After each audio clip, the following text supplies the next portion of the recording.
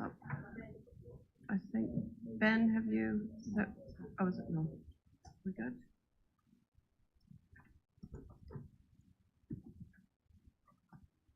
All right, we'll get started with Karakia. We'll put that up on screen. And councillors, as always, you're welcome to join in. Whakataka te hou ki te uru, whakataka te hou ki te tonga, kia ngā kinakina ki uta, kia matatara ki tai, e he aki ana ki atakura, he tio, he huka, he hauhu, tihei mauri ora. Thank you, everyone. Welcome to our first ordinary council meeting of 2023. I hope everybody had a fantastic break and didn't get too wet underfoot. Some did. We've got 2 items on the agenda today. First one being the annual plan. Second one being Muggeridge's pump station. That was sent out as an addendum to the agenda. So we'll start with apologies. I've got apologies for early departure from Councillor Clarkson and Councillor Hodge. Just noting online, we've got Councillor Graff. For those online in the council chambers, we have Councillor Strange, Councillor Dunbar-Smith, Councillor Smith, Councillor Kneebone, Councillor Nicol, Councillor Downard, Councillor Cookson, Councillor Marr, Councillor Hughes, and Councillor Clarkson and myself. Oh yes, sorry, Councillor Hodge is online. All right, so do I have a mover for the apologies? Councillor Hughes, second Councillor Marr. All those in favor? Opposed? Carried. So we'll go to confirmation of the agenda, noting that addendum that is now our new item 6. Do I have a mover? Councillor Downard and Councillor Smith. And we wanted to make sure that we took adequate time to ensure that there was shared understanding of what the process looks like, both in terms of an annual plan, this being the 3rd annual plan in our current LTP, and then obviously later on this year we'll kick off our process for our next long-term plan. So we've taken some time just to talk through things and make sure that there's a shared understanding. But we'll kick off the item. Chris, would you like to make any opening statements on it? Yeah, thank you, Chair, and thank you, councillors. Staff are really pleased to be able to present to you this annual draft for consideration. Obviously, in the LTP, the previous council had signalled, with the assumptions that were made, a 1.6% increase. And in the last year or so, the world's pretty much changed on us, and we've had to face a few other realities in terms of what that means to our business. The executive has worked really hard. We were facing increases probably in double digits, and we've worked really hard to bring you something which we think is realistic, which is probably under what the inflation has been that we've been facing and the cost of living. But we've been really mindful that ratepayers have got to pay it. And so we've done our best to bring you something which we believe meets the levels of service that were signalled, but is appropriate to take out to the public. So we've been looking at some of those inflationary, the interest costs that have changed, the insurance premiums and so on, and we've been very mindful of the staff remuneration market having been quite volatile in the last couple of years, and how that affects us as well.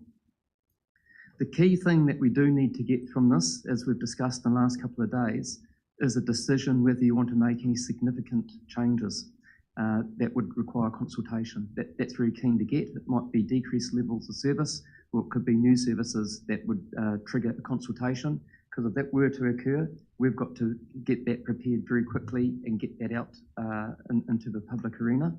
And there will be resourcing implications from doing that. We are hopeful that we might be able to, from today, agree pretty much on most of the substantive matters which are being raised.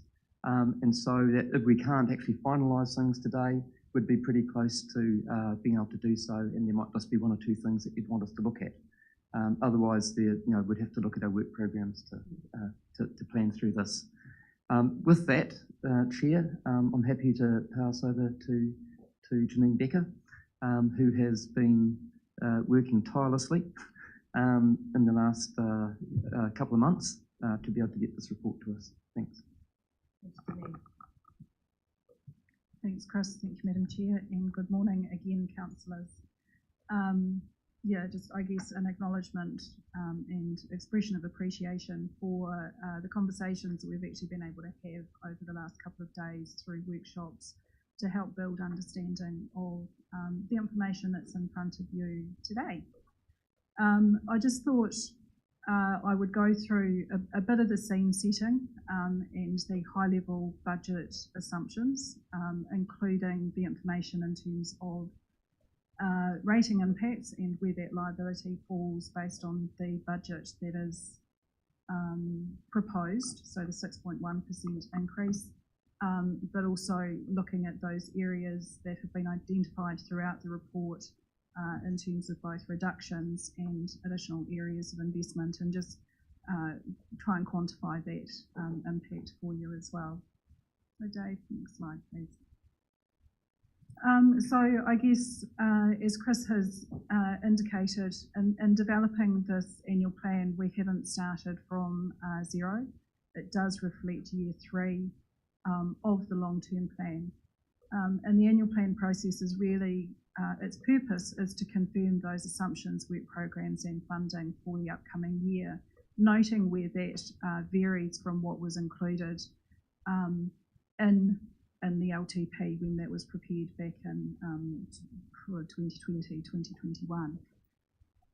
So that pre-inflation version of the long-term plan has been used as the basis for preparing this budget. But we've also checked back in on those areas of new investment, the business cases that were approved through the long-term plan, to see, are we on track? Are there any adjustments that we need to reflect through the annual plan budget to reflect that progress? And throughout the report that staff have prepared for you today, those key variations from the LTP are noted. Next slide, thanks Dave. So again, in terms of that economic context within which we're planning at the moment, an acknowledgement that that is significantly different to the environment when the long-term plan was developed. It's different for us, it's different for our communities as well. We've seen those rapid shifts in interest rates, positively both on the investing side, but also on the borrowing side in terms of council's borrowing program. The labour market is at capacity. We've got almost record low levels of unemployment, and that's driving pressure into the attraction, retention and remuneration of staff. Not only staff, but I guess that whole resource network is full to capacity, and so that contractor availability and pricing is also seeing upward pressure in response to that labour shortage. But we have talk of recession on our doorstep, and that just creates further uncertainty for us. I think one of the reflections from me coming out of COVID, where we, as an organisation, we tried to predict some of the economic fallout that would hit the country following COVID. We didn't get that right. The country went into a period of high economic growth rather than recession. So, I guess understanding that there's uncertainty out there, and we don't know at the moment what that will actually look like for us. There's a lot of commentary, but uncertainty at this point in time what that looks like. But I guess in terms of the annual plan, it really is those externalities that are key drivers of the proposed increase in rates that's being reflected in the budget, so particularly around interest and interest costs,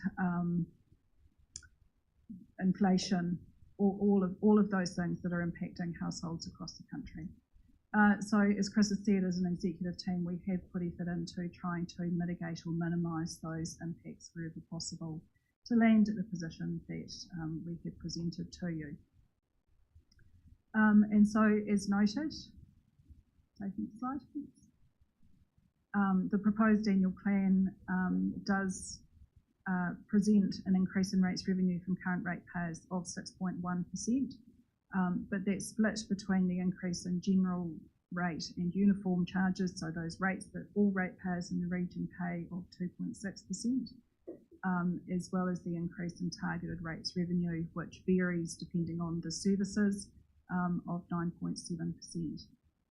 And we have laid out some options for Council's consideration around ways that can be reduced and areas for investment, and all of these sit outside of that 6.1%. Next slide, please. So here I've noted potential budget savings that have been identified by staff for Council consideration. So they include the deferred commencement of this. We'll go into each of these in detail through the meetings. This is just the high-level context.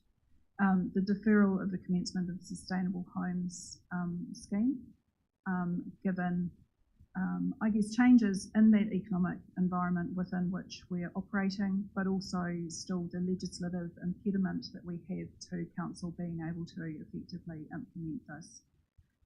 So that would be a reconsideration of Council's role through the upcoming long-term plan. In terms of our land management advisory services, again with delays around central or national direction in relation to farm planning, there is a saving that we can confirm and bank into the revised budget in terms of the phasing of that work, so that we can take savings from money that we've already collected and we can use those in future years when those costs will come to fruition. There's consideration within the report in terms of continuing the Warm Homes Clean Air scheme within the Tokoroa community. It is a scheme that we have struggled to get participation with. Council had agreed to extend that to the end of this financial year. We're in the process of appointing another provider for that. So that will give us a good indication of whether there is actually an ongoing demand for that service over time, but we have funding in the current year for that. And the other one is in relation to the hardship remission, which is an initiative that the previous council introduced as part of their COVID response budget. What we're seeing is we've got $400,000 provided for in the annual plan, which is not being utilised in terms of applications for that hardship remission. So we can reduce the budget provision for that while still retaining the actual remission provisions themselves, with a review of that through the long-term plan. So if all of those changes are agreed, then the increase in rates revenue from current ratepayers would drop to 5.2%.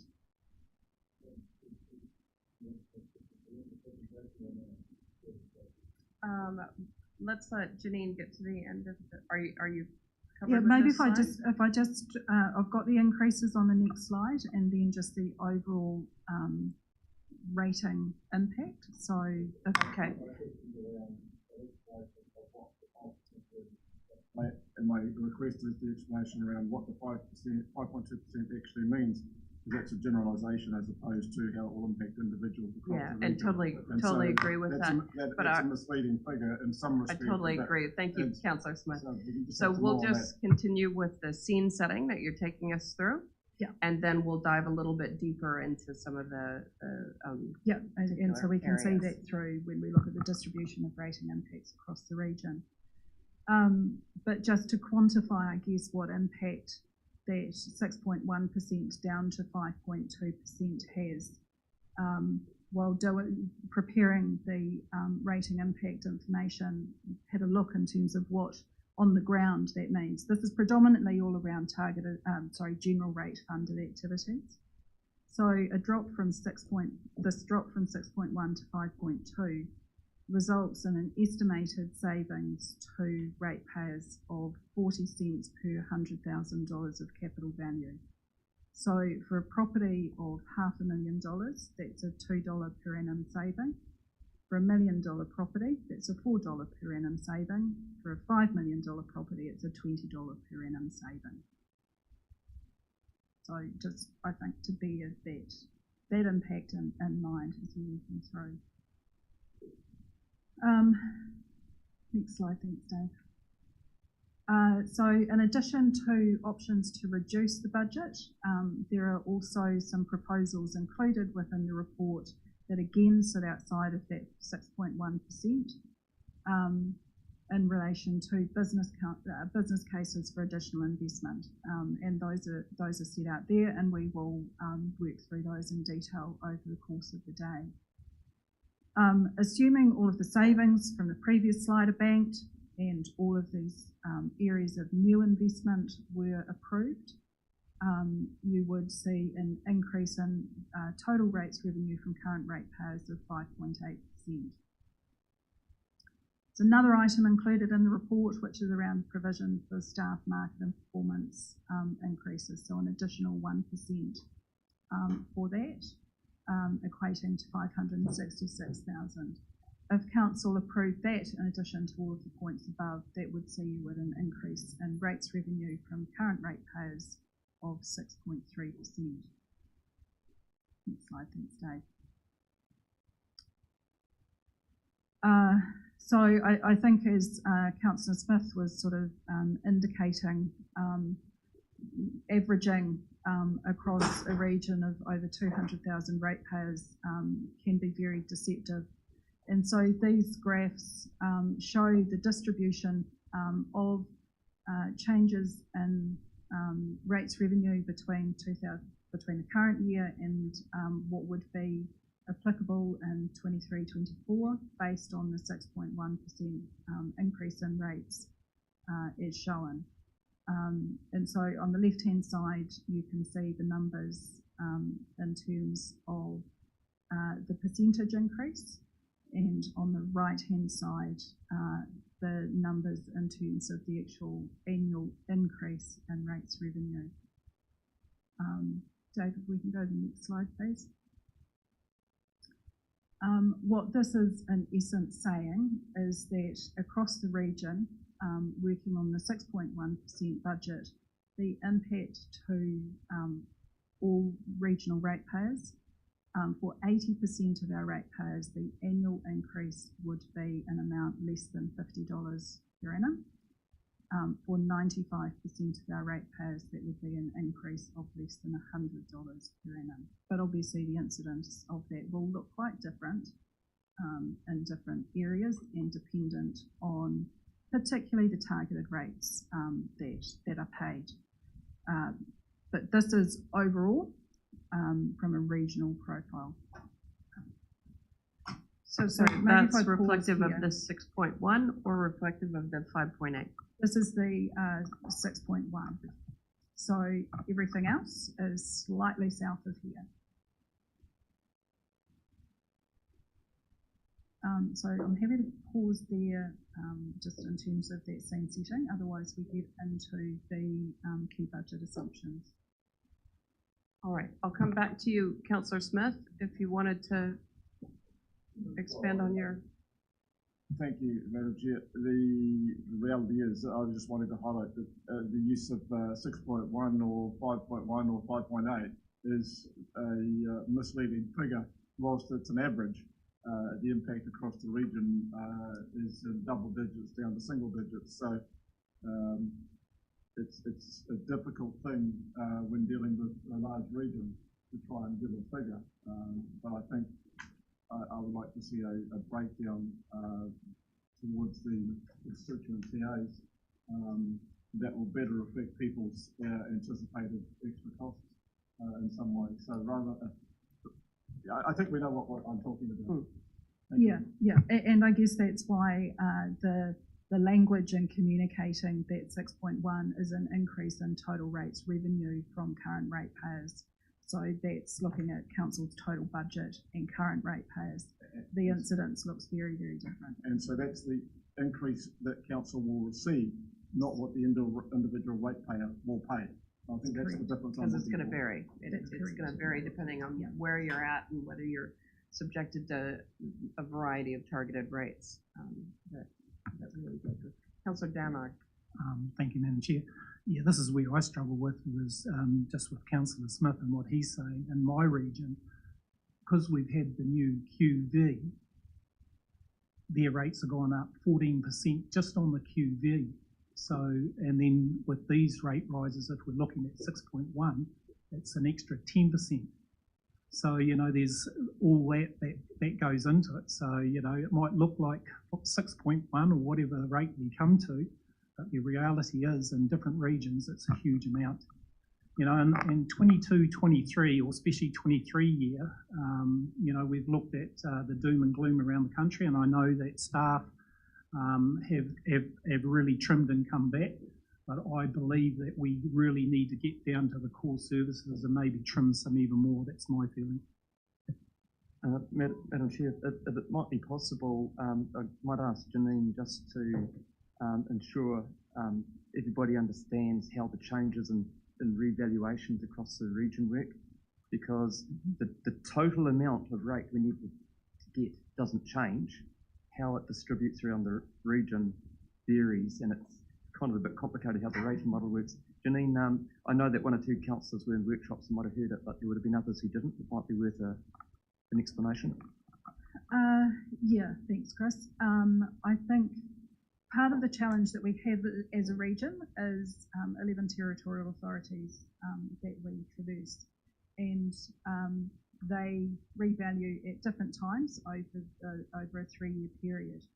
So what we do to equalise that is undertake what's called a projected value assessment.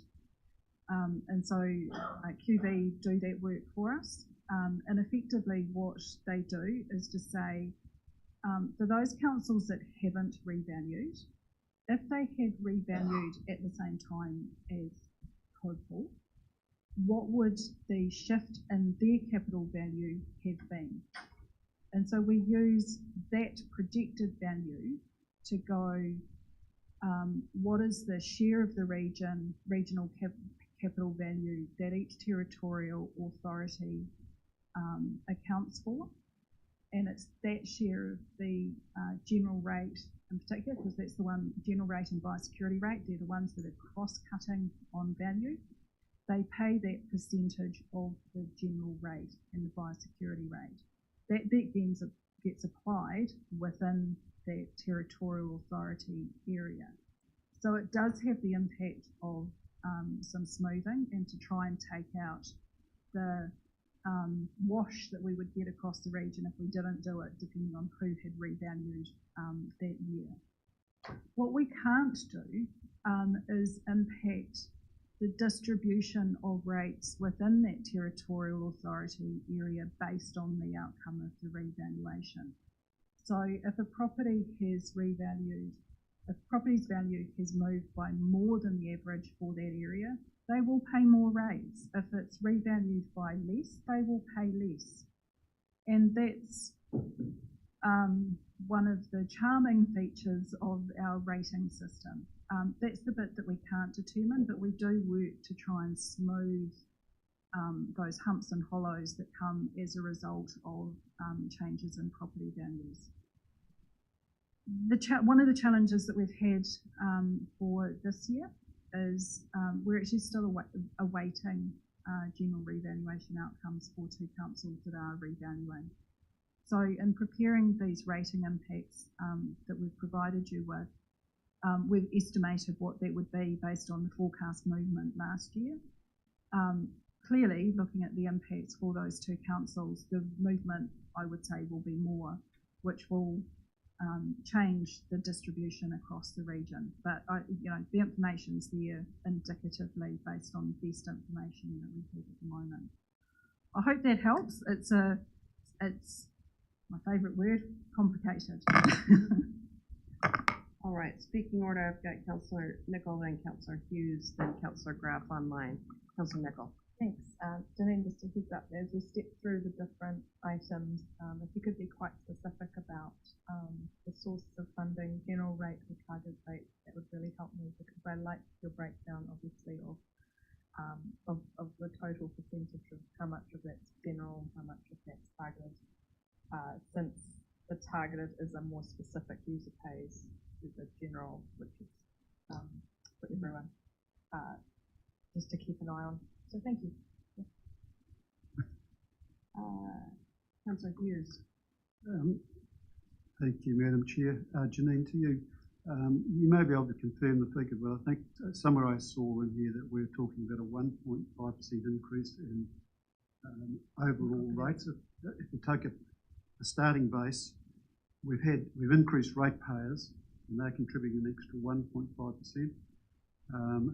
There is not the marginal cost of council is not 1.5% on that. So those costs, the extra rates, if you like, the benefit of that is flowing to existing ratepayers. That's my understanding of how the model works. Yes, so, and again, I guess this comes down to how we state our increase. So come back to the language, if we say a 6.1 increase in total rates revenue from current ratepayers. So that's those of us around the table who are currently paying rates and will pay rates next year. Alongside that, we have new ratepayers coming into the region who will also contribute to funding council. And so that is reflected in that statement. So yes, in essence, our total rates revenue is up more than the 6.1%, but a portion of that is funded, the 1.5% is funded by new ratepayers. Thank you.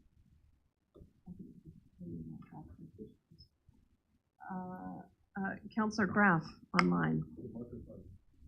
Oh, sorry. Yeah, hi, can you hear me? Yes, thank you. Good. And look, I asked a question yesterday regarding rate revenue 5 years ago versus rate revenue 2022-23. Rate revenue was 85 million. You may have already covered this, but other people online might not know. 85 million revenue in 5 years ago, and 120 million revenue now. And we're talking about inflation, etc., but also the QVs have gone, up a lot going by that. Can Janine just explain just what that revenue's, how it's being, distributed, and why the rates are as high as they are when the QVs are going up? Yeah, so I really want to try and separate out valuation from rates revenue, because valuation is the way that the rates are applied. So who gets to pay how much? They don't in any way, shape or form drive the revenue that council derives. Our revenue requirements are built up from the work that we need to do based on decisions around this table, and council's funding policy around how that work is funded, be it through the general rate, a uniform charge, a targeted rate, fees and charges, whether we've got somebody else who actually funds that work as well. Waka Kotahi in terms of transport is a great example of that. So yes, our rates revenue, those are the facts. That's how our rates revenue has moved over time. That is based on programs of work that have been approved by subsequent councils over that period of time, but they're not connected to property valuations, or that drives additional revenue available to the council because we've got more growth happening in the region. I hope that helps. Thanks. Any other questions before we have Director Becker go into a bit more detail on, or have you got so slides I've going got into slides in terms of, I guess, an overview of the key budget assumptions. I'm happy to take guidance from the room in terms of the level of detail that councillors want to go through that. It's all in the report. Yeah. I would, I'd go through it, but at a high level. Yep. And if councillors wanted to ask any points of clarification, we can do so along the way. Right. Thank you. Slide then, Dave. Okay, so we'll do a whistle stop tour. Please stop me along the way if you have questions. But pulling out just the key budget assumptions, so inflation. As noted, we have started preparation of this annual plan from a pre-inflation LTP budget. And so staff have considered those areas of council's business that are subject to inflation.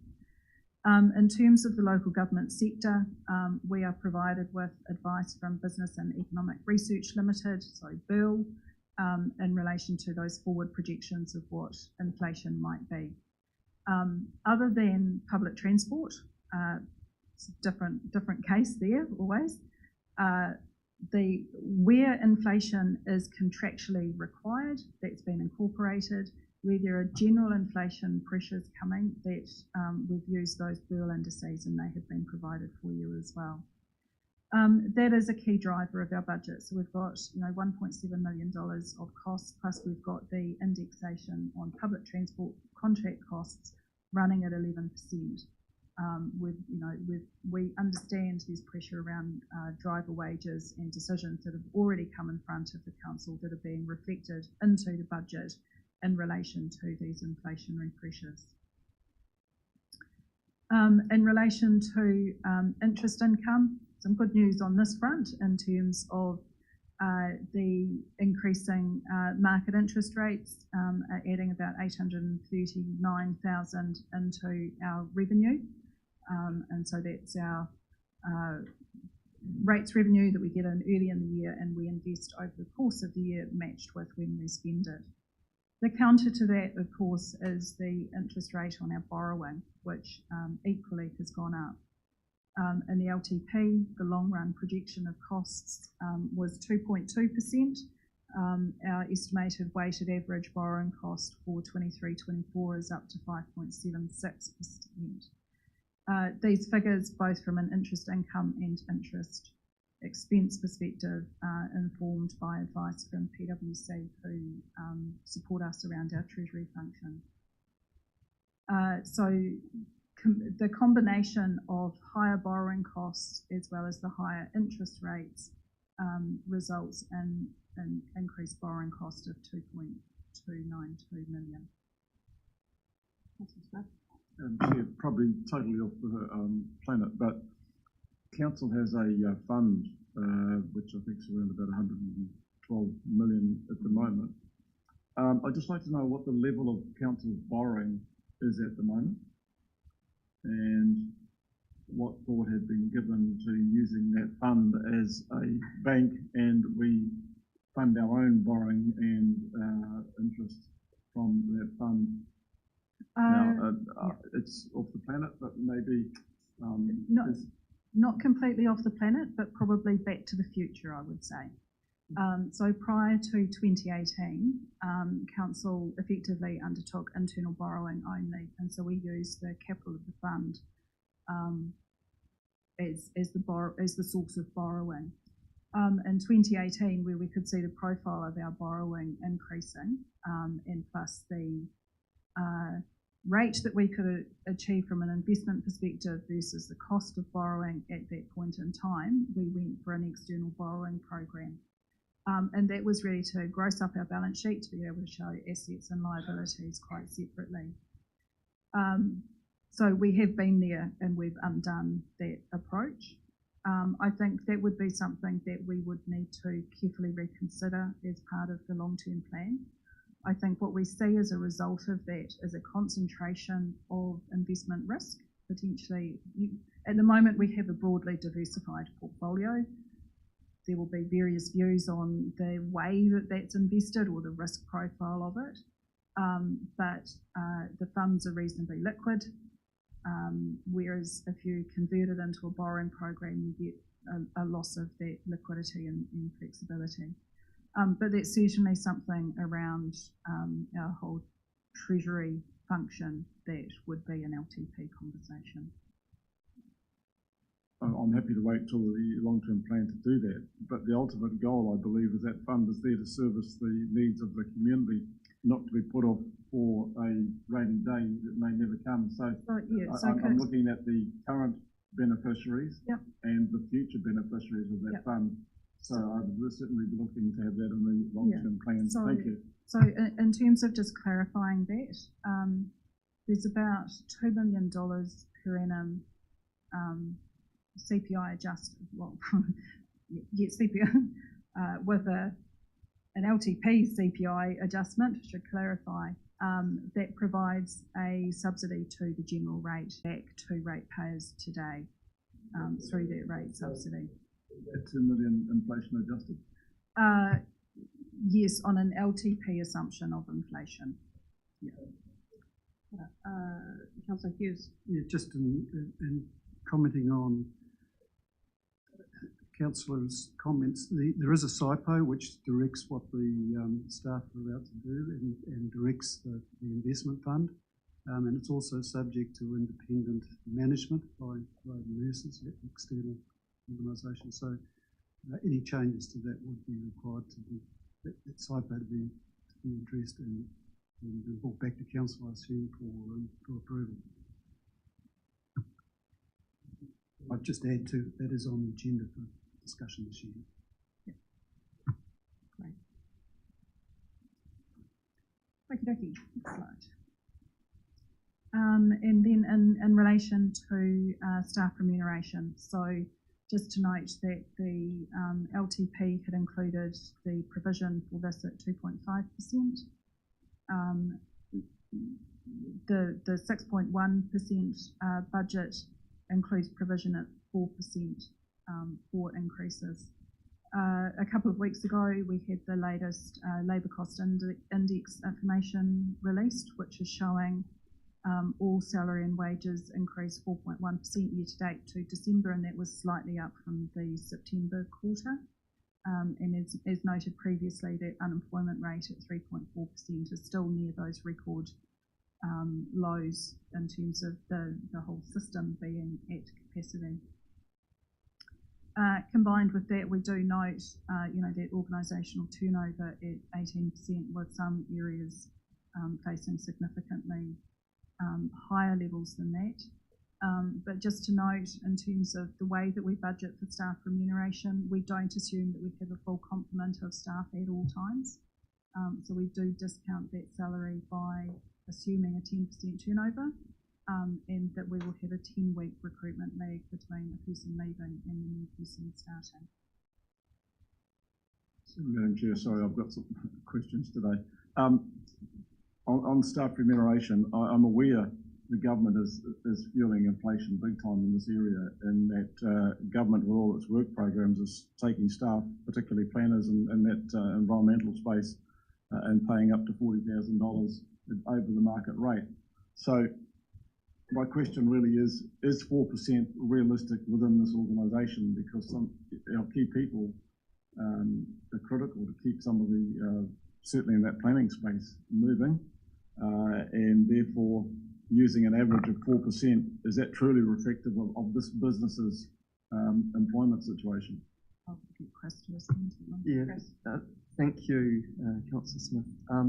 It's something that I've been talking with our People and Capability Manager, Stu Brown, a lot about since he started, and trying to get as accurate information as we can. I think we've been very fortunate that whilst we've had high turnover, we still have retained some good top talent in the organisation, but that's what we have to keep here, because they help drive, the whole organisation and new staff who come in. Certainly, Stu, I'd ask for your comment, but the way I've understood the information is that there's a lot of competition in the market from within local government, from within the total public sector, but also across the private market as well. And and we go to strategic pay to get our specific roles to try and get the right market information, and there's a bit of a lag in them being able to give us that information. So we're doing the best we can. Stu, how would you sum up the situation?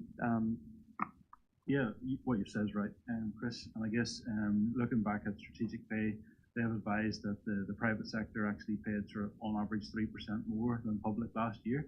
So that's a significant difference, given that the private sector already pays significantly more. And obviously with all the stuff that's going on in government, you're talking, there's 40 grand differences there. That's becoming the norm. And it's not just in pockets. I mean, obviously the planners and the engineers, but I'm looking for a business analyst at the minute, and they're asking me for 25 grand a year more than what we've got budgeted for, which was historically a reasonable salary. So it's going to be a challenge across many roles in council, not just specific areas. And we're known to not be the best payer out there in the market. And I guess, obviously, it's 4 or 5%. I would certainly love to see at least 5%, but we'll talk about that later. Yeah, so it's going to be an uphill battle on salary, and I guess salary is just one element of it, and we have to do an excellent job around our EVP, and what we can do to actually attract people that's maybe not monetary, but flexible working and all the other different things that we can offer. So we're very much looking at it from a holistic approach, but certainly our back is against the wall as far as salary goes, and the more we can afford, the better would be my advice there. And I expect the strategic pay next month will come and say, hey, yep, 5% would be the baseline that they'll expect to see us paying. Thanks, Stu. So we've put 4% in the budgets because we think that's prudent. But the request is, and it's simply like that, if you were of mind, if you were able to give more, that would help us just to remain competitive in the market. I respect that comment, Chris. The reality is our ratepayers are also squeezed, so it's going to be a difficult issue, but I just want to make sure council can maintain the ability to do business. If I could perhaps make the comment as well. So what we're talking about here is a general provision for an increase in remuneration. I think the skill comes in some ways in terms of how that gets deployed. We had probably quite a different approach to that coming into this year, which actually saw more of the increase loaded towards the bottom end of staff where that cost of living is really hurting. But it meant that we could make that 4% go quite a long way, and it brought everybody up to pretty much on the market line. So sounds like I'm talking down the money. I guess I'm acknowledging the challenge on both sides, but I think there is skill in how that money is also deployed, not just the total value of it.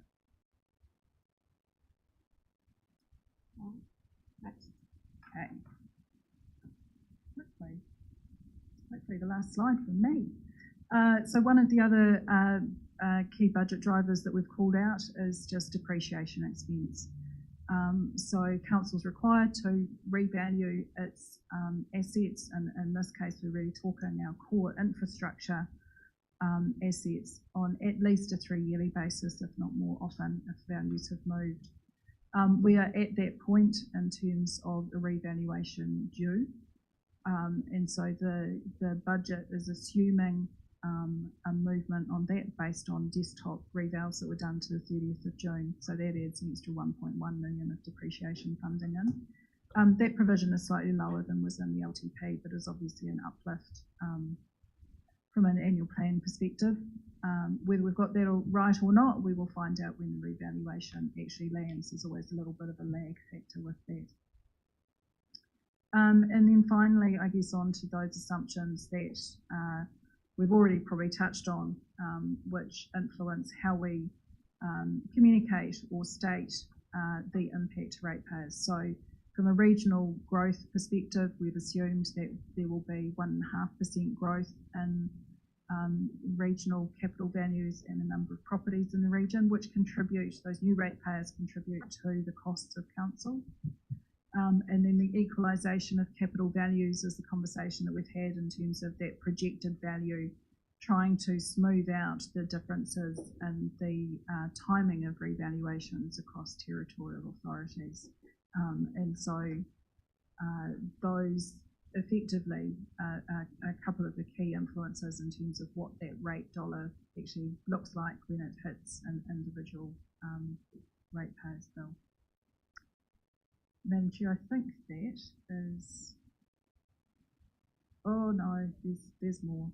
Sorry.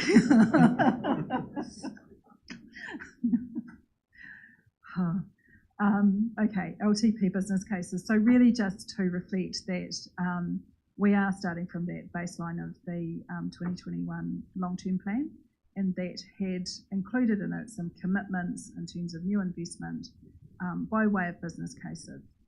As mentioned, what we have done is checked in on progress towards those as part of the annual plan development. Most of them remain on track with some rephasing or slowing of investment, and so we've called out those key variations through the report, and as other directors present, they can highlight those as well. Where we have sought new investment, we have effectively replicated that the investment decision-making process from the long-term plan. So staff put proposals up, they've been assessed by the executive, and we have a handful of business cases for council to consider. They're not in the budget, they are outside of it. We are in your hands in terms of that decision-making. And then finally, I will call this my final slide. There's another one there, but we can skip over that because it's just a summary.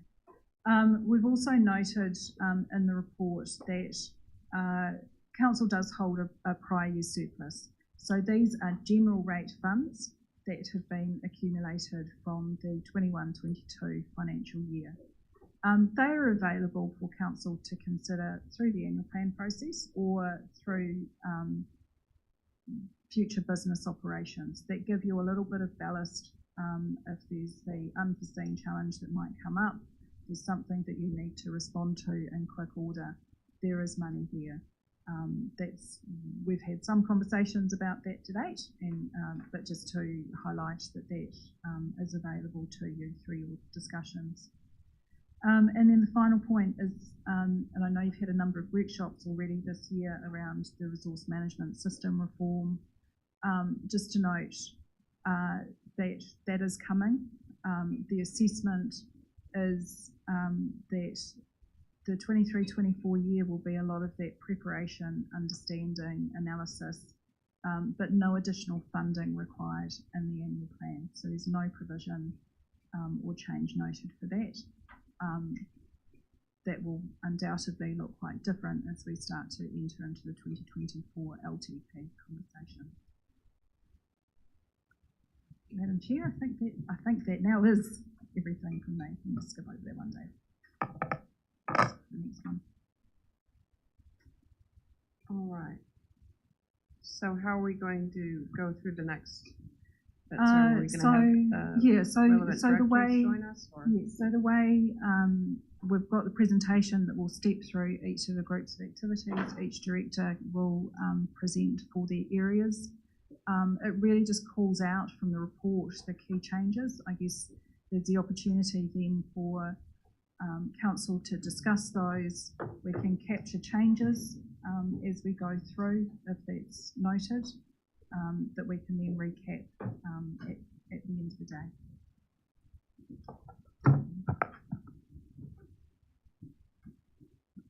Thanks, Janine, and good morning again, councillors.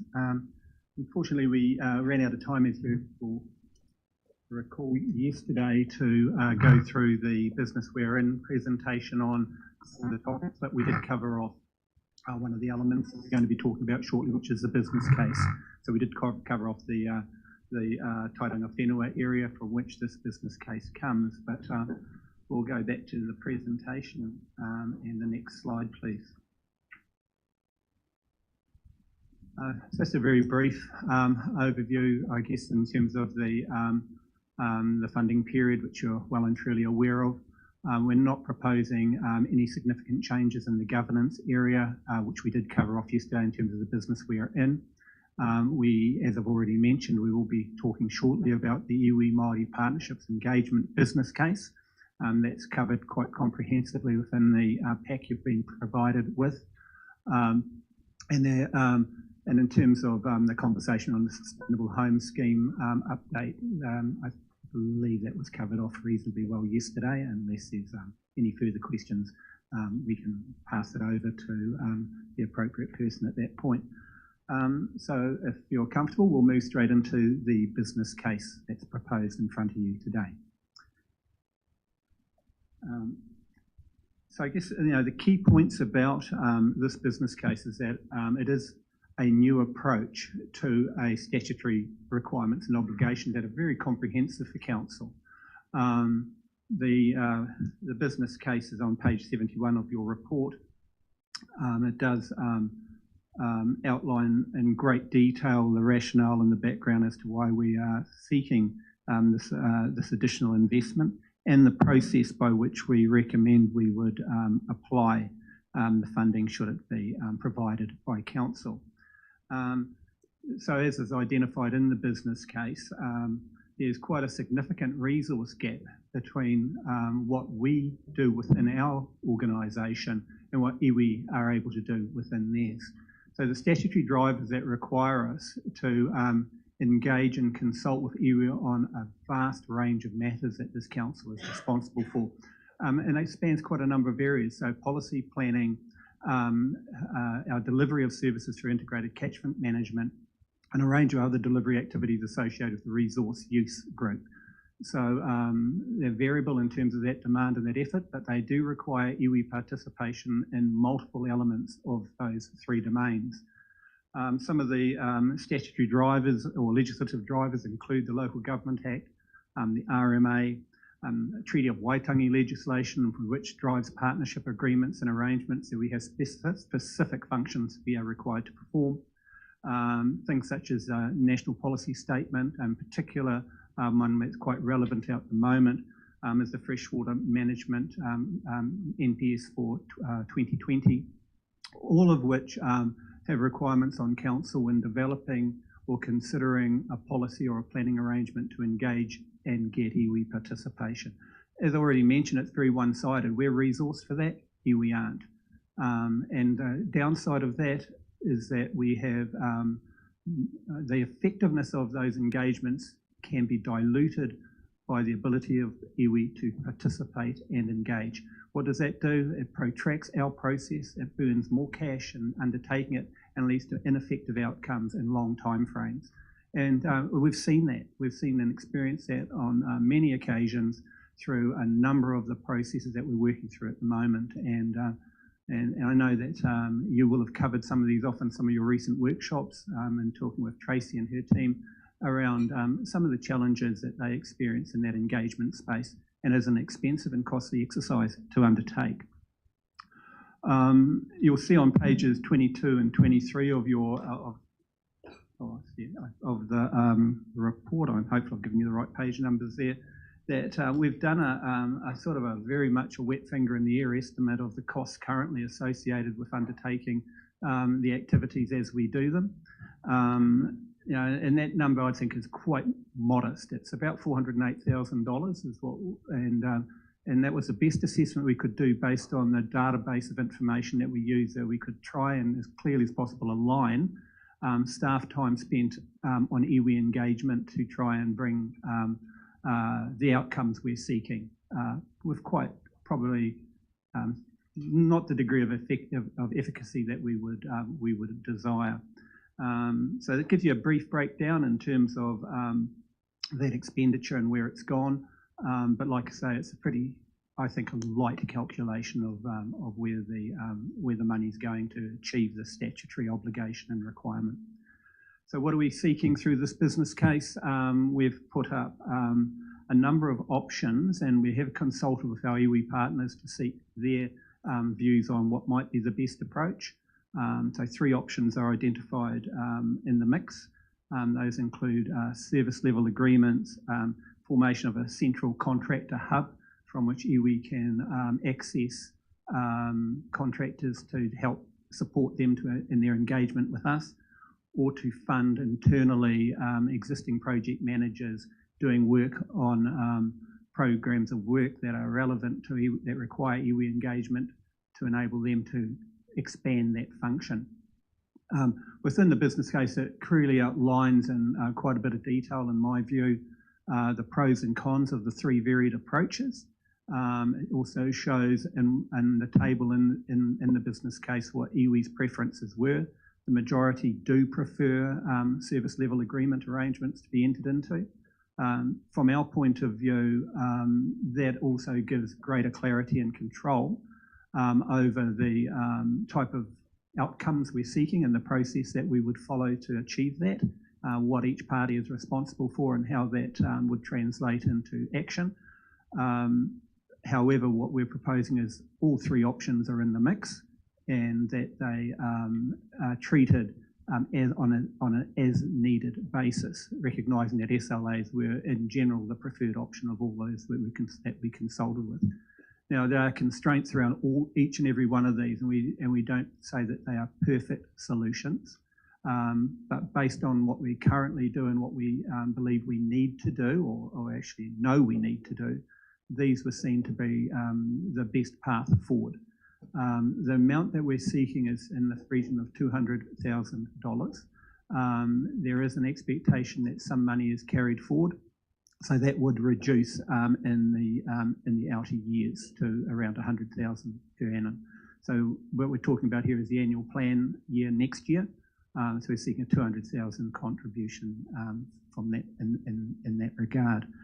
Now, I think. I think we've pretty much covered off the broad sense of what we're trying to achieve here and why we're trying to undertake this activity the way it's proposed. The quantum of money that we're seeking, is significant. Don't diminish or underestimate that in any way, shape, or form. However, compared to what we probably need and what we're probably spending at the moment, it is quite nominal. In my view and in the view of staff who have prepared this report. We also recognise that the SLA arrangement that we've talked about would not be able to be sustained across all of our iwi partners. It's just the cost would be prohibitive. So we would need to take a prioritised approach to the allocation of that money, and it would be on those who have, I guess, the most benefit and impact from the investment would be first up. They would be 12-month service level agreements, so that would be the duration of them, and there's no guarantee that they would continue in subsequent years. So it's, as I said, it's a bit of a mixed model approach, and it is capped at the figure that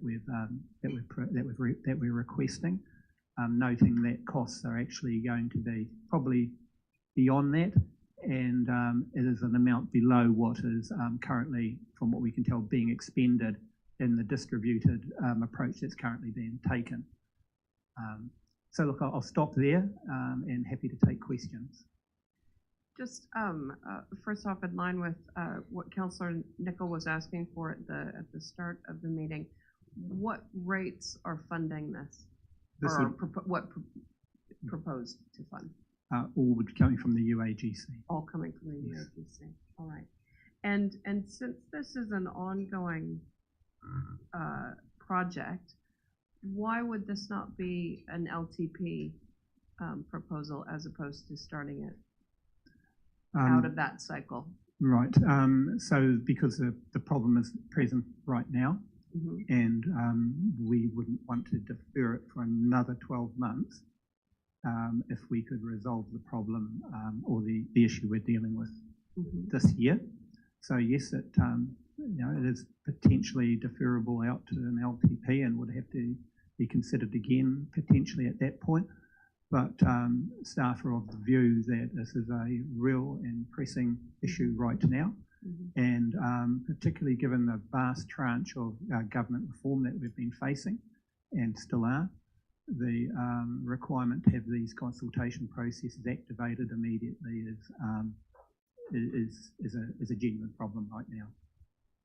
So since it's an ongoing thing, does this require any specific consultation process? It doesn't because it's below a certain financial threshold. Yes. All right. Okay. Councillor Marr. Yeah, thank you, Neville. I realise you weren't able to present to us on this yesterday, but just a couple of quick questions. There's an indicative figure there of 408,000 OPEX, and I see that that's unquantifiable. You also note that there's a high degree of uncertainty to the amount that we currently spend on iwi consultation. Perhaps Janine could expand on this. I find it, I mean, we have a massive report here that you've done for us on this business case, but we can't actually tell us what we spend now. Yeah, look, I'll do my best. That was the number that staff were able to identify based on cost coding in the system. The process we currently are following doesn't give us clarity about every dollar that is spent in this space. So how staff arrived at that number was very much about looking at the areas of the business that use this resource and talking to business project managers and business owners and getting to as close as they could. But in terms of tracking all of those, each individual expenditure item in the system, it's not set up that way.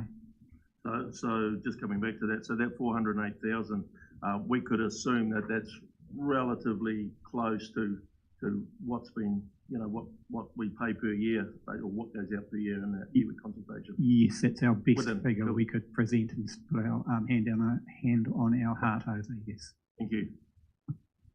If I could just comment on that as well. Clearly we have some programs of council which are dependent, it's a statutory requirement to do this. And one of the big areas is in policy programs. And Tracy, I'm just wondering if you might want to comment on what that involves, because clearly extra time equals extra cost right through the system. So Tracy, have you got any comment? Thank you, Chris. Good morning, councillors. So in anticipation of the question Neville was just asked, I've got the figures here. So for our two policy projects last year for freshwater and for coastal, we have a total of 241,000 for the contracts that had been let. So that is just for two of our 6 policy projects. That doesn't include our other statutory requirements, as Neville said, for consulting with iwi. So that's our 2 big ticket items. I guess from a policy perspective to just help you shape up what that looks like. And they are presently external consultants who we engage to assist us with that, who have experienced all the challenges that Neville outlined at the start of the business case. Councillor Smith. So along the same theme, so to be clear, the 408,000 that Councillor Marr has identified, or in your report, this is an additional 200,000, correct? Yes. It is, however, noting that there'd be an expectation that that cost that we're currently expending would reduce. What I can't put a finger on and guarantee for you right now is by how much. So I don't want to get into operational matters, but if this is approved, there would obviously be a cost centre, and going forward, any money that was spent in this area would be to that cost centre, and therefore this council will get a better idea of what is actually being spent. Exactly. And just to clarify that from an administrative perspective, we realise that costs extra staff time to administrate and manage these agreements and arrangements and provide that level of insight and transparency. We intend to do that by moving a staff member internally through release capacity in the governance section to be able to administrate this program of work. So we're not seeing any extra cost and staff time to do this, to manage and administrate the process, but we realise it does require a level of technical skill and ability and an ongoing focus to sustain it over the long run. Thank you.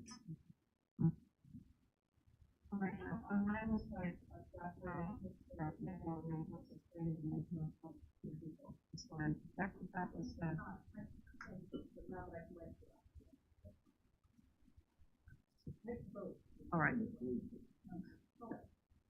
Councillor Mahuta.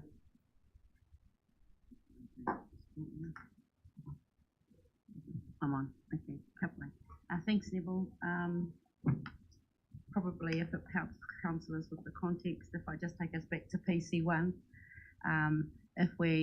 it's probably the first big process we engage with as a process efficiency if the NEO reforms are going to work.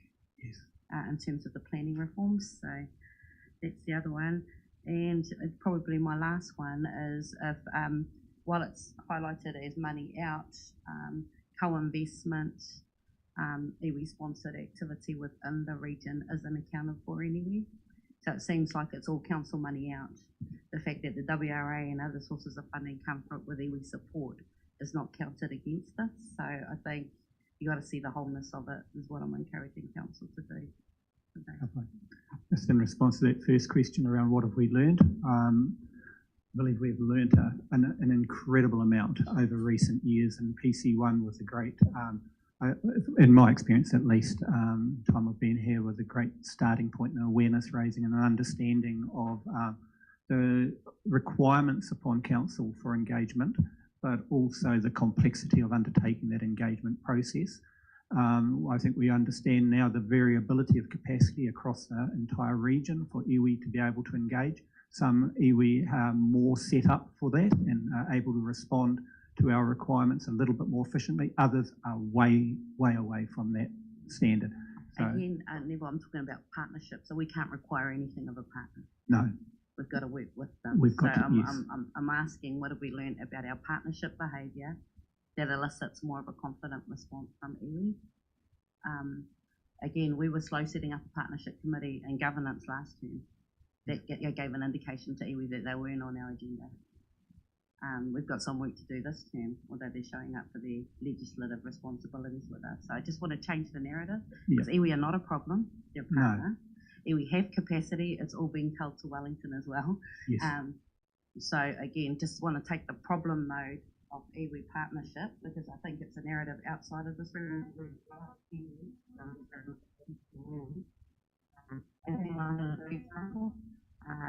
For the coastal plan, there are a series held regularly by iwi. Nobody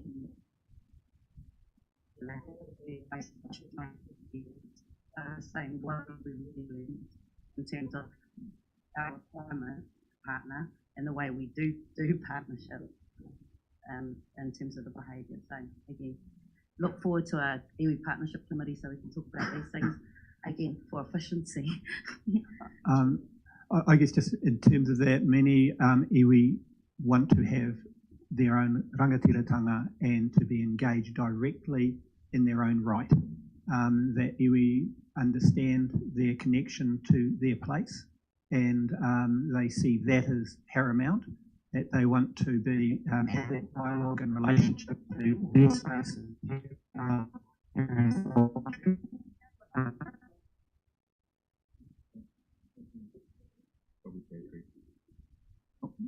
Try this one. That one off. Okay. See if this one works. Okay. So I think what we learned, and I think that became evident of the Partnerships Committee as well, that iwi wanted to talk on matters relevant to their areas of interest directly and in their own right and on their own mana whakahaere, their ability to make their have autonomy over their area. So it wasn't more what we would choose to do. It's let's take a broad brush approach and talk to all iwi collectively and hope that they're going to get a collective response. So I think that's an insight that's really, really important. I also think that exactly as you've pointed out, that iwi are not the problem, but iwi are also being engaged with on multiple fronts by others. We're not the only party. The Crown have a massive voice at the table and also demanding iwi time and energy in competition with ourselves. And we're hoping that what we're proposing here will be a good start in terms of the solution. But I guess I need to be clear, is probably not the only way of doing this. We still will need to have engagement at a case-by-case basis, but what we will have is greater visibility of the cost and the investment being made as a result of adopting the approach that's being proposed. I know you had another question there, but I've sort of lost it somewhere along the line. So just so I'm clear, it's sounding like there's a number of ways we can have these conversations and a number of ways that iwi and different iwi might want to have that conversation with us. And I'm also hearing that we don't have necessarily a real clear accounting of how much we spend in this because there's no cost center that all of these get attributed to. And I'm also hearing that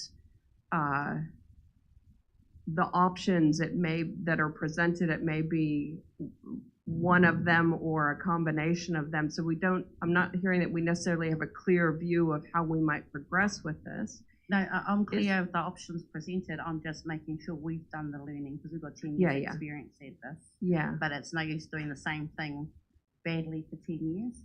But I do want to note, PC1, high trust, everybody in the room, we met a large portion of their own costs because it was efficient for them. We haven't had that kind of relationship since then. So again, we can do the work and make it all easier, or we can make staff work really hard for this trust. I guess what I'm just thinking about what's before us today, and I guess I'm trying to get straight in my head if the next year, because my question about why isn't this an LTP process as opposed to this annual plan process, especially because it is an ongoing commitment, is there not value in using, or is there an ability for us to set this up as a data gathering or a lessons learning process for the next year so that we have very clear a cost center that has accumulated exactly what we're spending in this and have had more conversations about what is the best way in a long-term process for us to provide for this engagement? Just a question. I'll get into your question, Pamela. I would have thought we've banked 10 years experience. So it's just this thing that we had, that this approach has those things under it because they're not spoken to. But if we go back to a paper exercise, that's away from partnership. And we've got JMAs, we've got really key decisions that we have to inform in terms of planning cycle. So I'd discourage that. If you want to know which option I can tell you that. But I would say that if we go to inertia again, that's what we did for 3 years, and we lost a whole set of relationships, in my opinion. So, thank you, Tippa. All right, who's next? I've got Councillor Nicol. Sorry, just so I've got the speaking order, we've got Councillor Nicol, Councillor Strange, Councillor Dunbar-Smith, Councillor Hughes, and then Councillor Smith. So I'm going to get you to turn your lights off so that we can get our speaking order right. Thank you. Jennifer. I am aware that business cases don't get through the LT too lightly, and I see you have 13 and you've narrowed that down by over half. And I'm not surprised that this is one that made it through based on what I've heard and seen with the barriers of the work ahead, the busyness coming up, whether that be freshwater, RMA reform, all those things. We have the big stuff coming up. And the engagement currently, it's obviously to not approve this would be let's carry on with the status quo of how we're doing it. But I see that with those policies coming down and all that engagement that we need to do together, it strikes me that we need to keep stepping things up. And I have been part of at least one JMA over the past 3 years, and again currently, and I have had conversations where I've heard how Waikato Tainui, which I'm on, would really like to be able to get to a place where they are a partner to the point where they're not at the back end of the LTP process. And so when I saw in here in the business case that the long-term ambition is very much to have them have conversations with us towards the front end of that process a lot more than currently, I see alignment there around an aspiration I've heard myself with my own ears and a potential way to get there. I'm mindful of the fact that Waikato being a region with some of the largest number of iwi, that there are so many different ways that with very many different partners to engage, that I really want to commend you for the way that it's been structured, and that here's an innovative way of doing things, and here are at least 3 different ways that we could do stuff. I'm assuming that there's going to be quite a bit of flexibility as to which one of those 3 options that you've chosen to give to us in a combined way is just a way to try different things with different iwi, basically, and then see what works and come back to us in future with other ways of stepping things up again, and to what Tipper was talking about. It's also a way, it's got entire strategy alignment in the sense that our vision is to empower our people and care for our place. This is one way to empower our relationship with iwi in this region. And I'm very mindful of, as chair of the Climate Action Committee and of the climate action work coming up, which also permeates almost every policy, that I'm keen for that engagement with iwi, and we need capacity for that. So the things we're trying to achieve require this. And hence, that's why I say I'm not surprised it's come up and that it's made it through that gating process. I understand that with the budget here, you're showing us there was going to be an increase over time in that budget in the long-term plan anyway, which is that shifting around and bringing forward kind of a bit of work. I'm really, really pleased to see in the report around the fact that MFE in particular, Ministry for the Environment, are very open to partnering, which is what we need through the RMA reform and the freshwater reforms and so forth. And we are actively looking at ways to,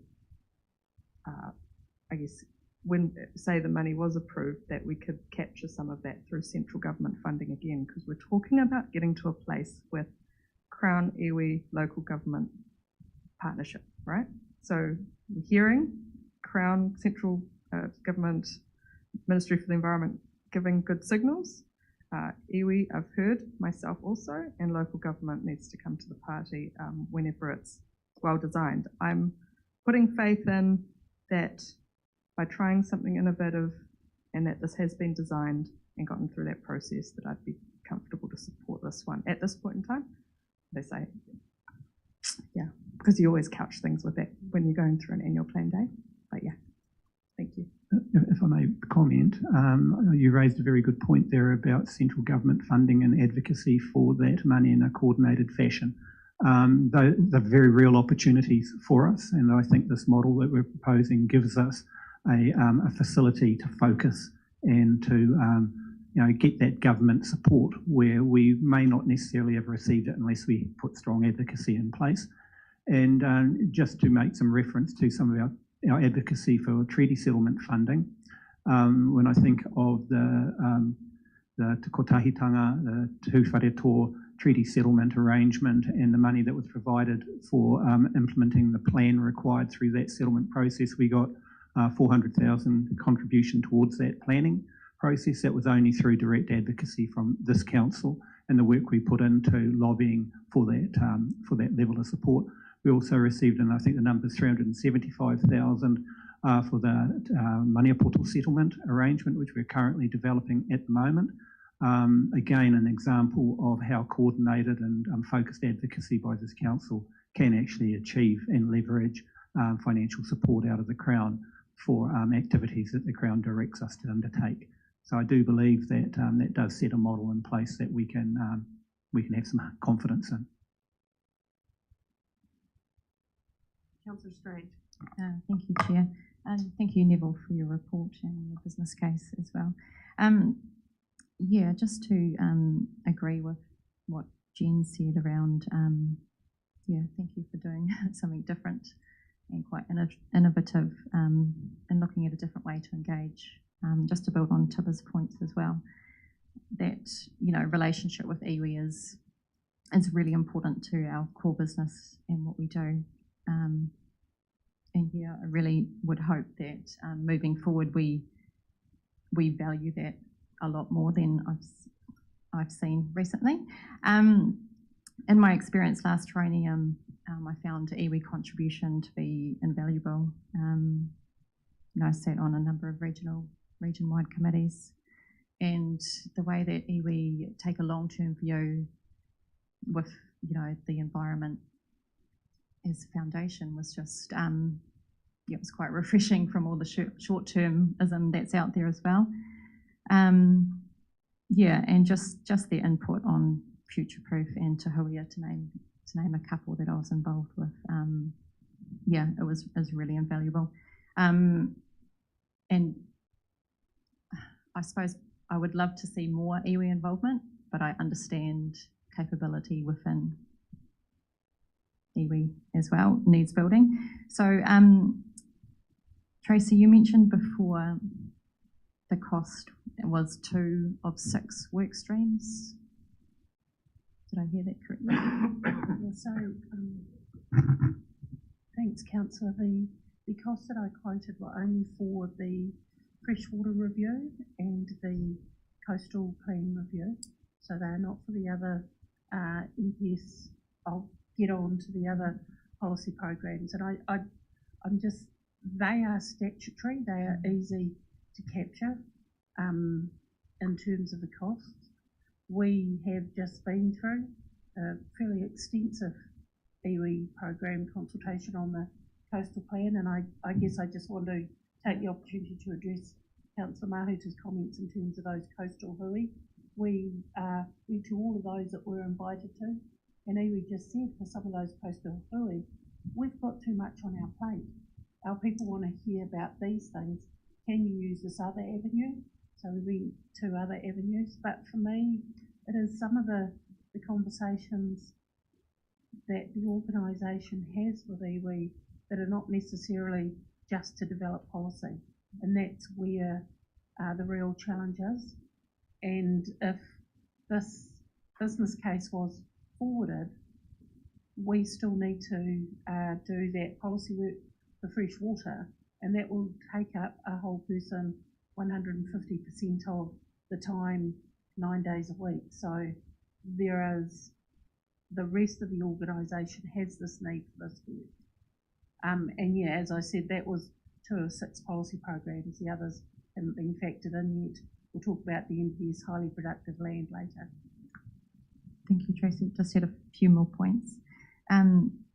Also, I saw the value firsthand of other investments that we've made within the education arena, in developing young rangatahi and bringing them through and giving them a taster, I suppose, of what we do here at council. So I was sort of wondering, taking a long-term view, building on that, you know, it talks on here about Waikato Tainui, you know, building their internal capability moving forward. And, you know, I sort of see this as being, you know, co-beneficial, you know, building capability within both council and iwi through those education programs, plus what I'm seeing here in this business case as well. So, yeah, really positive about this. So thank you very much. Thank you. Thank you. Councillor Dunbar-Smith. Yeah, 2 questions. On page 85, it shows OPEX of 300,000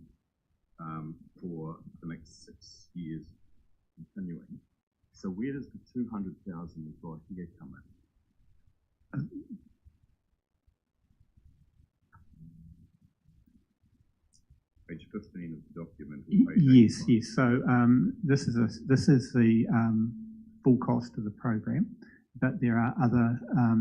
So we're assuming that there's a $100,000 carry forward from an existing fund that was allocated for Mātauranga Māori, and that was some time ago that fund was allocated.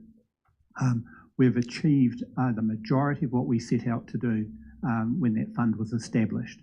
So the assumption is that we will continue to maintain that funding, but the new investment will only be 200,000.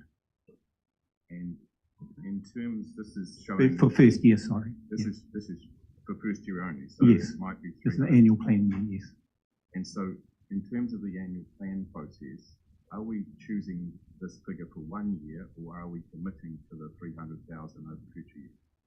So my understanding is that this is an ongoing funding requirement, but we're committing because it's only an annual plan for the annual plan year. I think I've got that interpretation correct, Janine? Yeah, I mean, everything effectively is up for grabs when we look at the long-term plan anyway. So this is a direction of travel. It gives the capacity for the next year, but the commitment beyond that will be part of the LTP process review anyway. And the other question was, you talked about the SLAs versus consultancy help versus internal, and indicated that you may not be able to deal, it might be prioritised about who you worked with in terms of iwi. Do you just want to comment here on the internal fund? Waikato Tainui would prefer to see a fund allocated to iwi to decide where to direct such resource rather than being council directed.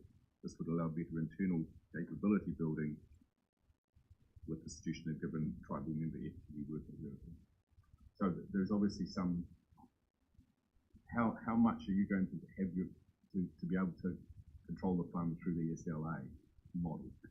The SLA gives us, really good control, though it's not sustainable for all of our iwi partners. So therefore, we do have to be pragmatic and adopt a prioritisation approach. Should we go down the SLA pathway, or should that be the choice of the iwi partners that we have to engage with, that they prefer an SLA? We're going to have to be quite pragmatic and manage that relationship quite closely in respect to how we distribute it and what the expectations are within that agreement. But the agreement does, will be quite specific in respect to the activities and the agreements and arrangements that are undertaken. In regard to your comments about Waikato Tainui, again, the report outlines their reservations about taking people who don't understand their tribal context, and so therefore they would rather have an arrangement where they could choose or use their own people to undertake those activities rather than somebody who was outsourced and would have to be brought up to speed and may not fit in their context and enable them to get the outcome they're seeking. So that was specifically a Waikato Tainui comment, but I think it would probably be relevant across other iwi partners as well. So the SLAs allows us to provide a level of funding with an agreed commitment and outcome being achieved as a result of that agreement, and that they could use whomever they wanted to support them to undertake that activity. As I said before, there's other options. So there are two other options in there in terms of the contractor hub or the internal project management support. We wouldn't do an SLA and then the other two with the same party. It would be have, again, a pragmatic balance between what we've got available and what the need and the requirement is of that iwi partner, and our need of them as well in terms of the engagement and the outcome that we need to collaboratively work towards. So it is a pick and mix, and in terms of the three options on the table, it is. But we're not. I guess ultimately we're constrained by the amount of money that we've got available to distribute, and the mechanism through which we can distribute it. It will never ever be enough, and you'll see the figures in there are talked about in terms of it could be over $2 million if we were to enter into arrangements of every iwi partner that we have, beyond the key ones that through treaty settlement arrangements, there's a multitude of others that don't have a direct treaty settlement arrangement with us. So we're not proposing that approach. We're proposing a limited and controlled approach that has the best effect for the investment. So I know I'm hopefully I'm not confusing people too much by that, but ultimately I say we want control around the size of the fund, the administration of it, and provide 3 options under which it can be accessed, but noting not everybody will be able to access the limited funds or the limited delivery mechanisms that we're providing. That's got to be understood from the get-go. Do you see that causing tensions between various iwi groups about who gets access to a fund? And it will come down to the quality of the conversations ultimately and the strength of the relationships. But I don't believe so. The recommendation of staff is no, that we should be able to navigate our way through this arrangement, and noting that, for example, it's only for the 12-month period. It comes back under the we'll come back and have a look at it again at the LTP. We will have learnt some stuff as well through this process, which will no doubt be reported back in when we do the review of the level of service and talk about, well, what did we learn? What did we need? What was the return on the investment? So again, taking a bit of a pragmatic approach to this. The LTP is a gateway through which we have a sense check on what we've proposed to do. just finally, in our submissions on natural and built environment, we're concerned about unfunded mandates that central government is handing out. What chance do you think there is of getting money from MFE or these other groups that are mentioned here? Because I think they're quite high. And we do know, for example, that the Ministry for the Environment established a freshwater fund to support iwi, and I don't know the exact quantum, but it was a significant amount of money was put into that investment. It did require councils to be proactive and lobby and put their case forward. This provides us with a mechanism to do that. So the Crown is as enthusiastic as everybody to get their legislation rolled out and implemented, and so they will put money aside, but it will be a case of getting to the front of the queue and providing very clear and strong advocacy to support what we require to deliver what's asked of us. So yes, I do believe that this process provides us a mechanism to have far more clarity and focus around Crown funding, and I do believe the Crown will continue to provide funding to ensure that its own policy program is implemented and delivered, particularly over this current year as we lead up to the elections. All right, Councillor Hughes. Thank you, Madam Chair. I guess my first point, unfortunately, is leaving the room.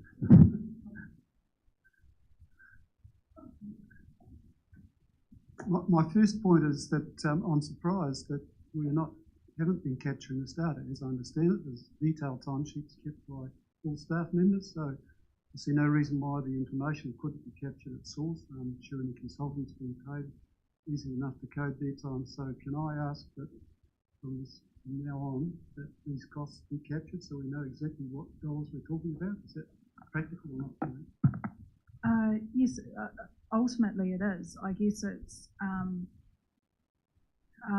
the conversation around at the moment, those costs will be distributed depending on where the work has occurred or that engagement has been needed in the organisation, so within projects, programs, that type of thing, as opposed to the budget being held separate centrally. So it's really a centralised, decentralised. Absolutely, that's something that we can revisit, how we're capturing that information so that we've got some really crisp numbers that we can come back to council on. Right, and my second point, I guess, is to either Neville or to our CE. I was reminded this morning that there are a large number of organisations that engage with council on a number of subjects, in particular when it comes to legislative matters. You can expect, if we approve this, that they will also be coming, putting their hand up for money. So I'd just like to have that recorded. Thank you. All right. Councillor Smith, and then I've got Councillor Graf online.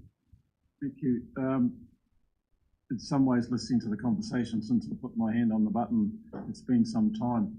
And I'm just reminded and reminding myself that $200,000 is not really material in the sense of the budget that we're talking about on annual expenditure.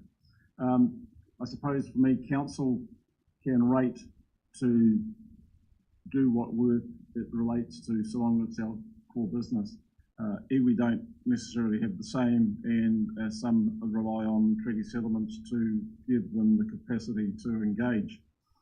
I'm not against this. What I'm disappointed about is council doesn't really know how much it costs us, and it's a best guess scenario. If this is approved, I would absolutely, as I alluded to earlier, and Chris has just touched on it a moment ago, is the costs. And Neville, if I can turn to you, you talked about the $200,000, but then about 5 to 10 minutes ago, you mentioned $100,000 from another fund.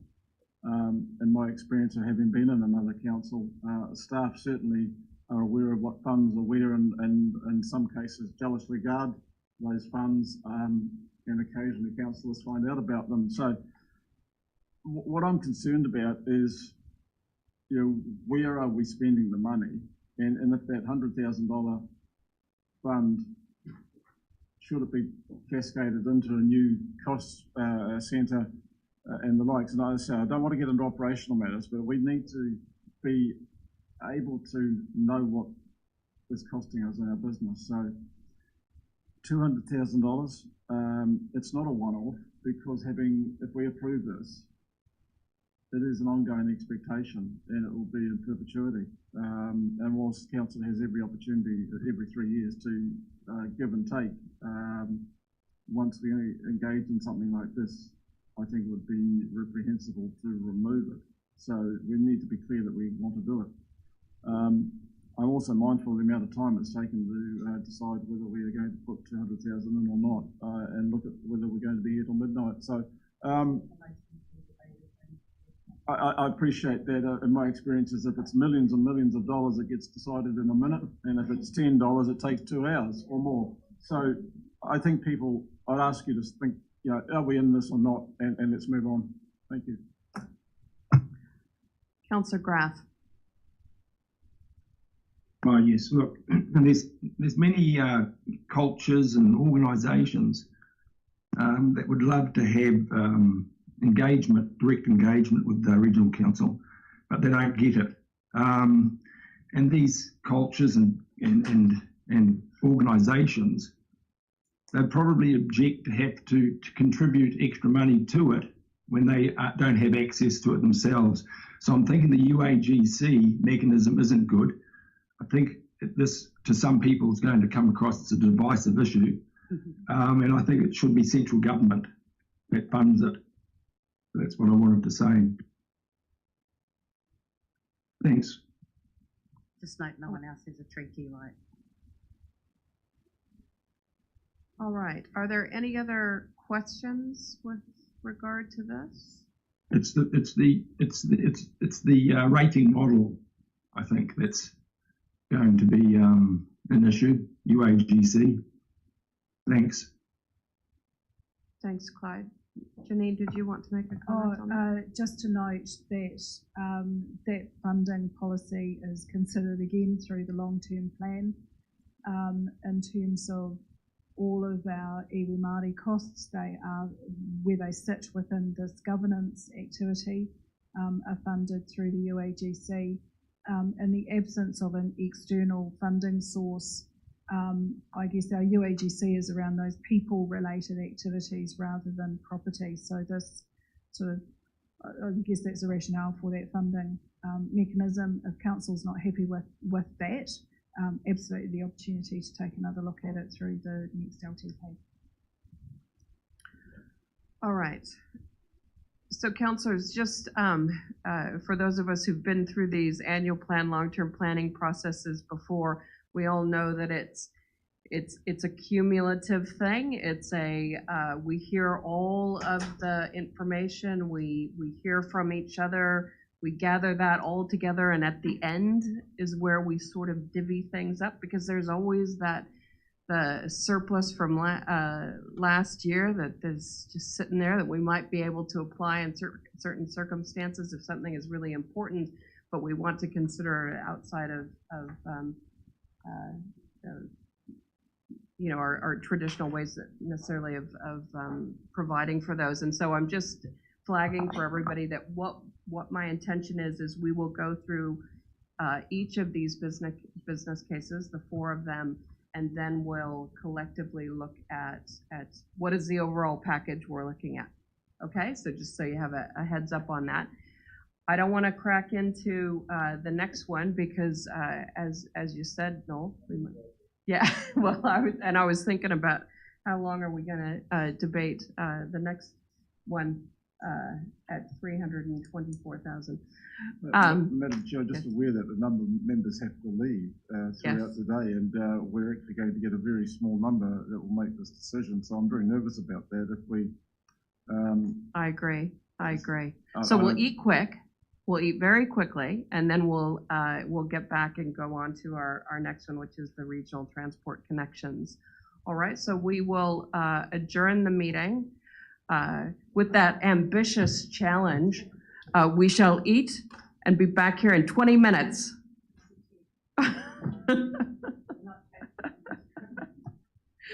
All right, thank you.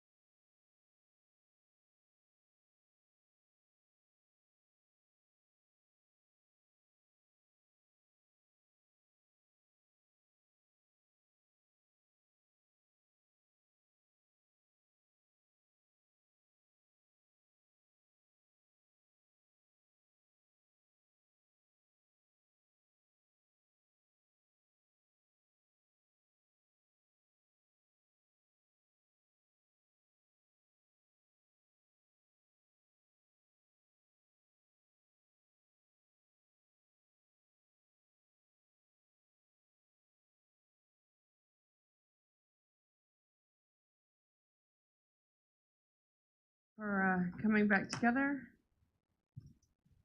All right, now we're going to move on to that second business case. I had a number of requests over lunch to pick up the pace.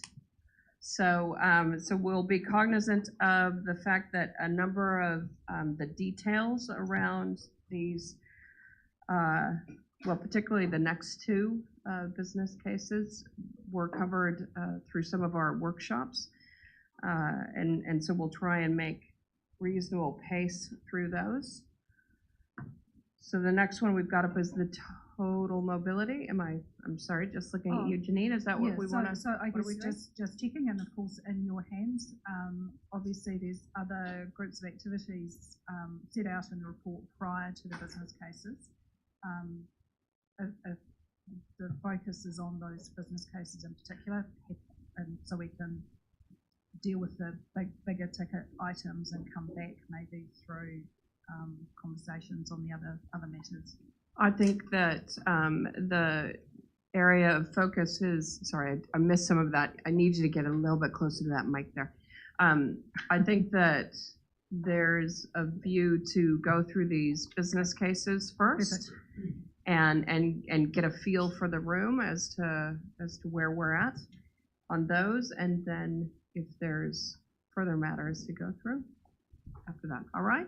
Yep, perfect. Just so my colleagues know when to jump up. So Mark's already jumped up.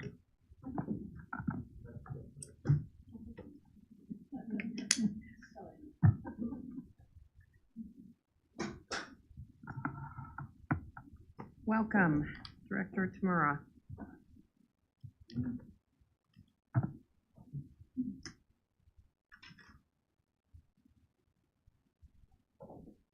Sorry, look at that. I just rejigged your whole presentation. Look at all of that we missed.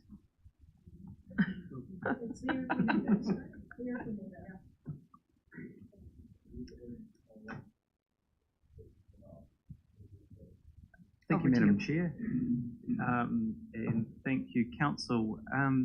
Dave, could we jump? I think we might come back to the wider goer in line with the other ones, but if we go straight to the business case. So there are two business cases that have been put together for this annual plan. The first of which is a regional expansion and regionalisation of what's the total mobility scheme. So a little bit of background. I'm sure you've read the paper, so I won't go into too much detail, but the total mobility scheme is a transport service provided via largely taxi companies for people that do not have access to, cannot drive themselves and don't have access to other means of transport. There's an assessment process for people to become eligible for the scheme. And with that scheme, they become eligible for 50% fares and a taxi up to a certain limit. So it's a really essential connection for many people. The scheme at the moment is funded territorial authority by territorial authority and has a distribution of and covers Hamilton, Waipa, Taupo, Tokoroa, the wider Waikato district, Thames, Matamata-Piako. So the coverage of the scheme has increased, but still remains patchy. The way that the scheme is managed is that each territorial authority is worked with to set the maximum subsidy, set a cap on the maximum subsidy available for each trip using the total mobility service, based on the likely utilisation of the service and the funding available by the council. Now, the consequence of this is that not everyone in the Waikato region has access to total mobility services if they need them, and two, the difference in the maximum cap available means that your fare can be different when you're going from one place to one place versus the return journey, because the subsidy cap is connected to your place of origin for that journey. If you're travelling from Matamata or Morrinsville to Hamilton, you are paying less than if you're travelling from Hamilton to Morrinsville, for example. In addition, of course, there's a significant amount of overhead associated with administering the scheme on invoicing and the likes to territorial authorities from us for provision of the service, and so on and so forth. So in light of these challenges and the value of the total mobility service, a desire to equalise the service that's available, come to a uniform cap for the service so that people that are within the Waikato know what they are able to get from the service when they travel within the Waikato using a total mobility service.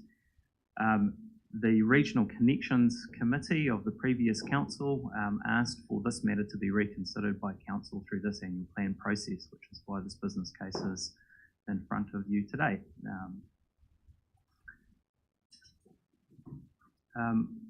With that, I will probably leave it to questions, Madam Chair.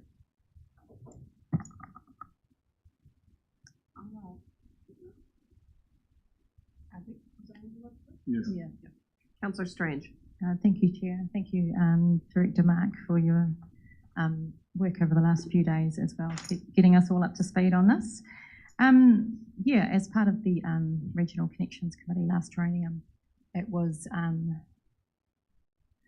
it was interesting to note that total mobility was so patchy throughout the region, and I know our disability member Morris at the time was very passionate about seeing the expansion and managed to see it expanded into Waikato District and the others that you mentioned just before. Expanding it further into the whole region would just remove some of that confusion for people travelling between districts. Often these people, you know, the disabled obviously and the elderly as well, they don't even know, they just want to get to where they need to go without too much trouble. So yeah, expanding it regionally would just be so much more consistent, lower overheads as we've just heard. The part that we haven't heard about though is that it provides an opportunity for those smaller businesses within these smaller urban areas, you know, such as the existing taxis or perhaps newer franchises of Driving Miss Daisy and Freedom Drivers, etc., to be set up. So it provides an opportunity for, you know, smaller businesses to create some income where they are at the moment, while also, you know, providing that service of total mobility as well. So no questions, but just wanted to show my support of this being expanded regionally. Thank you. Councillor Smith. Thank you. For those who don't know, I was on the Public Transport Committee between the period of 2010-2013 for Waikato District Council on that regional committee. Hamilton was the only territorial authority that had this service in place, and Jerry Pomeroy was the representative from the mobility sector. Everyone was passionate about it, and we all wanted it to happen. I'm disappointed that only 4 since that time, and with 3 additional ones only a couple of 3 years ago, including Waikato District. I don't know why we took so long as a district. But this is something that if I was to put myself in the position of a disabled person, I think having the ability to go places, to get things done, a sense of self, rather than being totally dependent on others, from what my discussions with people over the years, it's quite demeaning that they are so dependent and unable to get out and about. And social contact is a necessary human experience, I suppose. Requirement, yes. So, look, I don't have a question mark, but I just want everyone to support this 100%, and we'll be, you know, absolutely behind this. Thank you. Councillor Mahuta. Kia ora, Mark. Again, I'm in support of the initiative. I think it's timely. given that Waikaha, the Agency for Disabled People, has been established. I'll be interested in knowing what data they're collecting so that our service and that data can be complementary. I know they're just a startup though, but that would help us understand the range of disabled services that we might want to provide around the region, alongside, again, kaumata elderly. But the one I want to raise is there's still a lot of health transport community funded. I know it doesn't come into this ambit, but I know there's a whole lot of dialysis that happens out of my community, and we fundraise for that van to get them up to the hospital, and I think it's the same out of Tokoroa and some other places, with Waikato as a tertiary hospital. It's a different question, but again, just wondering if we can progress that conversation with you guys in regional transport. Just put it there now. Thank you. Through you, Madam Chair, there are a family of transport services that span from those that are part of the core public transport, through to those that are provided like the total mobility service, right through to those that we support and facilitate, like community transport. And I think I touched on community transport briefly when we were going through the business we're in conversation. Really important, and these are absolutely complementary to those services, and often they are used for a similar purpose.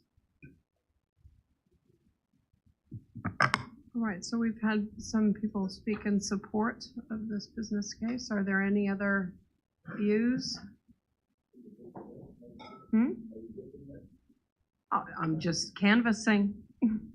Just canvassing, giving an opportunity. All right. Well, while you're in the hot seat there, the next one we've got is the zero emissions public transport first steps.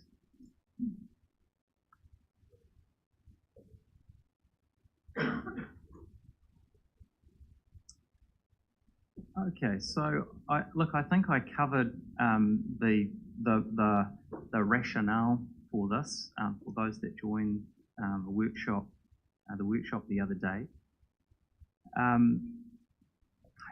If I can just provide a very brief synopsis of that again, this really marks a tactical shift rather than a shift in funding required. You might call it a different commercial strategy with respect to the acquisition of particular aspects of the bundle of service that together makes up what's within a public transport operation: vehicles, land, i.e. the depot sites, and the drivers. So in this case, we're talking about those things that sit within the bundle of largely depot sites, and to a very small extent vehicles. Although I'll really emphasise on that is really on the fringe of the total in terms of vehicles. Now, since this business case was prepared and it will be updated, it has been updated for papers that will come to council. There have been some slight adjustment in the numbers because we have continued to work through further from engineers' estimates through to more detailed costings. Now, this has added 295 to the total cost of the two Waipa depots, an additional 197 to the Hamilton Transport Centre charging. Those are them. Now, also that will be further covered in those papers to council, but just to give you a bit of a picture of how that plays out, because we have also had just a little bit of a picture again in respect to the Waipa depots. That translates to an annualised cost of about $240,000 per year, which is roughly 8% of the total cost of the total operating OPEX envelope for the Waipa contracts. So again, it's either done this way or it's done through the contract. 51% of this total CapEx is to be funded by Waka Kotahi, New Zealand Transport Agency. I mentioned that the other day in respect to the overall funding model. Now, for some, CapEx had already been allocated by Waikato Regional Council, anticipating the transport centre charging, and also anticipating some investment in real-time signs, which was the subject of a successful bid to the Climate Emission Reduction Fund. So that's released some funding burden from WRC. So in total, $540,000 worth of CapEx is already available within the public transport activity, meaning that we have while the total budget for what we are looking for is 3.3, which, as I said, has been updated to 3.8. The additional CapEx gap that actually remains is only 1.1. Now, while these costs have been adjusted, it still doesn't change the overall premise or the numbers that flow through to annual plan. This does remain a cost-neutral proposition because of that dynamic which I described in respect of these are things that we would require access to in any case, either via our operator or directly. It's our view that in this case, doing it directly will be more cost effective. Councillor Smith. Sorry, the question is, should we support this? Will all contracts let require the use of these depots? That is there any way in which a successful tenderer would be able to set up their own and not utilise the services? So if we build something and it doesn't get used is what I'm concerned about. No, so that wouldn't be possible. What this does, and this is actually a really quite an important dynamic of this, the location of these depots is really important, and that's why the relationship with Waipa has been so important through this process, because the operational efficiencies or inefficiencies of having a poorly located depot site is really important, because that's something that we bear forever while the services are operating in that configuration. So the way in which these services for Waipa have been tendered is on the assumption that the depot and charging infrastructure will be provided. That's a 9-year contract cycle. Assuming this takes place and it's embedded in, we have a 34-year lease in place with Waipa. We will have a 34-year lease in place with Waipa District Council, and that would obviously give us a few more 9-year cycles. Okay, thank you. Councillor Strange. Oh, sorry, Councillor Hodge.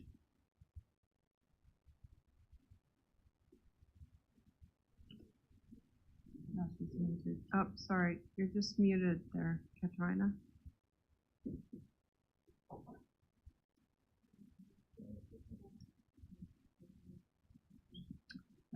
Katrina? All right. Oh, we'll come back to you, Katrina. We'll go to Councillor Strange. Thank you, Chair. Thank you, Mark. And thank you to Waipa District for their land that they've made available in these two sites. Just a quick question, Mark. Do we have the ability to generate income from these two depots to other bus providers outside our contract? There is some potential of that, although I wouldn't, to be honest, I wouldn't bank on it. I think that would be a bonus if it happened. Certainly something that we would welcome were it to be the case, and of course we would want to be sharing the benefits of that with Waipa, who kindly provided us the facility.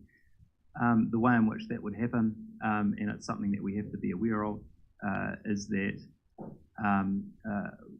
were there to be a private operator, for example, there would, because we have control over the lease of that, the on-leasing of that site, there is the possibility that if it were underutilised for our purposes, which we don't believe it will be, but if there was space within the depot and it was required for another purpose or for another operator, we would have to lease that at a commercial rate, and those benefits would return to the council. And just to, could you just clarify the rationale behind these assets being in public ownership rather than private operator who has the contract? Yeah, so I'll deal with the depots and the vehicles separately. As the rationale is slightly different. So in respect of the depot facilities, the market for public transport service provision is very small and has been shrinking. There are fewer larger operators offering public transport services around the country. Now, one of the reasons that it's strategically important for us to make this move in respect of depots is to actually ensure that there does remain a competitive environment for the provision of those services by reducing the level of incumbency or the level of advantage that an existing operator has when we come around to these 9-year cycles. We believe in this case that it is successful. It is proving successful. The second reason is that which I mentioned before, is that the locations are really important. Now, they're important because they are scarce. It is important that they are now also that they have access to the national grid for power. Those locations are, as we know, for all sorts of purposes, becoming quite sought after. That again provides a significant advantage if you can get hold of one of these sites to an incumbent. And also because of the ongoing operational costs that the location of the depot bakes into the service. So for these reasons, they do become really important, both to enable competition and also to enable that competition on a really equal footing between existing and potential new suppliers. In respect of vehicles, the kinds of vehicles that we're talking about here, so we have an average fleet life requirement of 10 years for vehicles. We have a contract life of 9 years with an operator. And we have a useful life of most vehicles of, let's say, 15 to 20 years. Now, if we are in the middle of a contract, let's say we are 5 years into a contract, and we want to do something innovative, like we are trying to do to optimise the service and find alternatives to the quite high cost fixed route coverage services using these smaller vehicles on an on-demand basis. We go to our operators and we say, can you provide these for us? Because they have some exclusive rights to these contracts under the current operating model. Now, as you would expect, the cost of getting that format of vehicle in via our operators is very high because they have no certainty of the long term, which means that they are trying to write these vehicles off as would make complete commercial sense from their perspective because of the risk that they're carrying in as short a period as possible. Meaning that you're paying for potentially a 15 to 20 years worth of asset life, you're trying to squeeze that into the paying for the cost of that within, let's say, the 5 years that remain in your operating contract or whatever the period of the trial service is. Now, each operator will make different decisions on whether or not they feel that they could redeploy that asset in their own approaches to managing depreciation of assets. But it does mean that in any case, you're paying a significant premium over what would be the ordinary rate of depreciating that kind of asset. Cool, thank you, Mark.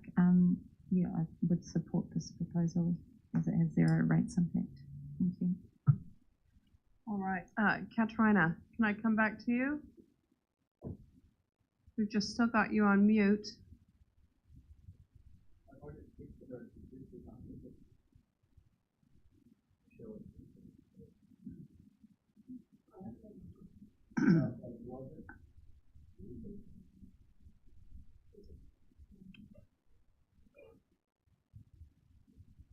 Sorry, Katrina, I might need you to go out, leave the meeting, and then come back in, and we'll see if the technology will work for us when you do that. All right, I've got Councillor Dunbar-Smith, then just checking, Councillor Nevon, you had your light on. Were you wanting to speak? Or? Sorted. All right, and then we've got Councillor Cookson. So Councillor Dunbar-Smith. Mark, this total capital expenditure has increased 500,000 since the last couple of days, since we had this information. Is it likely, given the inflation environment we've got, that it will continue to increase? And is council borrowing to fund this capital expenditure?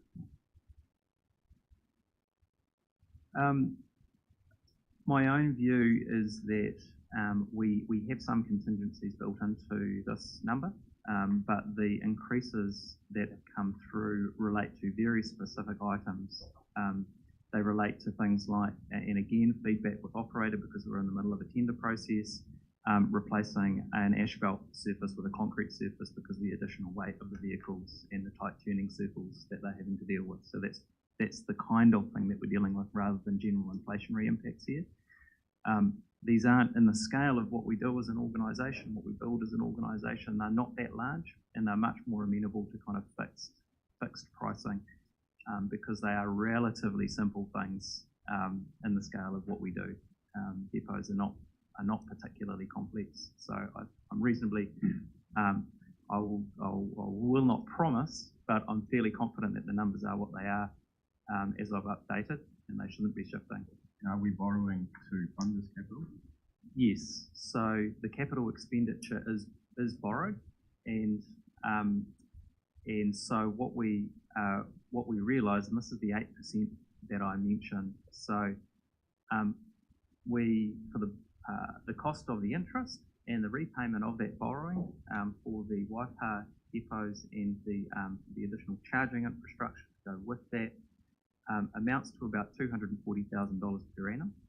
And when we look at that alongside the operating costs or the operating expense associated with our Waipa contract, it equates to approximately 8% of the expected annual cost of that contract. So if we treat it as a total bundle of service.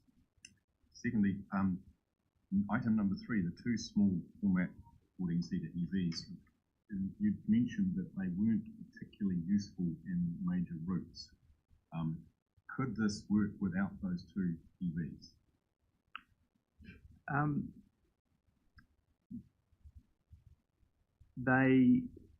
Yes.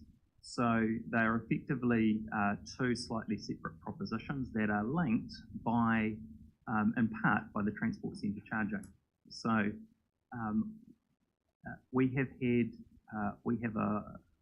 a growing demand for services delivered via small format vehicles. So there are 2 ways that we can go about acquiring those small format vehicles. We can go via our operator and ask them to supply them, or we can purchase them ourselves and on-lease them to our operator. They're both completely valid strategies, but they have quite different cost profiles. One is a capital expense where we pay the borrowing and the repayment on the loan, and the other is that we pay it by our operating contract. So those vehicles would make use of the charging that would be made available at the transport centre. The same charging that would also operate as a Hamilton end backup option for our Waipa contracts. So that's the connection there.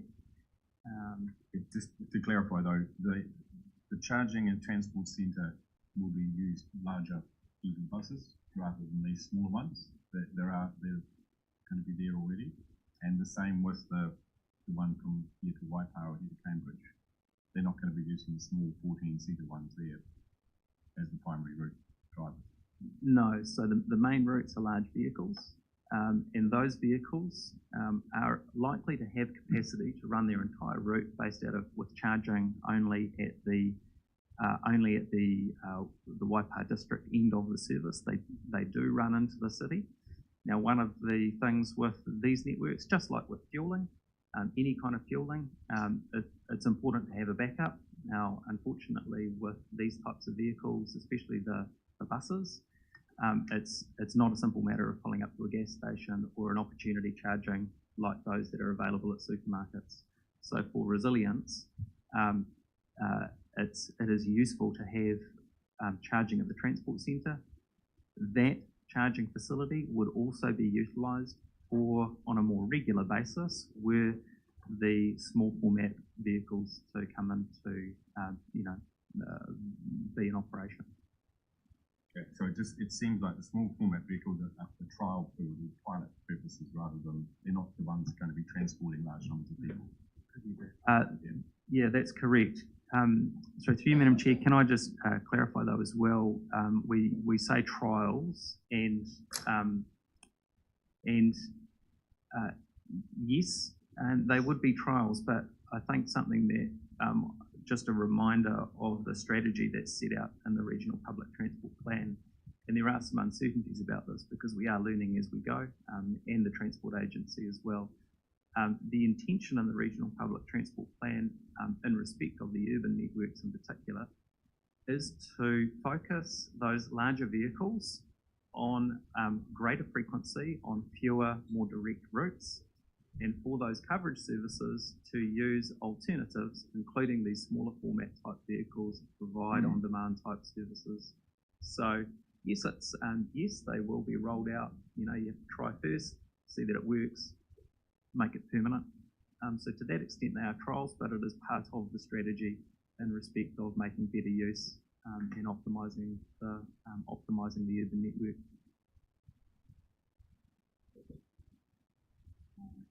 Councillor Cookson, you? No. Okay. Councillor Smith. Thank you. My concern is you've talked about tight turning circles and the likes, and I'm interested in future-proofing 30-something years out the life of this plant. Has the design taken into account the use of double-decker buses and any potentially new vehicle that hasn't yet been invented, so that we aren't coming back and saying we need to change the configuration of this we only built a few years ago. So I don't know whether a double-decker EV will even be feasible because of the weight, etc. But technology is changing.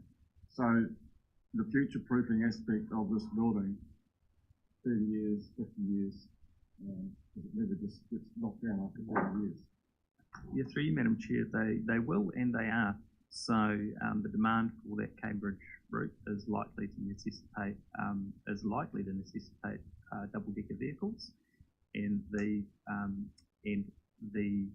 depot facilities are built to accommodate that, are designed to accommodate that, as well as importantly access to and from, because actually one of the major limitations is vertical clearance of the through the whole network for operating double-decker vehicles.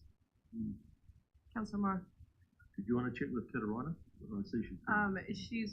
Katarina has put a comment in the chat that she'll seek the answer from another agency. So. Oh, thank you. Yeah, Mark, totally in support of public transport and what we're doing in that space. The only concerns I have really around it is that we've seen from some other projects that when we go from engineers' estimations to actual physical costs, etc., we've had some blowouts in that space. So really quickly, in the interest of time, just two questions. So if we increase, so if the project costs increase, does Waka Kotahi still cover half? Yes. And then also, does it still remain cost neutral? Through you, Madam Chair, yes, Waka Kotahi will still cover half, and yes, it will still remain cost neutral. Now, there is some proviso around that, in that it will a little bit depend where those costs come from. So I guess the point that I would make is that because of the way that this is being done, the relative impact on the rate will be very small if there is a cost extension. If there was, it would have to be a very large overrun were it to actually have a material impact. And that's because of the number of targeted ratepayers, or what? Say that again. No, it's because what we are looking at here is the annual funding requirement is actually is the cost of the borrowing plus the repayment on the loan. You're not paying that total amount every year. So it's so the relative impact on the annual budget and the rates would be very small and would have to be very large. It would have to be a very large cost overrun if it were to start to materially impact on that. Councillor Nicol. For me, it's on strategy, and we've discussed the cost quite a bit. I feel quite comfortable with it for the reason that we're seeing a shift in our economy from what we have had to a lot of electrified transport, and so having an asset with Wi-Fi like this, there will be EVs in the future. There will be EV charging depots required in the future. So to me, it seems like a good strategy still. Thank you.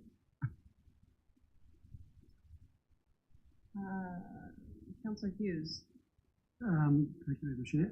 Mark, just in terms of the follow-up on the question regarding capital CapEx overrun, am I correct in my assumption that any extra costs will be recovered through the lease, be like a normal commercial lease on the property, which effectively means it'll be cost neutral because we'll be recovering through a higher, same percentage higher on a higher CapEx base. What impact would that have flowing back down to Regional Council in terms of the overall costs of the operation? You are correct, through you, Madam Chair. So you're absolutely right. So while we on-lease it to our operator who charges us for providing their services. So that does translate down to the Regional Council. It is a closed loop in respect of the lease that we pass on to the operator. So therefore, the ability for Regional Council to recover that will depend entirely on patronage and the amount charged per passenger. Assuming that's a flexible number? Yes, yeah, and the amount that's baked into the contract. Well, that's our only source of revenue from, presumably. Thanks. All right. No other questions on that? Okay, we're going to cover off, thank you, Mark, appreciate that.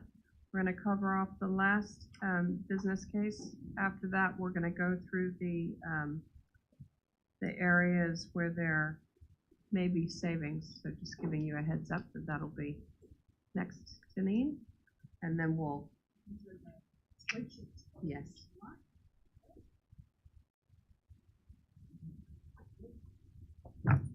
Welcome back, Neville. Kia ora anō. We're looking now at the annual plan business case, which is in your pack. I think it's on page 131. And as is highlighted in the slide here, it's around our customer experience transformation program. Now, deliberately, this is a program as it spans multiple years, has multiple points of engagement across the organisation and multiple sub-projects that sit within the program. So what we're talking about here is tranche one or year one of this program. Also, I think important to just highlight that this has a direct correlation to the CE's KPI, which requires a customer omni-channel review to be completed and a customer transformation program to be developed by March 31, 23, with any milestones identified for financial year 23 completed by 30 June. So in response to that, we've developed this program business case. We believe it's really comprehensive. The business case itself articulates quite clearly, again, in my view, what we're attempting to achieve. And those are stated at in the slide in front of you here. Ultimately, we want our customers to be able to provide our customers with a better level of service than they currently receive. We want to be able to leverage technology solutions that are now becoming more readily available to us. And we want to future-proof our customer service delivery for those advances in technology that we see present at the moment, but are continuing to emerge, where they can do more self-service and more AI or artificial intelligence assisted services in the future. Right now we operate a custom service delivery model which is directorate based.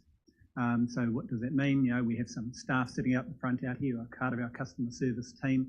They deliver front-facing services to customers, but the majority of our services are delivered within directorates and across locations in a disparate and disjointed fashion. Now that has evolved, this model has evolved over the life of the council through a time when the technology solutions that are now available to us didn't exist, and the processes that we're looking at to implement were not relevant or appropriate. This is what we're advocating for is a significant organisational change piece, which in its own right adds complexity, and what it will do is bring together a whole bunch of activities, as I've said already, disparate and distributed together into one place. The technology will enable us to have greater visibility of information that's relevant to customers that we can then centralise and be able to provide a service from a central point, but it will also enable customers to access information themselves that currently they may find really difficult. So I guess that's the overall intent of this program.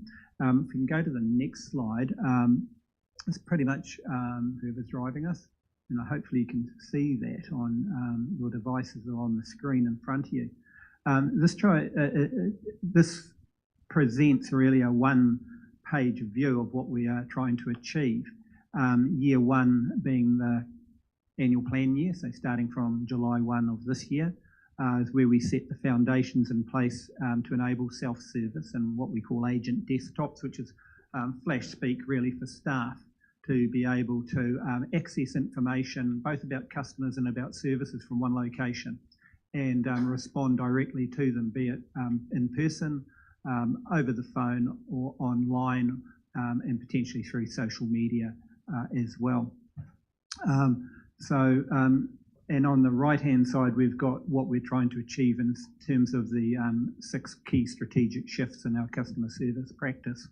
On the left-hand side, you'll see a line of things about what the current experience looks like. So that variable experience that's directorate focused, a generalised rather than a specialised service, a dispense service, and et cetera, et cetera. You can read those for yourself. Moving towards a one council experience, and more personalised service where appropriate, centralised services, etc. So this map outlines for us, or roadmap outlines for us, the 3 key tranches that the program business case refers to, noting that the funding that's being requested is to address tranche 1 or year 1. I will just say a couple more things. Page 144 is the start of the outline of the economic case, and page 149 of the document starts to outline where this money we're asking for will go.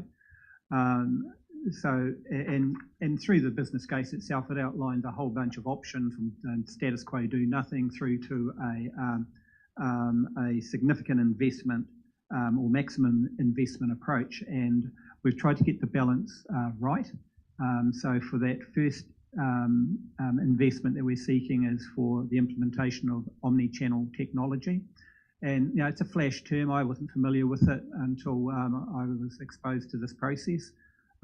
What ultimately it means is that customer information, which is housed in a multitude of places, can be gathered using technology to be put in front of the user in one location. So it could be, and we use disparate systems in the organisation, some of which you will be familiar with, others will be new to you. This technology will enable, when a customer makes an inquiry of us, for us to put that customer detail in, and for that and technology to run across all of council systems and extract using what they call automated process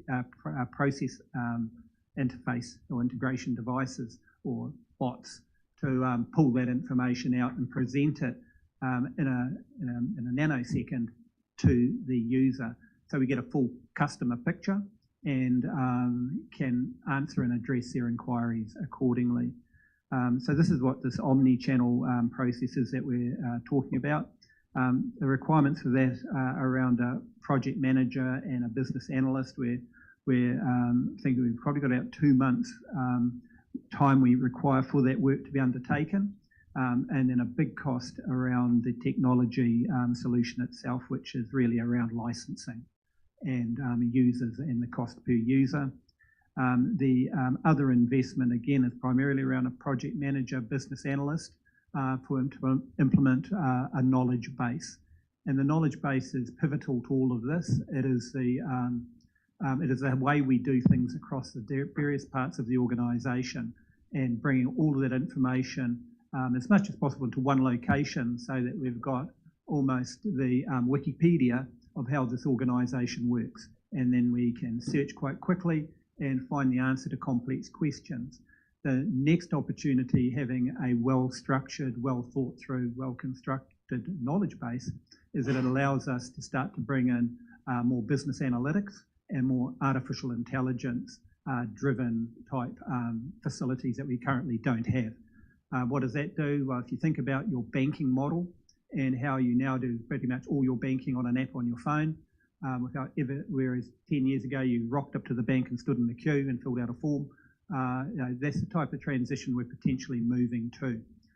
So when you think about a lot of our transactions are done through, say, resource consenting processes, through complex processes, this will enable those type of processes over time to become more easily provided and more accessible for the customer to be able to undertake those transactions, in some cases without any human intervention.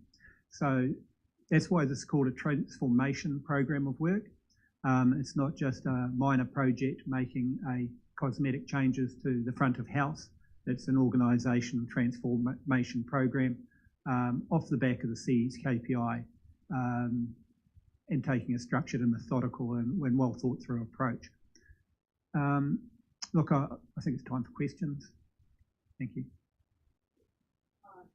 Sorry, Councillor Hughes and then Councillor Marr. Okay, thank you. To you, Neville. Who else is using this software and this approach to managing internal information and distribution? It's very heavily used in organisations like, say, Spark, Vodafone, telcos use this stuff really successfully. Genesis Energy, Ministry of Social Development. So areas where there is, so I guess, that's a general answer, but most organisations are moving in this direction. Okay, and has somebody spoken with these people so we understand the positives and negatives from those organisations? Yes, our business analysts have been in conversation with a number of providers and are working with some of our partners in this space to understand what are the offerings, and I've attended a number of conferences myself over the last 12 months and will continue to do so to try and get a genuine feel for where do we fit. Central government and some local government authorities are also moving in this space, but central government very much, particularly IRD, MB, MFE, Treasury, a whole bunch are using these type of technologies now. Okay, my last question. I don't see a business case analysis. Payback cost, payback on is not obviously a significant ongoing cost in terms of the licensing software. Do we know, is it cost neutral? Is it what's it going to end up costing the ratepayers?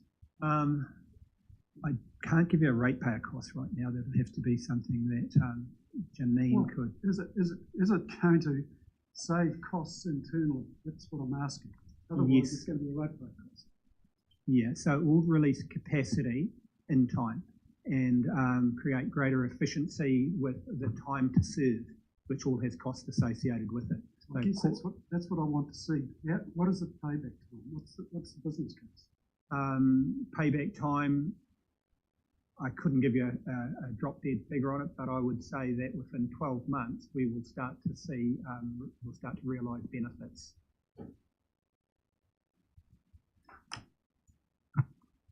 if I could just add, so what the councillor's asking is he'd like to see the analysis which releases it.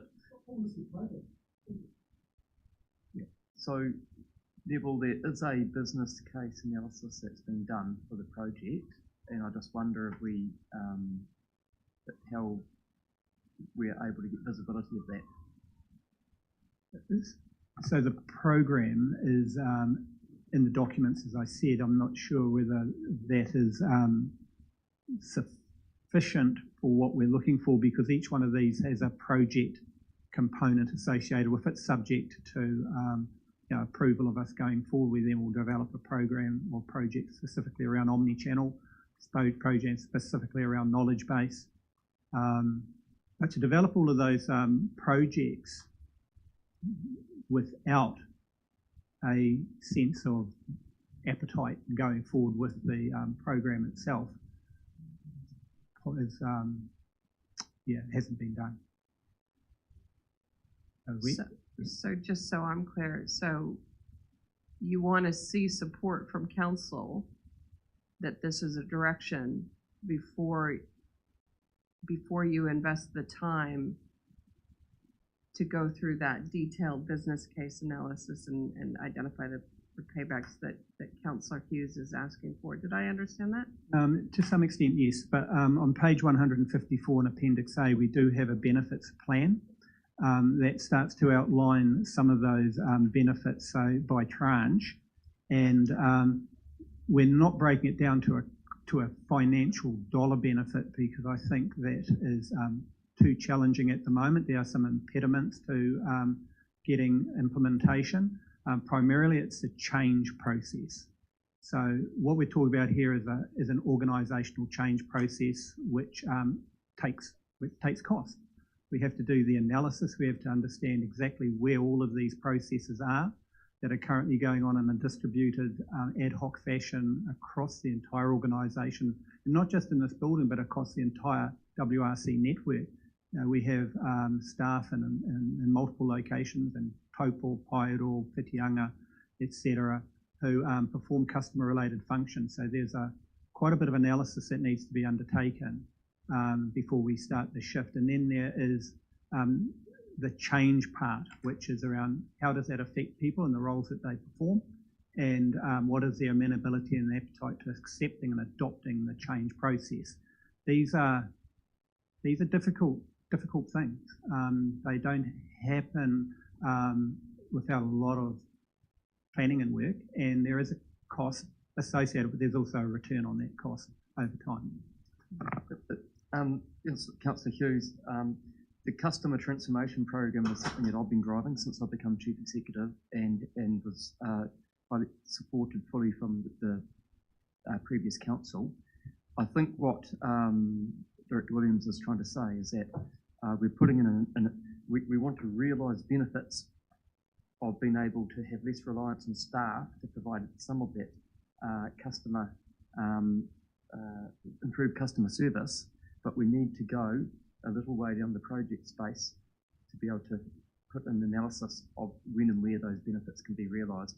Because at the moment, this is about trying to find the different channels of which customers are interacting with us and trying to develop a knowledge base so we can design the path. Now, if I've got that incorrectly described, Neville, can you just... No, I think it's a pretty succinct analysis. This is a foundation project that we're talking about, as is articulated in the diagram in front of you. So tranche one is about laying the foundation and getting everything strongly in place to enable us for implementation.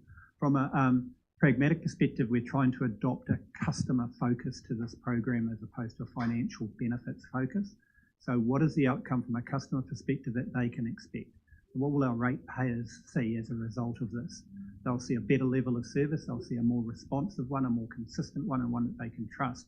Now, we have methods for measuring those type of metrics at the moment through what we call the Net Promoter Score. We run this process constantly.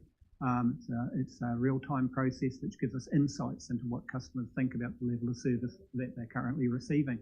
Now, for us, an improvement in that metric is a return on investment.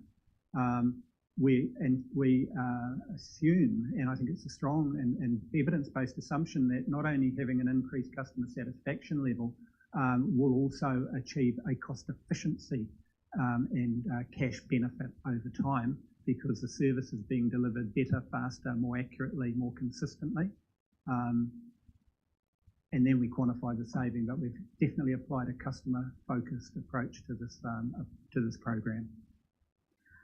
I'm just trying to pick up on what Councillor Hughes is laying down, because I think that I'm sensing that where the frustration is coming is not that everybody wants a better customer service experience, right? We all want our ratepayers to feel that this organization is responsive to their needs and deals with them effectively and efficiently.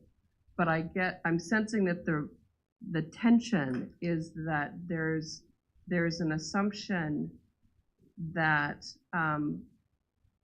there's a lack of clarity of what the costs are, and this is an ongoing process, right? This isn't a one-off, we're gonna investigate this and then come back, and once we've quantified with a little bit more clarity what we think these savings are going to, or what we think the payback on this is going to be.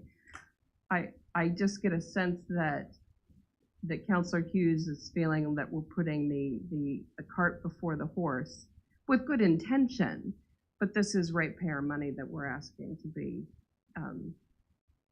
Understood. Sorry, I want to get you a red light. So just so everybody knows that we've got the speaking order. We've got Councillor Marr, Councillor Dunbar-Smith, Councillor Kneebone, Councillor Smith, and then Councillor Strange. So that's the order. So I just want you to be able to articulate what your concern is, Chris. I was kicked out.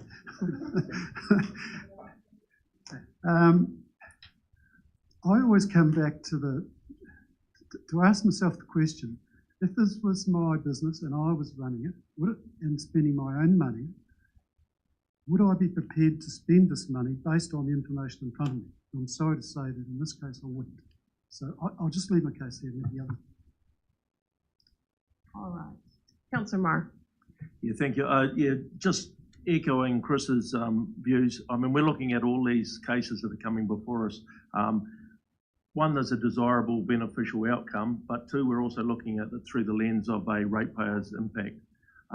But the question, so that's one point. The question I would have though to you, Neville, is any of these outcomes supposed to have been delivered by the reboot process that we've been through or are going through, or is that just completely separate? No, for my information. It's a really good question, but primarily the reboot process is focused on internal efficiencies around our financial systems, around our asset management systems, around our HR and people systems. So that brings all those internal capability together and definitely will generate efficiencies and outcomes as a result of that, definitely. And plus the current systems we are using are disparate and out of date.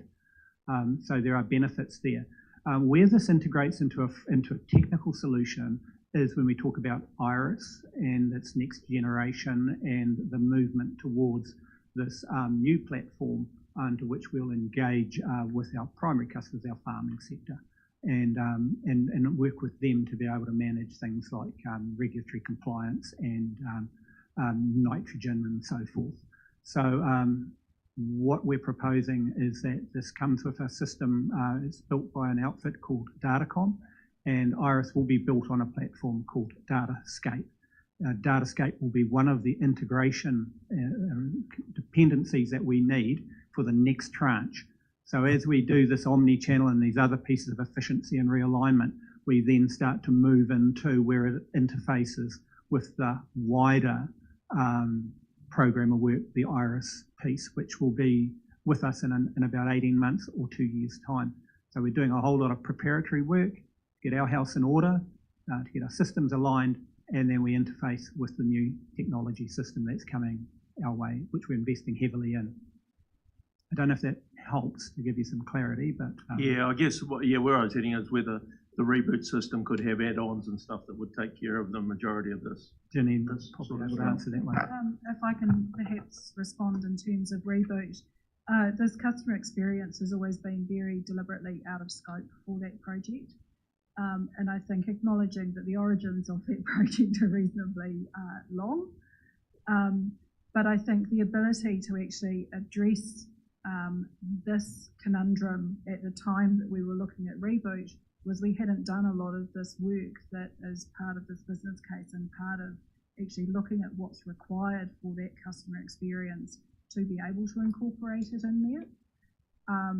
So we have that opportunity now, and we have, I guess, the IRIS Next Generation project coming up that gives us a segue that way, which is, I would say, preferable to the reboot direction. Thank you. Councillor Dunbar-Smith. Yes, my concern here is it says costings are estimates only and are subject to movement. And having worked in central government, I've seen these systems come in and they don't, the AI process doesn't particularly work very well often. Question is, are we the first council to be looking at omni-channel, or is there any other council that is doing this in most government? Yes, there are. Greater Wellington, for example, I know, and Wellington City Council are very much advanced in that space.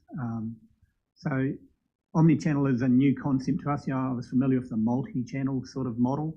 Omni-channel is like the next level up. Yes, we would not be the front runners in that regard from a TA perspective. If we didn't process this today, are we able to speak to Wellington City Council and find out how they've? Yes, I could arrange for. Yes, I could arrange for the person there to contact us. Yes. Just learning from that first cab off the rank with the reboot experience. All right, Councillor Kneebone. Yeah, thanks. I hear the concerns regarding the rates impact, but I'm struggling to understand how the rating impact and the return on that can be used as a metric for what we're trying to achieve here, because this is about you know, customer experiences and things like that, and I don't think that's the right way to decide whether or not we should proceed with this. I'm supportive of where we're going. It's a program of work, as Chris has explained, has been underway for quite some time, and I think it's really, really important for a service providing organisation such as this to. I think Ben raised a good point, but I'm assuming, Neville, that you've done quite a bit of work in terms of understanding from other organisations that are using this, what their experience has been. Yes, so just to be clear, the technology is important, but it is there's a bunch of ways that we can do this.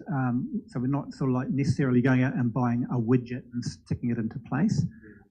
We can do a lot of stuff in-house as well in terms of how we manage this. So we don't have an identified widget is what I'm trying to say.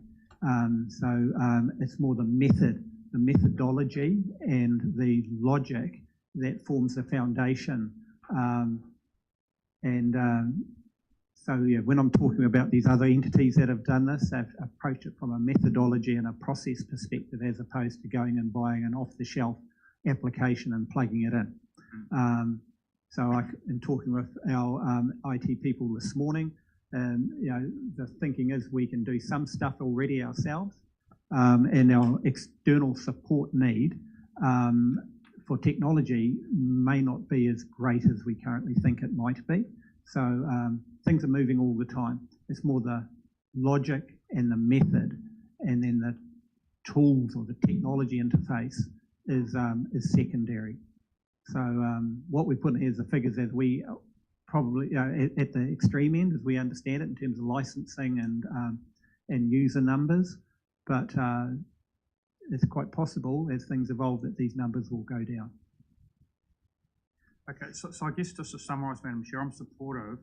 If you ask me as a ratepayer, how could I define what return or what rating impact or how could I define the impact on my rates to improve my interactions with this council for whatever services I'm using at any particular time? I don't think I could do it, so I don't think the return on rates is a metric we should be looking to use to decide whether we proceed with this or not, given the quantum that Neville is asking for. All right, I've got Councillor Smith, then Councillor Strange, then Councillor Neville. Probably in a similar vein to what Stu just discussed, because I heard you talk about a payback being gradual, and if we're looking at in economic terms, gradual payback tends to be absorbed into business as usual, and therefore any financial savings are not actually achieved. So I want clarity as to whether we're looking at financial savings or the total focus and cost is about achieving a higher level or a perceived higher level of customer service. Because as most councillors and even you as staff mix in the community, and people have this automatic dislike for MPs and local government politicians because they're always in that space over there that's taking and never giving and never delivering. So if this is, and I use this phrase probably in inverted commas, about the warm fuzzy stuff, we'll never be able to quantify that, and we'll never know the true cost. And it could be a very deep pocket that we need, and actually never raise the bar in people's mind because it's just what they do. So I suppose I'm relied on my last 15 years of experience within the local government sector. This seems to be that aspiration that we move towards, but never really know how far along the journey we've got. So it's the quantifiable stuff I think that Stu was alluding to, and therefore is it a financial. So I really think we need to know what's the end goal. What are we actually setting out to achieve, and is that going to be measurable? If it's going to be measurable, then I can get more interested in this. Thank you. So those are very good questions, and ultimately this is designed to achieve a better customer experience than what customers are currently getting from us, or the view that they've shared with us about that experience. So some of that maybe that you'd call that a warm fuzzy experience, but also within our organisation, what we think we will find is that centralisation brings a more consistent and well-managed service delivery for the boundary of that service. So outside of that, we get into specialisation, so moving from generalised to specialised.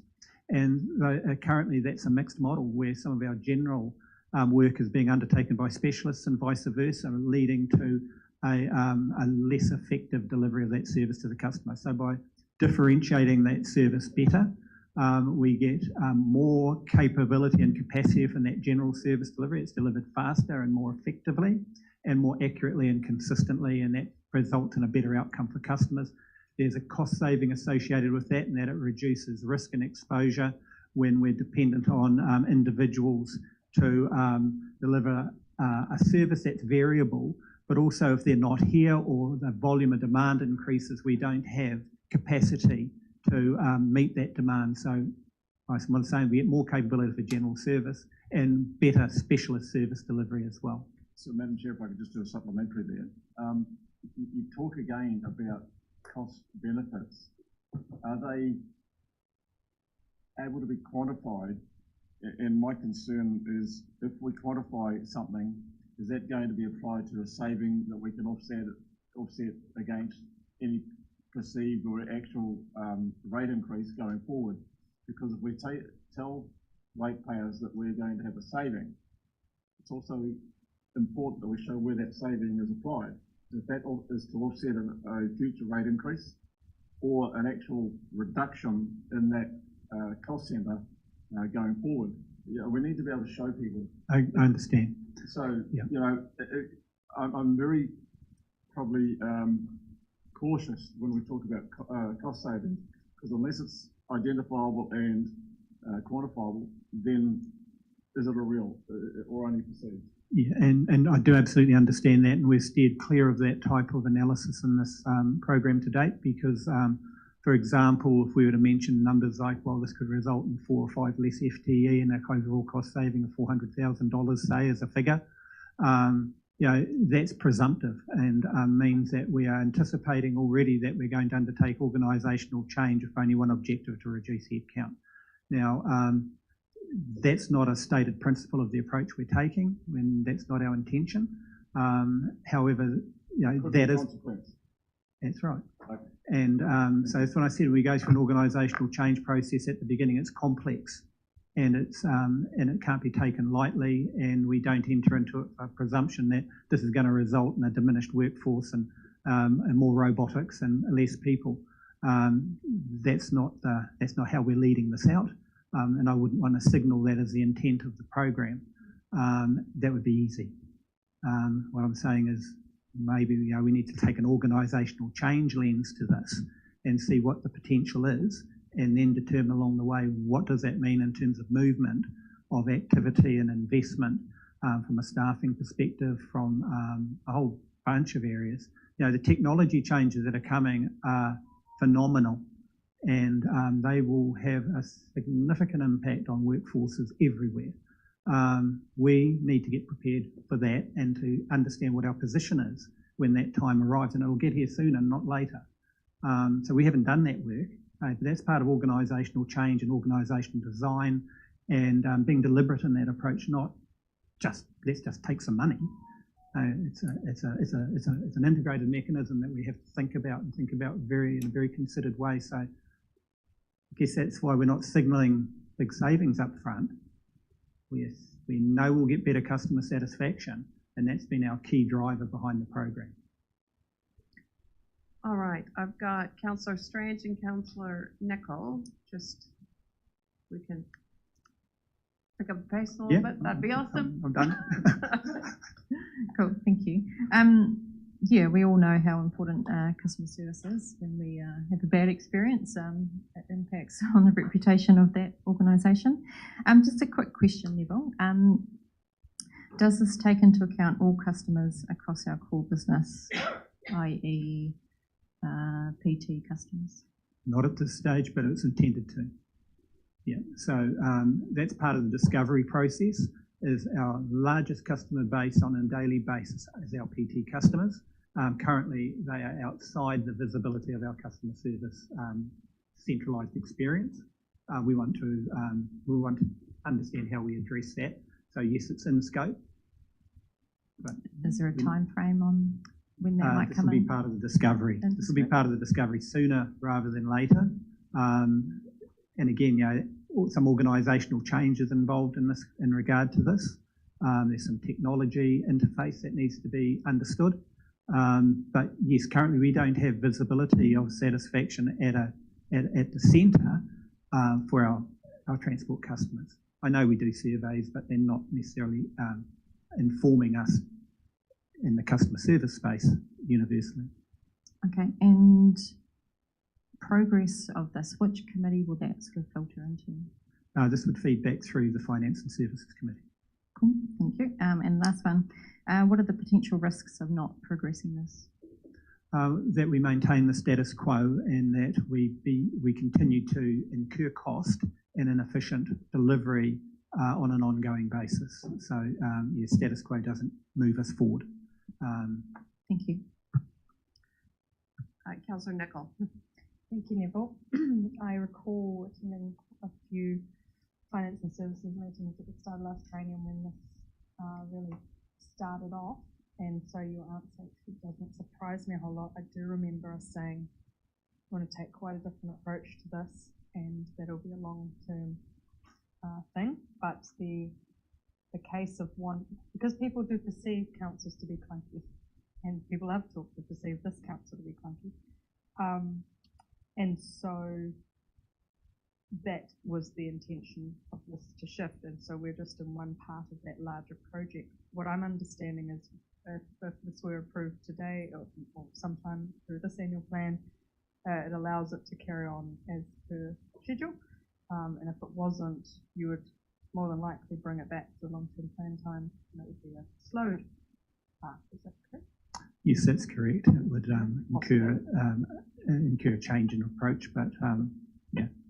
So what I'm getting from it is that the last regional council said that this was a high priority and made it a CEO KPI, and now the CEO here through yourself asking for the resources to deliver on that KPI.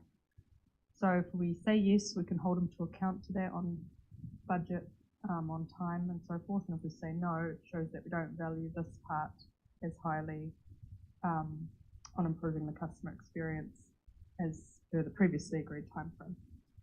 I'm drawing on, when it first came up, I was drawing on my experience working as an environmental manager at Fonterra, and my role was very much dealing with people in the community who would call in, talk about various things, and I can see the benefits to our staff of somebody calls you up and they want something from you. You might even have to go out and visit them at their property, and the ability that at a click pull up their information and their history. I see a huge safety improvement in that, to not have to go through various steps, because when you can see the history of how they've dealt with the situation very quickly, and that ability, considering that some people call multiple times asking for the same piece of advice, you can go back and see who's dealt with that person before and given them this advice, so that consistency. So overall, you're supportive. Yeah. Yeah. Sorry, I will speed it up. And I have, through the Environmental Performance Committee, also asked questions a few times about whether, say, the Harbour Master could provide advice on the coastal plan rules, for example. And so I can see how through this system we can have staff from different departments upskill themselves through the knowledge base and looking at backgrounds of staff to be of better service. So yes, I am supportive.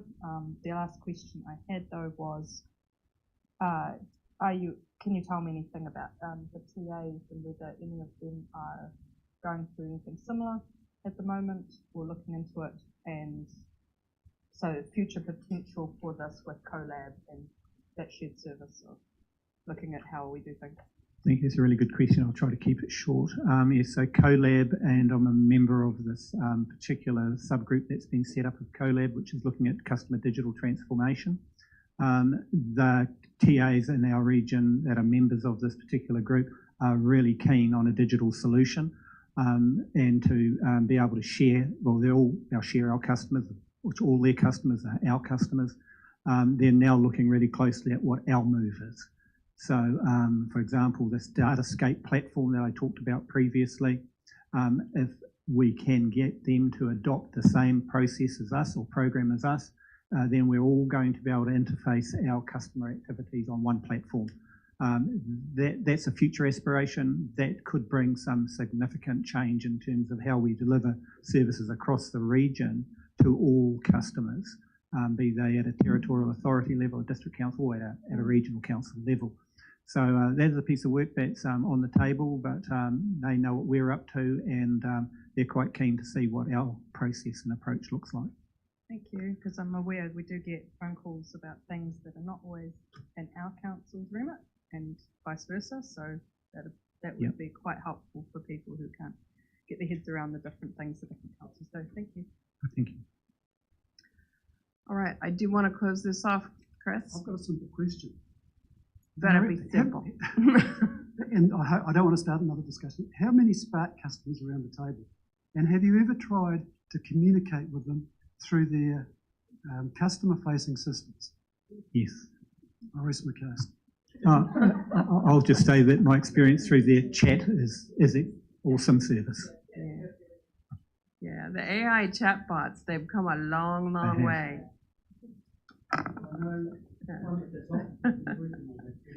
All right. Okay. Thank you very much for that, Neville. Much appreciated. All right, now, Janine, I'm going to have you take us quickly through those areas of proposed possible savings. And then I'm going to have you highlight anything additional that you feel is material to the consideration. And then I believe we've got your magic spreadsheet. Maybe. Yeah, people are going to be very disappointed by my I magic hope that there's spreadsheet. at least some colors, maybe some bold font, just to keep us excited. Nice. All right. So Dave, could we switch back to slide number 5, please? Yep.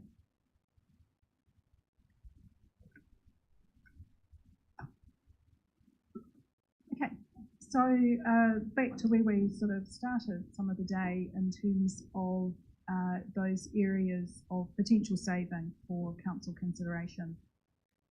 So the first one up there is around a further deferral to the commencement of the Sustainable Homes Scheme. As I noted, there are some legislative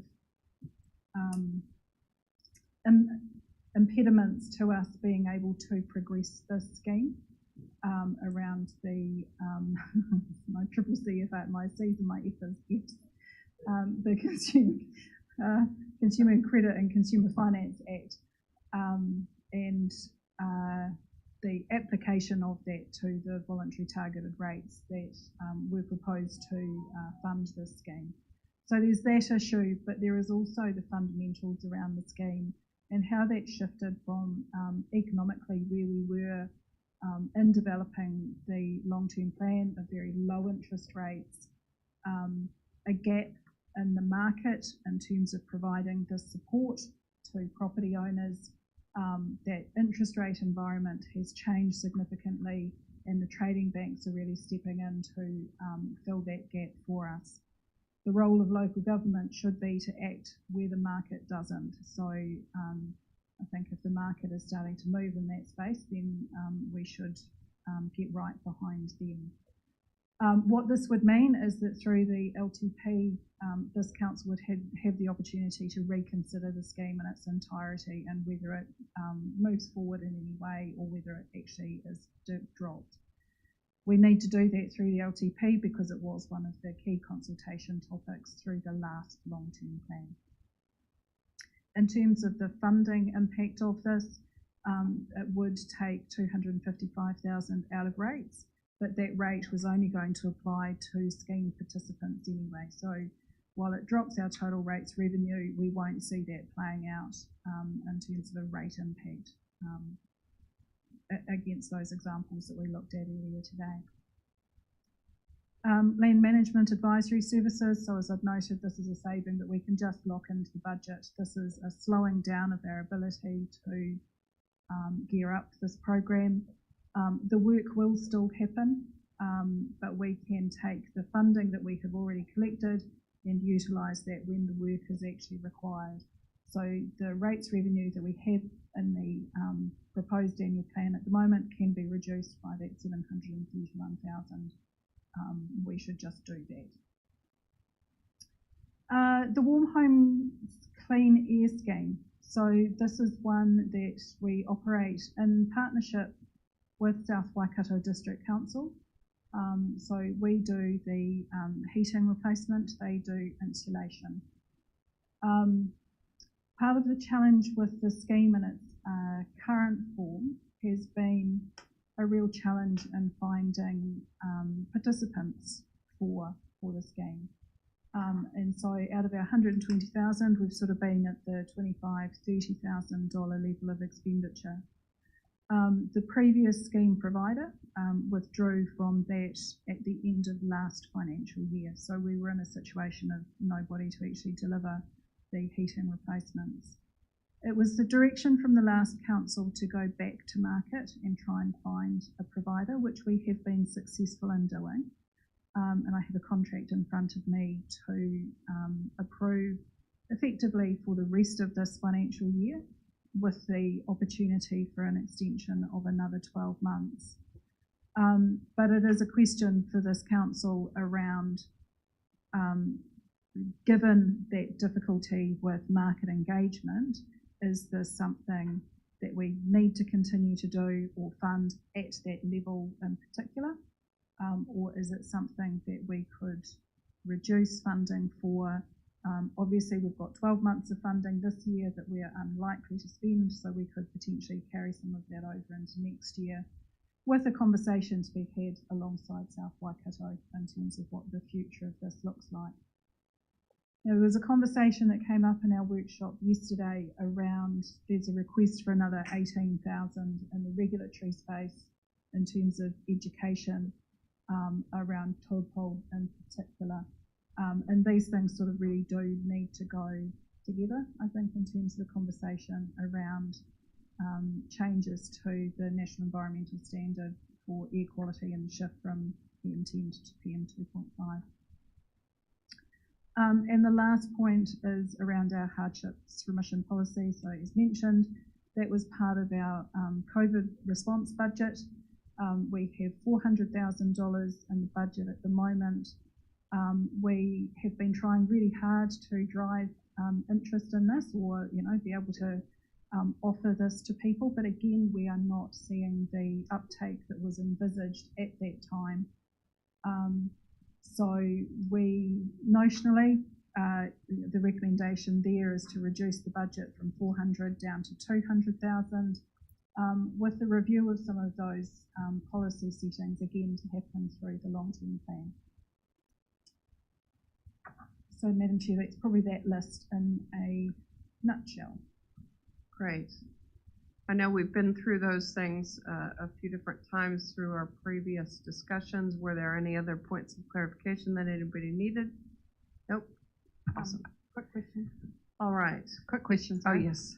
I was just having a look at the Warm Homes Clean Air website, South Waikato District Council. So it looks like they had like the Sustainable Home Scheme type of thing, which is now paused, for like a 50% subsidy and a buy now pay later section, and then there's our section described last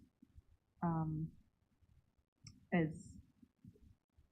more of a, sorry, I've lost my question. I think I just figured it out myself. Thank you.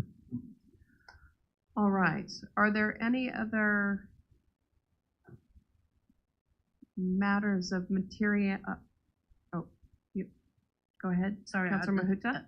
And my apologies, councillors, if you've asked it over the last couple of days, but just with regards to the surplus, it's not our intention to draw a surplus, although we shouldn't go short. Have we had the discussion about where we're allocating that? No, we're going to go to that with the magic spreadsheet. Yeah. Okay, and is it likely to occur again?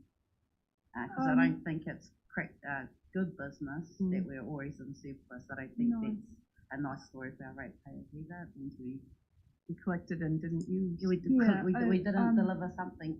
Yeah, so I mean, my crystal ball's a little bit foggy in terms of the end of the year, in terms of where we will end up. But I think the $1.8 million still does need to be seen in the context of a close to $200 million organisation. So we do try and manage those things really tightly, I think, as a number of councillors hopefully appreciate. And again, I'm not doubting that, but there were reports a non-delivery of that service of whatever it was. Yeah, and I think did we bring it forward? Because in theory, it's not surplus. No, so that surplus is after we have considered carryover of funding. So where we haven't completed work that we need to do in the next financial year, we've dealt with that carryover first. And then the surplus is effectively, it is general rate money that we've collected from our community that we haven't applied.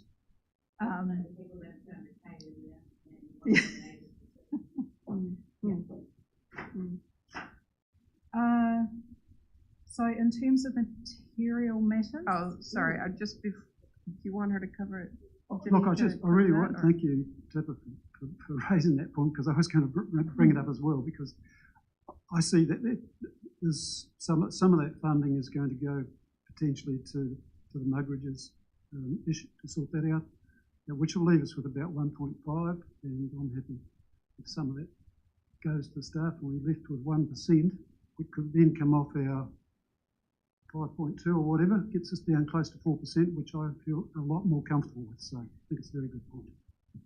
So, Madam Chair, perhaps can I just offer a bit of hopefully wise counsel on that one? We love wise counsel. Well, hopefully. My advice around the use of the surplus is always that it is in relation to one-off costs only. The temptation to apply it to offset rates requirements actually means that we have a funding deficit, that we're going to have to fill that hole at some point in the future, and that hole will be when we come into the long-term plan. So, yeah, so I think that would always be my advice to council. I get the temptation to do it, but particularly around things like staff remuneration, which is an ongoing cost, at some point in time we have to pay for that. So considering what you've just said there, what of what's been proposed that you would consider would be eligible under that wise counsel? That wise counsel.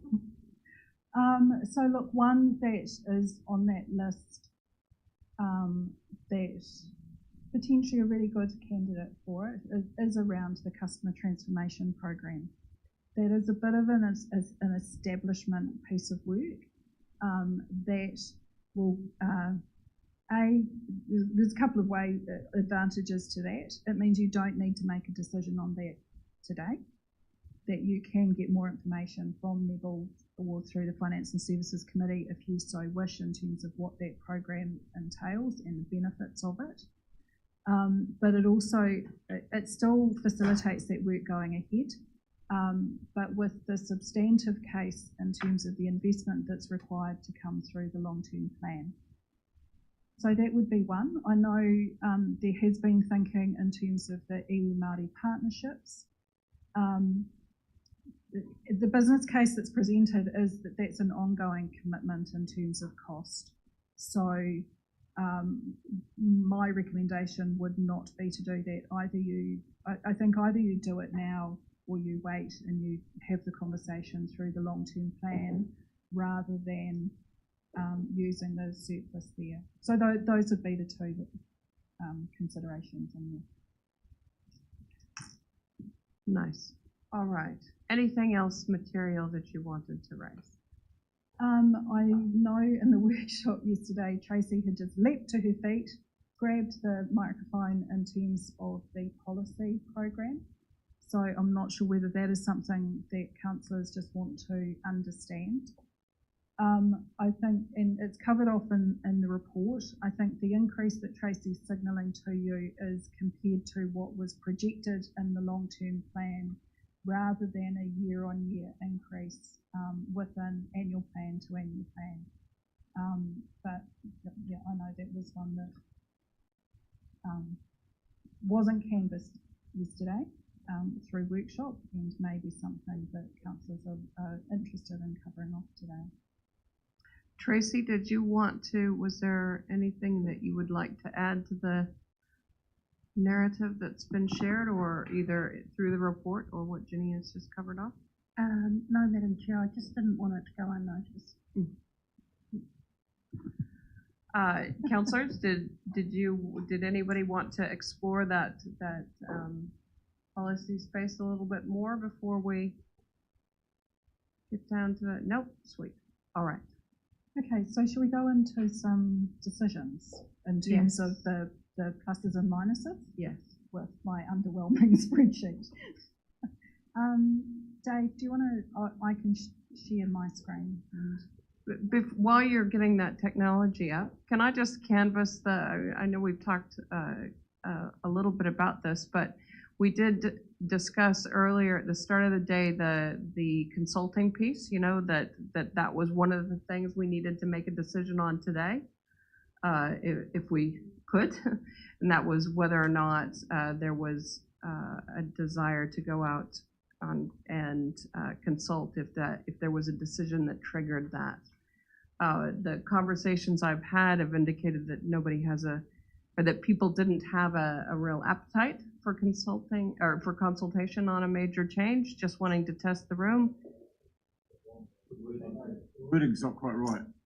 No appetite to consult, I think that's not the right way. There's no need to do something that would lead to a need to Exactly. consult.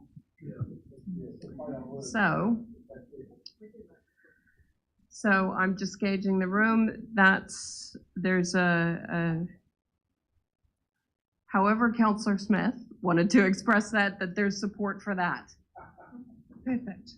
Thank you very much. Support for Councillor Smith. Yeah. So good. So we'll yeah. So there's a recommendation, obviously, in the report that tries to canvass that and close that matter off. So yes. Yeah. That the council considers any area that requires community engagement or a formal consultation process. So we are agreeing that we have not identified any need to engage or any areas that require community engagement or formal consultation, right? General agreement on that. Great. So there's a good starting point. Fantastic. That makes me very happy. Thank you very much. Okay, so my wonderful spreadsheet. So if I just orientate you to it a little bit, some people have said they love numbers, so you'll get numbers. Effectively, what we've got are the changes that have been set out in terms of budget savings and the new investment, and you can see those working across in terms of impact on revenue, operating expenditure, importantly around targeted rates, particularly the targeted rates, uniform rates, which are the ones that hit equally across all properties in the region, and then out to the side here, general rates as well. Councillor Nicol, I had noted in terms of the targeted rate type, so we can cover that off if need be. What I have also just done down the bottom is that is our total increase in rates revenue from current ratepayers. So we can see that number going up and down. And then down the bottom, what is the actual change in the general rate per 100,000 of the decisions? So you can see some sort of price sensitivity, but also what is the change in the UAGC.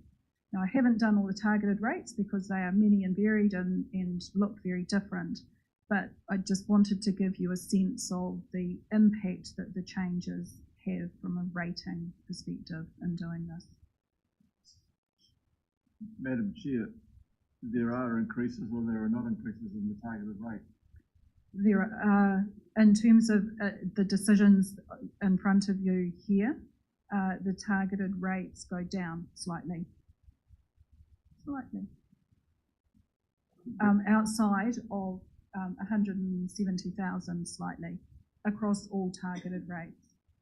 So this doesn't negate the impacts around the catchment funding pressures, the transport funding pressures and those types of things.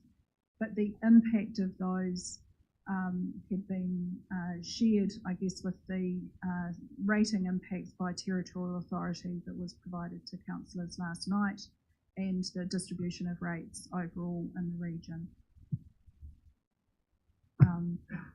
But we can look at the particular areas of targeted catchment rate increases if we need to as well before we wrap up. I've got some information on that. Thank you. Unwind. Okay, so we start at the top of the list, probably a couple of easy ones. So defer commencement of the Sustainable Home Scheme. That takes 255,000 out of the targeted rate, noting that was the voluntary targeted rate.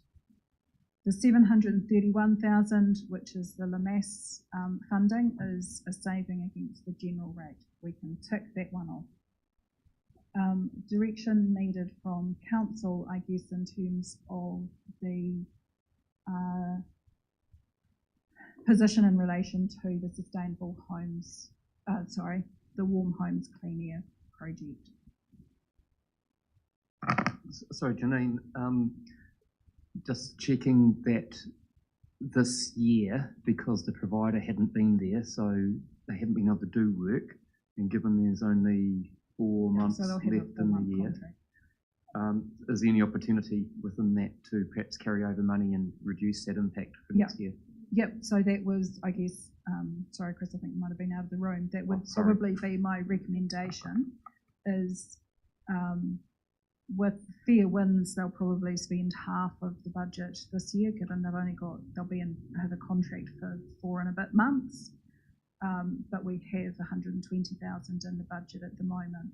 So if we assumed that we carried over 60,000, we've still got the program in place for next year, and we can see whether the uptake is increasing, but we're taking a slight reduction in terms of the rating impact.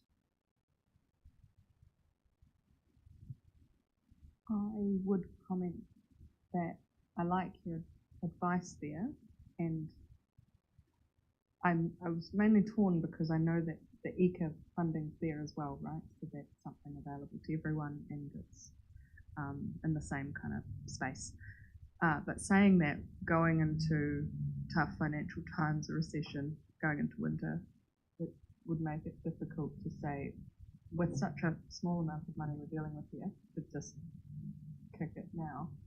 I just don't think it hurts to do what you're saying. That's where I'm at the moment. Happy to hear from us. So the advice is to hold the program there, but know that there's been no uptake this year, and so we're carrying those cost savings forward into next year. But the program still stays there, should there in future be another supplier found, right? Is that how that goes? Correct. Yep. Right, okay. Feeling positive? Yep, I'm looking for.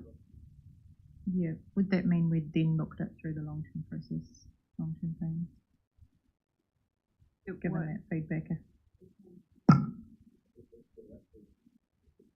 And that retains our relationship with South Waikato. Gives the opportunity to have that engagement with them again. It also gives you time to consider. So part of the proposal with this is to look at broadening those eligibility criteria along the deprivation indices that aligns then with eligibility for ECA funding. So that might drive more demand and uptake, and noting that NES change from PM2 into PM2.5. So still gives you that tool to address some of those equality issues and the lower socioeconomic communities. A quick question from me would be, if that's right, we did consultation at the start when this was set up, right? Oh, look, the scheme goes back kind to of thing. 2009, and there have been conversations ongoing at various times over that period. Tracy's probably got the potted history of that. It's not a new scheme. Yeah. It just seems to me that if it started in that kind of fashion, then next year would be a good time to look at it. But not wanting to say that just because it's a small amount of money that we don't care or anything else. It's just that this is one of those things that Noel mentioned where you spend half an hour on something. Very quickly, just to reiterate, just the education piece as well. It's one thing to provide the funding, but ensuring that people know the best way to use that funding and how much it costs moving forward as well. All right, and then the reduction in funding level for hardship emissions. Yeah, so that's the $200,000 reduction that because it sits effectively as an overhead cost. That's why you see the distribution of that impact across all the different rating types. All right. And then we've got So the then four business cases. Yeah. Can I? Yep. Can you just shoot down there and show us where that percentage I know we've talked about how relative, but wouldn't that have changed now that you've altered some of those figures? It was only a 60,000, so the 6.2 builds in all of those numbers. Yeah. So I actually added a little bit back in. I added 60k back in because I had 120 coming out. Oh, so that 6.2 already showed those. Yeah, so the Sorry, 6.2's got the cuts taken out, the additional investment in. Yeah. Okay. I'm just reflecting on your wise counsel around the customer transformation, transformation program. I think there was general support for the intent. There was some questions around, I don't know, maybe some measures or some greater clarity on benefit. Very good, thank you. Everybody helping me with words today. I like it. Is there an appetite around the room to service that with the surplus funding? Is there a yes? I'm just. We can take it. We can put it back in. You know, shall we take it out and see what that, if there's any, does that create any?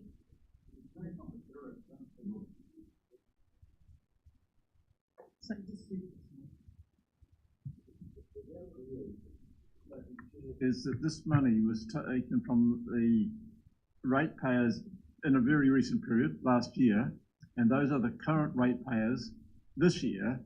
And so if there's any way in which those ratepayers who have paid for something that wasn't needed, that is the surplus, it can be applied to those ratepayers, I'm happy to do that because they are the beneficiaries of the payment and they're then getting something for their money instead of being parked and held for years and some will have gone and died and all sorts of other things. I 100% support Councillor Smith's, as I said before. I think this makes absolute sense to do that. Nice. All right. Any other comments? Yes. So I support the contribution of the surplus to the current work program. Just in terms of learning though, and I don't really have a view on this or spoken to civil defence about it, but just watching the recent Auckland experience, what fund would we lean into if there was an on-scale catastrophe in our region? And I'm not saying that's why we should have a surplus, but I'm saying while it's there, while all the other wheels kick in, there was a period of time, even now, all the agencies in Auckland aren't cooperating because I'm leading one of them. But there's a space there that I'm wondering, should we, doesn't have to be in this year, but for a long-term plan conversation, I'm just probably tabling that thought now. And through you, Madam Chair, we've had that situation coming off the back of COVID with some of the welfare response at that point in time. And so civil defence had incurred some costs. Rather than repaying that over time, we'd actually cleared that debt through unallocated prior year surplus funds that we had going into the LTP. So, Madam Chair, I was on the group for the preceding 3 years up till October, and I argued strongly for a fund to be built up over time to $1 million or $2 million that civil defence had available too. And I know ex-councillor Verco was not on the same page on this, and I was disappointed with that. However, it came back to me that region would dip into the pocket and pay, but that's not always going to be available. And it's sensible if we're talking about climate change, whether it's real or not, and some of us are on the page that it's probably true, and these events are going to get worse. Therefore, I think Councillor Mahuta has absolutely hit the nail on the head. We need to provision for that, be it now from that surplus or a LTP discussion. I think that's an LTP discussion. But the reality is that it cannot be lost in the current environment. Yeah. Yeah, and Madam Chair, I think that conversation's worth putting in the context. Obviously, we've had recent floods, and we will have our own flood response to that. for this council to understand, I guess, those disaster recovery provisions that we have around that part of our business. I think it's the conversation in terms of, do you accumulate funds literally for the rainy day, or, you know, for an event to happen, as opposed to knowing that you actually have the financing facility in place to lean into if you require it. So the drainage networks, I'm not sure about the river, but we had a policy, the council has a policy that we have at least 50% of the annual budget as a reserve minimum. And I know some of the districts had well in excess of 100%, and council has deliberately put in place to drop that back. So, you know, there is assets that have been we'll note that for a long-term plan discussion. Councillor Newburn. And given that we've already got policies in place to deal with our flood protection, et cetera, I think we probably need to be having a conversation with our TA counterparts. We're building up a fund as to how it would be used, proportional to what they would be doing as well, so that it wouldn't be favouring one particular TA district over another as well. Outside of the conversation we're having today, but thank you for raising it. Certainly pertinent given things that have just recently happened. All right, Councillor Dunbar-Smith. Yeah, I appreciate the way we're going through this, and that some we seem to tick off, but I'm in favour of a low rate increase of 5.2, not a 6.2, and that seems to be where we're heading. If we tick these off one at a time, we can end up with 6.2. Oh, yeah, no, so I would just like to alter the way we're doing this in a way of. So understand that everybody likes to minimize the rate increase as much as possible.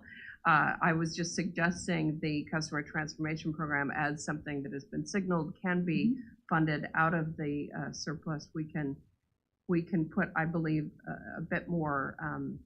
I don't know if conditions is the right word, but we can provide some direction through our Finance and Services Committee as to where were our areas where we were still going, we might have some outstanding questions, but we can carry on with that. So that was an easy sort of take for me. As far as the rest of them, I'm going to open it up to the floor because we're now at 6, I believe. 6, yes. And keen to hear from councillors. What's in, what's out, where are we at?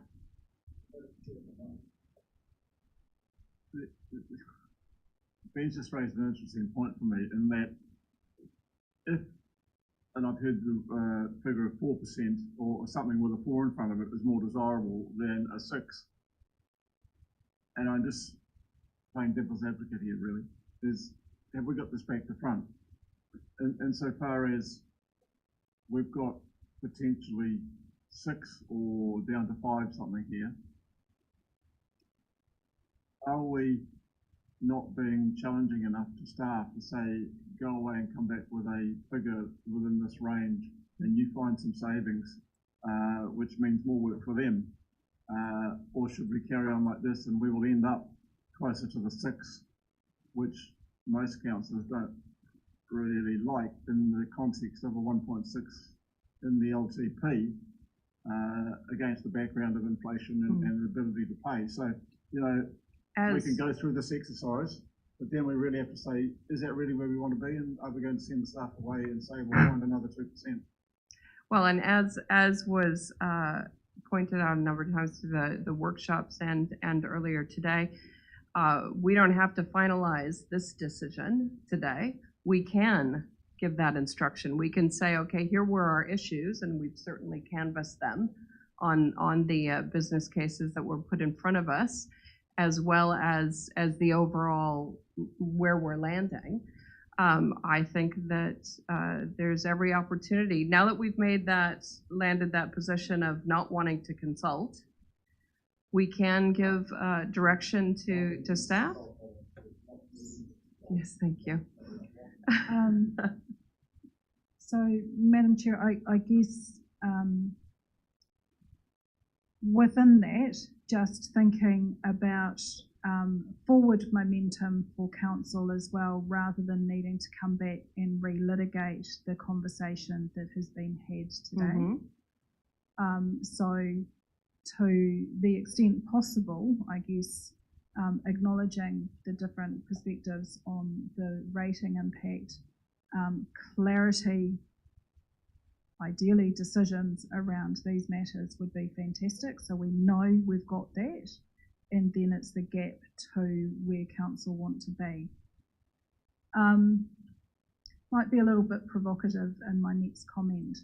To come back to my opening positioning for the budget, a change from a 6.1% increase in rates revenue to current ratepayers down to 5.2 had the impact of saving 40 cents per $100,000 of capital value across our ratepayer base.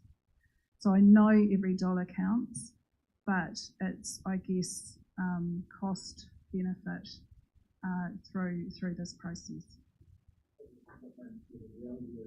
It's a 6.1 or 6% to the council's revenue now on average, but we are seeing that across the region it's up to 16-18% for individual districts, and that's the one that's going to hurt the ratepayer.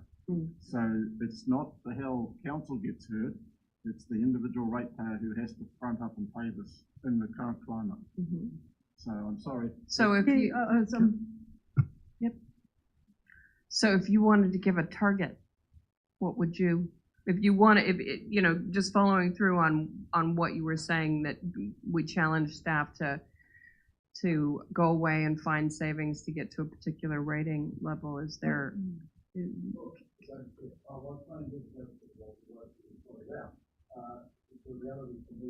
Sorry, we don't have. I think we can, the need for this to be in, and I would expect that. But then the next conversation is, are we able to live with that? And if not, what are we going to start to do?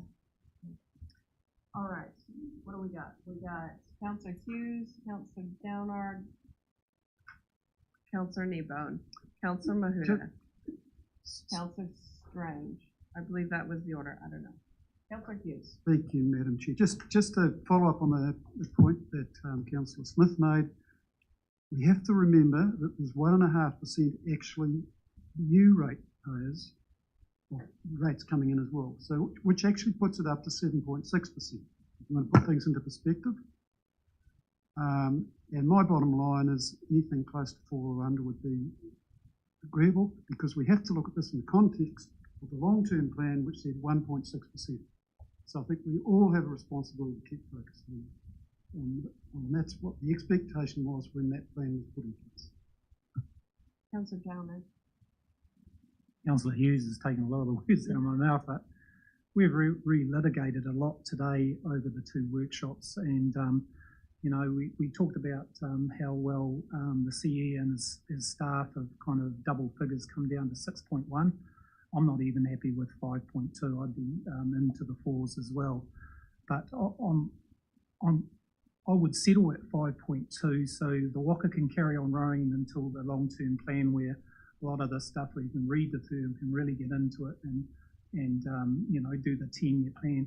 There's too much happening in the year 23 with a lot of people's interest rates coming out and jumping 3 times. We've got the disasters that have happened with insurances going up in all aspects.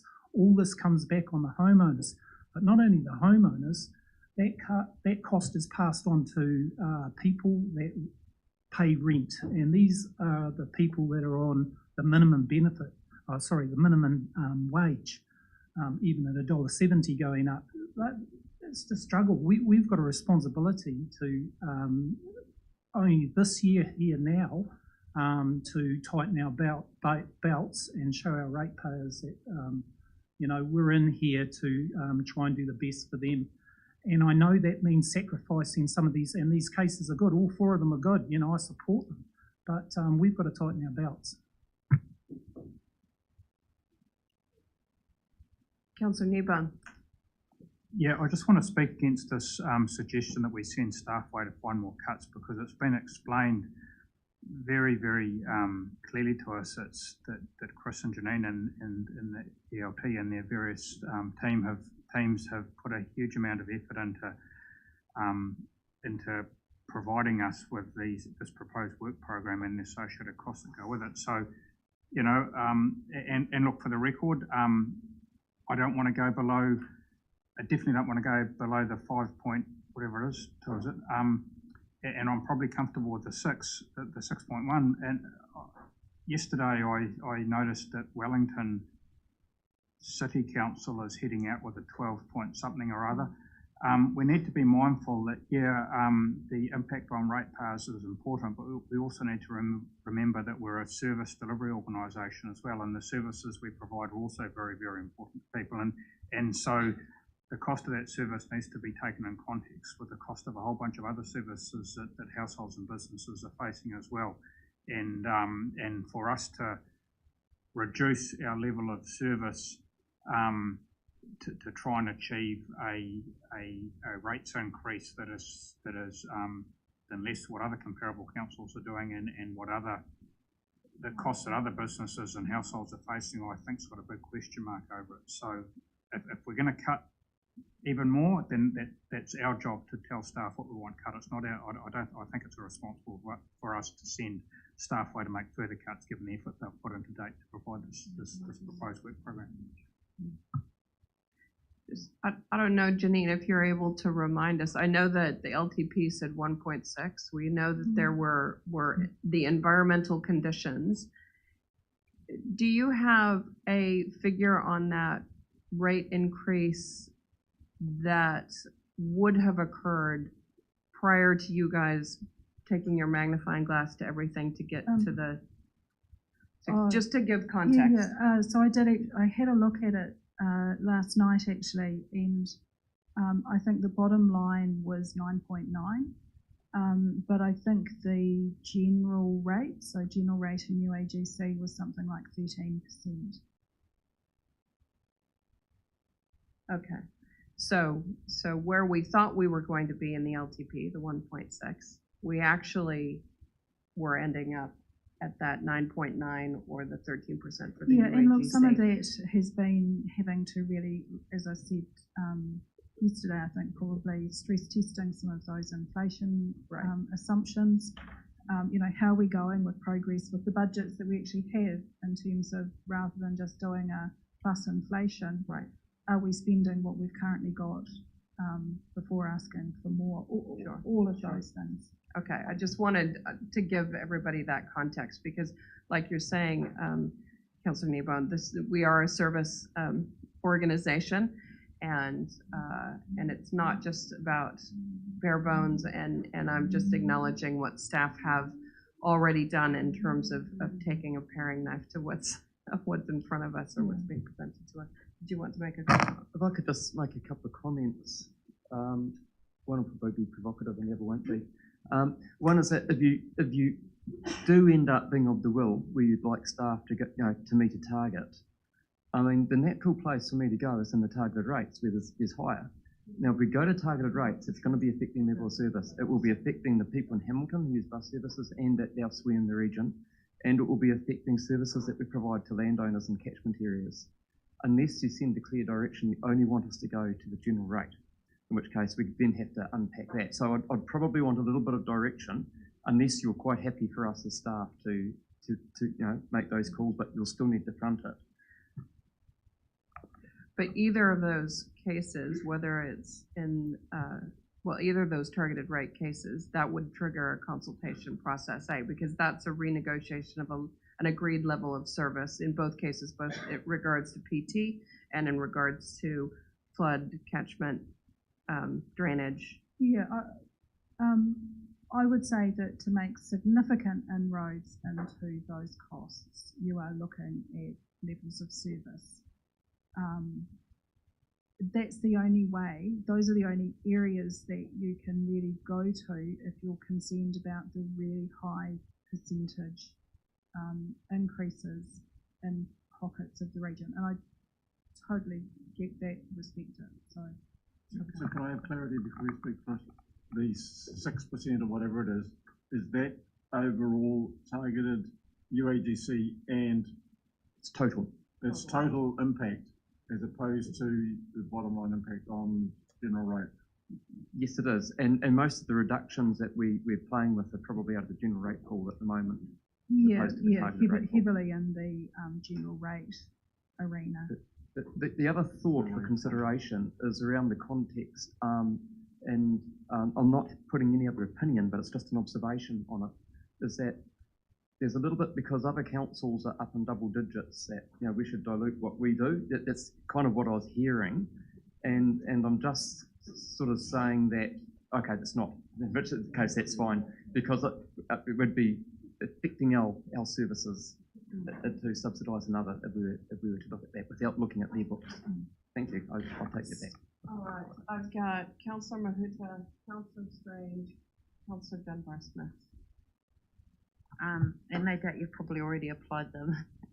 And I just want to have an ask and answered moment with you, Janine.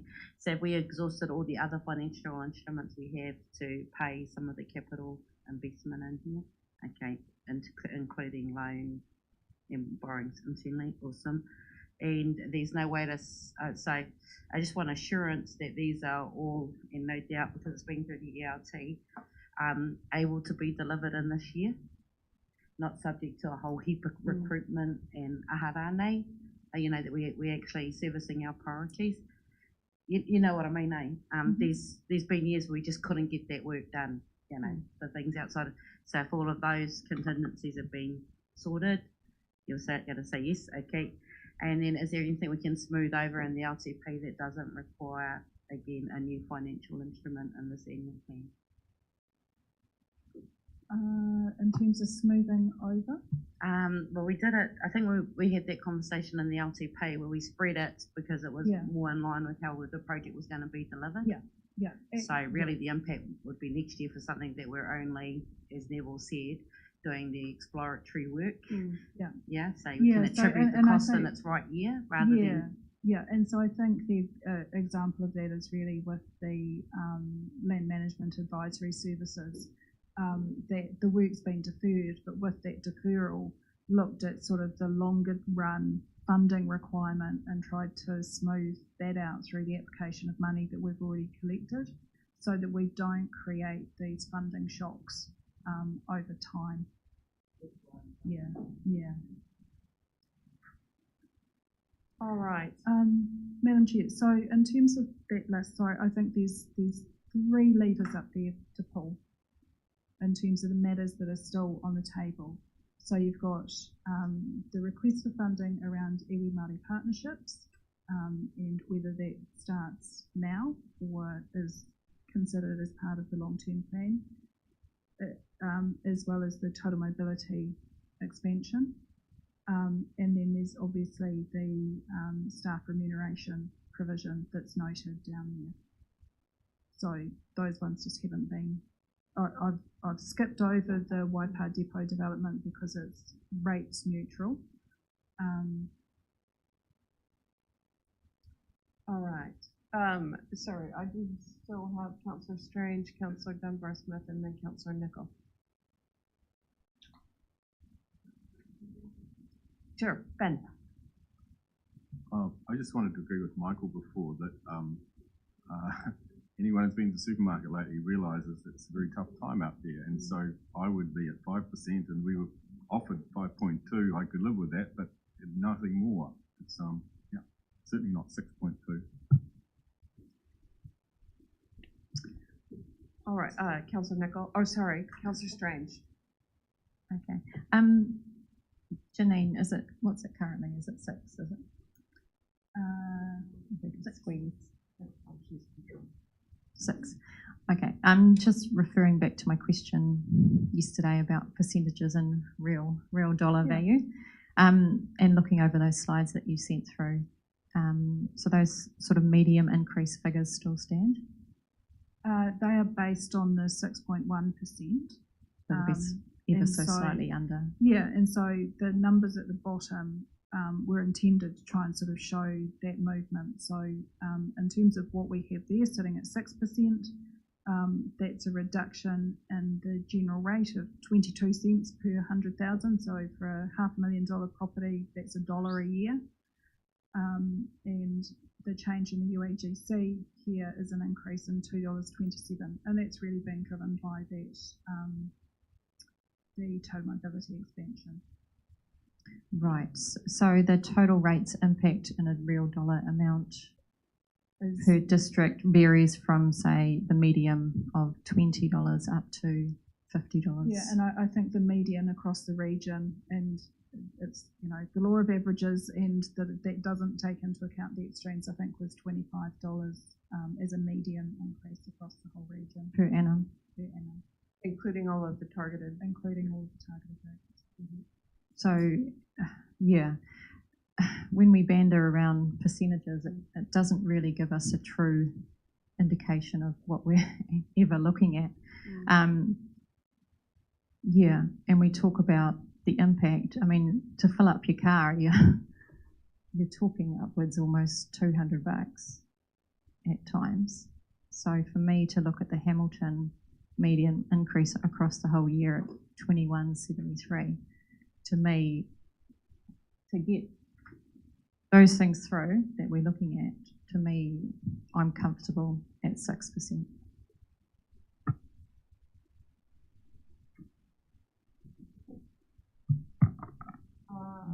Councillor Nicol. Thank you. Yeah, I mean, I'm mindful of the environment one with inflation over 7%, which is affecting our organisation as much as anybody else. Just putting that into that context, and we're coming in under that while still making progress. All these things are approved to take us forward with our strategy. I really do believe in local government and the services it provides. I think it's more worthwhile services than some other things I spend money on. What I said in the workshop yesterday was around cuts that are done rapidly in local government. I've always found cause unintended consequences and more costs and inefficiencies somewhere else, whereas if you take the time to embed systemic changes to lower cost in the long term, and that's long-term plan, that's where my focus is going to go. Looking at the items in front of us, it's been really good to hear a lot of people in the room talking about how they are all great ideas. They are all things that most of us, at least I could say, could get around. I do want to hark back to what Tipper raised before around what we've done in the past around deferring things by perhaps even just a few months to allow things to flow into a different financial year. When I look at the 4 or 5 things in front of us, I think we've talked already and settled on something with the customer service item and the depot item. So really we're talking more around the staff item, remuneration, the iwi Māori partnership thing, and total mobility. To me, the staff remuneration is really important because people are our biggest asset, is what I've been told in every organisation I've been in. And this place does not work without people. Something there, I think, we need to seriously consider. The iwi Māori partnership piece, for me, at home, I put my partner first. At work, we're talking here about our partner. I think that is worth investing in. The total mobility scheme implementation, I absolutely believe that that needs to happen. The exact timing of that, I'm a little bit open to. So really happy to hear from staff what you think is possible there. Would that be Mark or Janine or Chris? Sorry? Mark.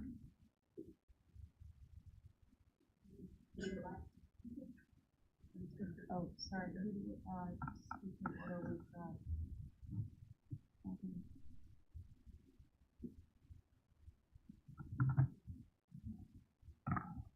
Yes, through you, Madam Chair. So the impact of this would effectively be the impact of deciding not to go ahead with that proposal would be the status quo.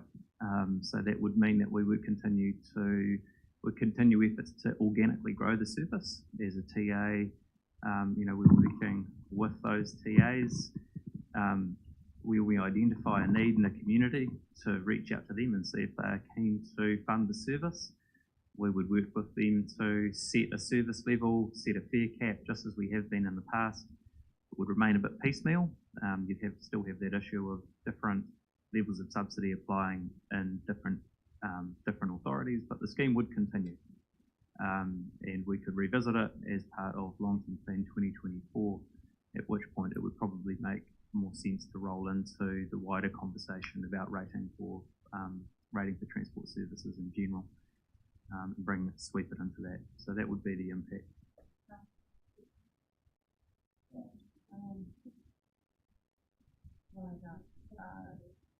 I've got Hughes, Cookson. Yeah, so just to clarify, I am actually 100% behind the total mobility funding to happen. I'm asking whether if you were to defer the start of that by 3 months, which would adjust the budget slightly, then I think there potentially might be more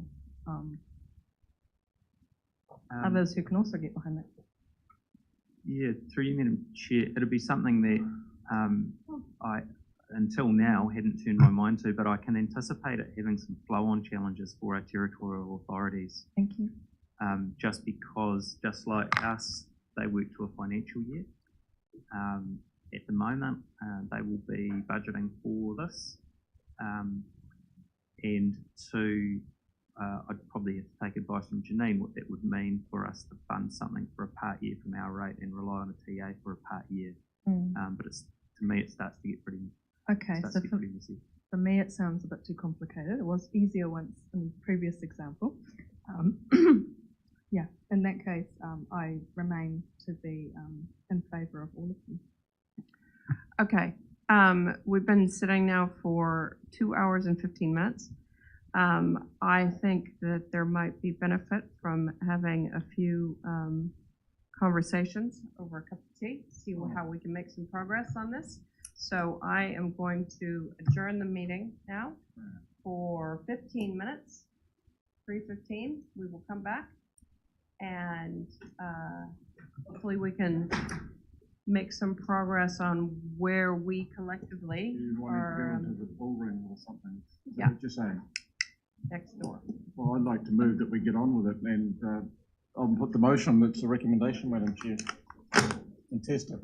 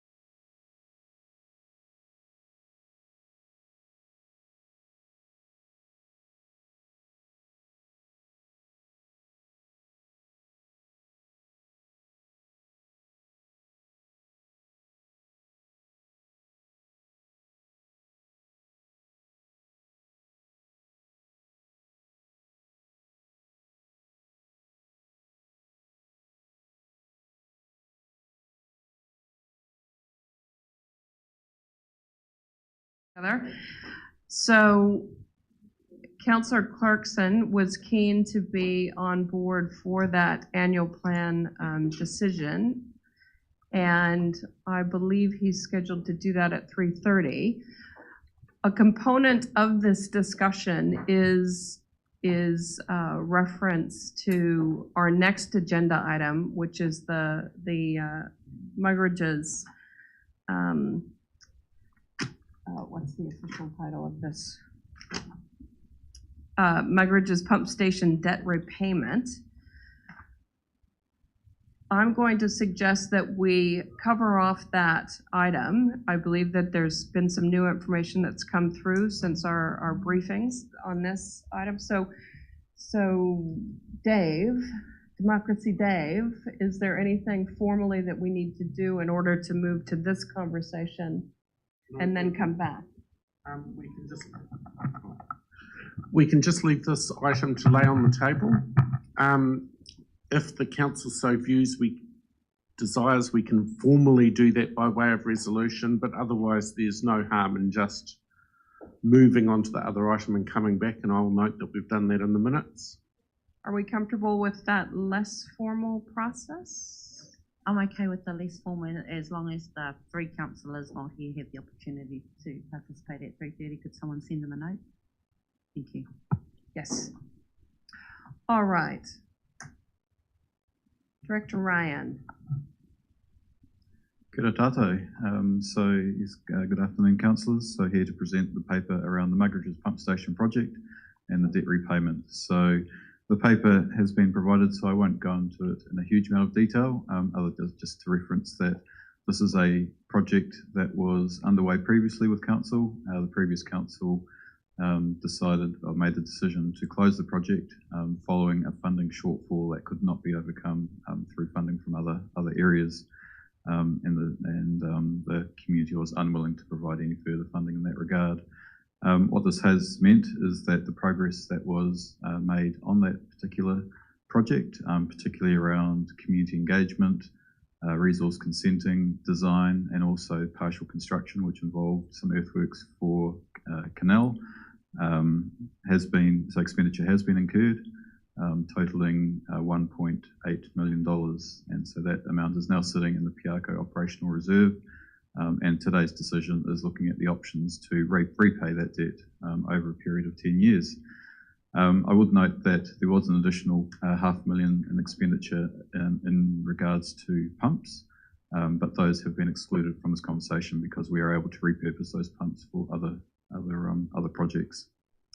Three options that are before you. The first one is that the debt be repaid over a 10-year period using the Piako River Scheme rate, the standard rate, which is generally it's 85% scheme, 15% general rate funding, although you'll note that an adjustment has been made to acknowledge a 5% contribution from the Hauraki District Council.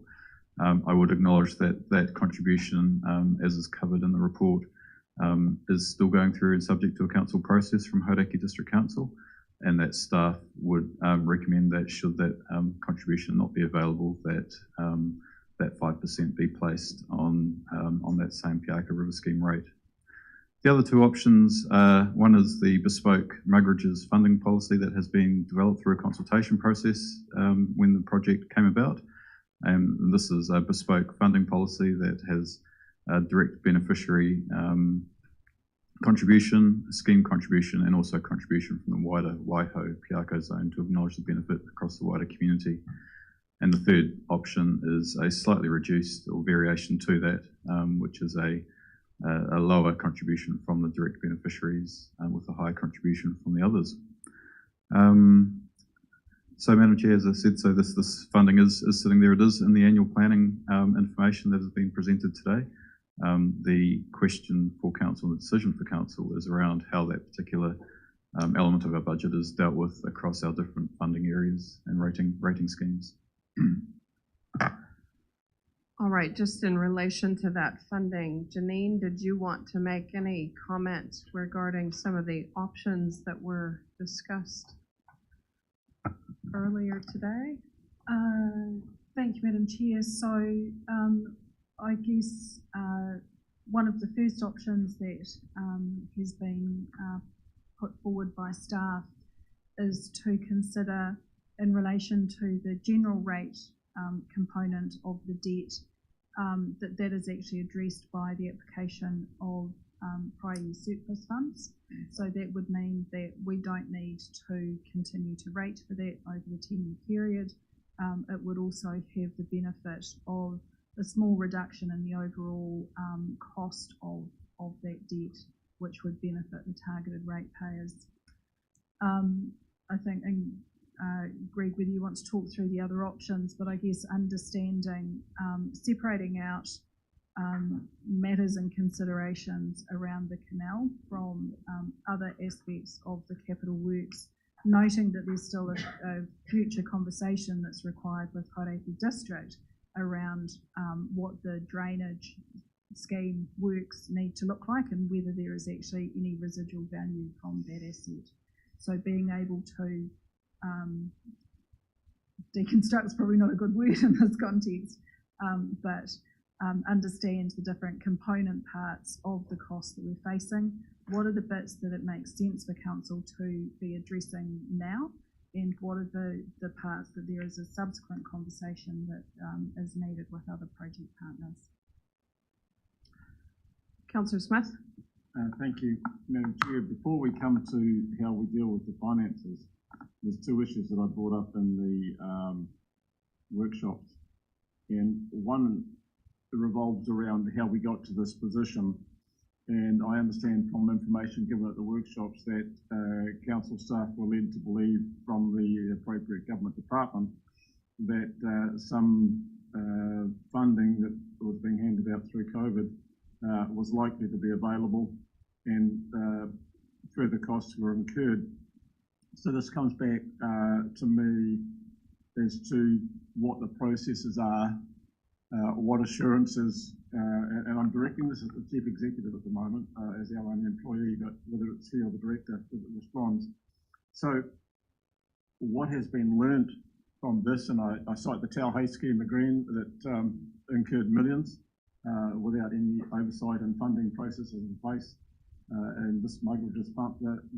Essentially, will this happen again, and if so, what can be done, or what has been done to mitigate that? And so the learnings, the assurances, can we have that stated in the public forum, please? I will look towards Director Ryan to make comment, but notwithstanding that there's been discussion of this in workshops in the last couple of days around perhaps the project management frameworks that are put around some of these projects, the learnings about the desires of some of the community, and how much weight is given to that without considering the wider community potential impact of it. Greg, do you want to reiterate some of those comments that were made in the last couple of days? Yeah, and one thing I would, just a point of clarification as well, that when the project got to the point where a competitive process was undertaken and it was clear that there wasn't sufficient funding available, no further money was spent on the project. There was some additional work to try and secure that funding through the government, but in the interim period, whilst there was that approval in principle, no further expenditure was incurred against this project until until ultimately it was confirmed that that funding wasn't available. So just to clarify that point there. So the reality, though, through you, Madam Chair, is that we've had two instances now where in nearly 2 million and previously several million, from my recollection, without trying to recall the exact amount, at Tauhei. What assurances can the community have that this sort of situation won't evolve again, where a good idea is run with without any funding base, and therefore we're in a position to be asked to either put it on a scheme, a wider scheme than just the beneficiaries of that scheme, or in fact the wider regional community to pay for, whether it was, I won't just try and label it as a mistake or an oversight or an incorrect actions, but we've got to get some assurance that processes are now in place to prevent this type of incident happening again. So that's what I'm seeking, sir. Yeah, so reference was made to our project management framework, and I think the key learning with this is that we do get approached from time to time by communities who are looking to either establish new assets or improve the level of service that they receive. I think a key learning from both this and the Tauhei project was being very clear about what the process is to actually investigate that further in order to, I guess, make progress on that inquiry. And part of that has been very clear as well, is that Council will need to establish appropriate funding and budgets to undertake the initial investigation with, again, a clear understanding that is simply to get to the point of go or no-go. And there is a potential for a no-go call to be made, and that needs to be understood in terms of recovering that money that may well be sunk without the establishment of asset. I mean, that's what we've seen with both the Tauhei and the Muggeridge situation. So there's a very clear understanding there, and part of that is application of our program and project management framework, and staff being very clear around what they are enabled to undertake, what funding has been enabled and released by Council versus what needs further decisions before moving forward. Councillor Hughes. Maybe somebody can just assist me in terms of decision making. Is this something that should be picked up by the risk committee to set some policy on the levels of funding which can be internally authorised before a need to come back to full council for approval to move forward? Through you, Madam Chair. Risk and audit does have a purview of significant projects. And Janine, I'm just looking to you to remind me where the integrated catchment sort of suite of projects sit within it, because I know there's a lot of project governance wrapped around that now. Yes, thank you, Chris, through you, Madam Chair. The Risk and Assurance Committee over the last calendar year had under its oversight the overall Shovel Ready program, of which Muggeridge's was included within that. So there is that governance oversight and transparency. From an authorisation to spend perspective, that's set through our financial delegations policy, and in relation to these large items, so we have an internal, what we call a tenders board, which is members of the executive leadership team looking at expenditure that exceeds our individual delegations, and where that expenditure is now more than $2 million of Council's funding and over multiple financial years, that comes through the Finance and Services Committee for oversight and approval there as well. Those approvals, sorry, in terms of the spend, I think there's also the issue obviously around the establishment of the budgets and associated funding. Yes, thank you. The $2 million, I respect that in terms of the senior management team, senior leadership team making decisions, but I would like to think that we could have a cut-off point much lower than that for investigations into projects which should or should not proceed. So yeah, we can discuss that. Councillor Dunbar-Smith. Simply to express concern that these people are going to be paying consistent 1.8 million for something that hasn't been delivered, apart from a canal. Can you talk to us about the canal process at all, and whether there's any possibility of some future project happening there? Yeah, sure. So the canal is in place, and options have been worked through with the Hauraki District Council about what options may be available to resolve the issue, because the issue still remains for the Muggeridge's area and Muggeridge's catchment. And so it needs to be looked at in terms of, are we talking about solutions similar to what were explored? Are there other ways to resolve the particular issue? Every effort is being made to incorporate the existing infrastructure into those solutions. The canal is just one existing piece of infrastructure. The Muggeridge's area is also serviced by the drainage network, which is operated by Hauraki District Council, as well as a number of pump stations, which are not operated by ourselves. Councillor Cookson. Thank you, Madam Chair. I think we're forgetting why we got to this point in Muggeridge's anyway. We were ready to fund $6 million worth to do the project, and it was all go. All the landowners agreed to the $6 million project, but the council hadn't done its diligence good enough, and it failed. That's the issue. This council has got to get a lot better at its due diligence when it's doing projects, because that's where we fail every single time, is the due diligence behind it. And we aren't very good at running these sort of businesses. We've got to get better at it. It wasn't the fault of the community. There is no fault of the community in this, because they agreed to the $6 million budget. And when we went, and you came to them and said this project will cost $6 million, and they okayed it. But then the project ended up at $9 million 3 months later. That is no failure of the community. That is the failure of regional council, and its inability to process these sort of projects. Thank you. But I wholeheartedly agree with what Noel said earlier as well. We've got to plan where these costs lay is also where we've got to decide how big do we let it go to say, no, targeted ratepayers have got to start paying for this before we go any further, so they understand the true cost of where this project's going. So then they're buying into it instead of getting to this point where we've got a debt of 1.8 million. Thank you. Did you want to respond to that, Greg? Yeah, and look, I think both this project and Tohei have also been really good examples and learnings around making sure that when we are preparing these projects that we are doing thorough engineers' estimates and using the best information at the time to understand what we may be looking at in terms of bringing together project budgets and informing the community. It's always going to be a challenge, because ultimately we do put things out to the open market and we get back what we get back. But I think it's really important that we do also make the best effort to get that accurate information through to the community and base our assumptions off that. Thanks for that. I think you're getting a real clear indication of the expectation of this council.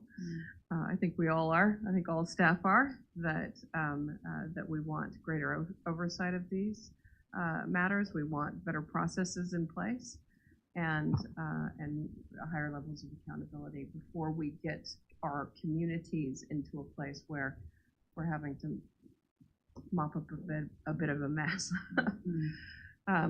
And I shouldn't laugh, because it will have a significant impact on people in that community.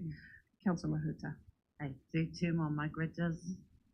I know. And the never-ending story, but I just wanted to check in that we've got a project control group and that the chairs of catchment are part of that, and if not, could they be? Because again, I'd expect someone in council to be proficiently Muggeridge fluent as we go through this, whatever we commit to.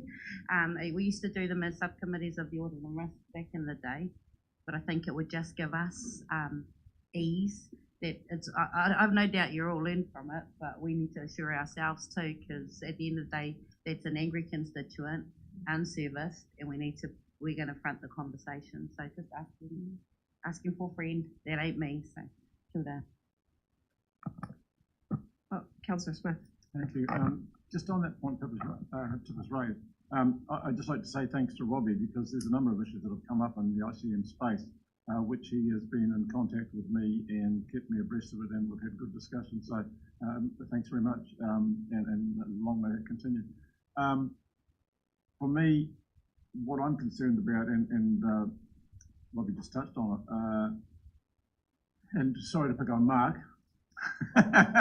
but in the last couple of days, we've heard about some transport costs that have gone up 200,000 in 2 days.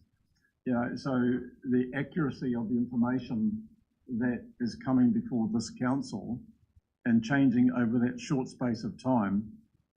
I know we're in a very dynamic, fluid community and cost position in the community at the moment.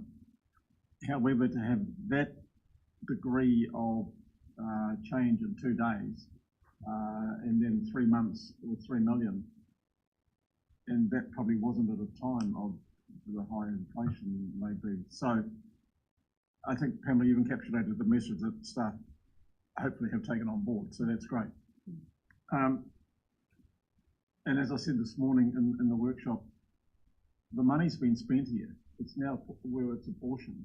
So yeah, let's focus on dealing with that, because we can talk about what's wrong. We've got the assurances that we need to go forward as a council.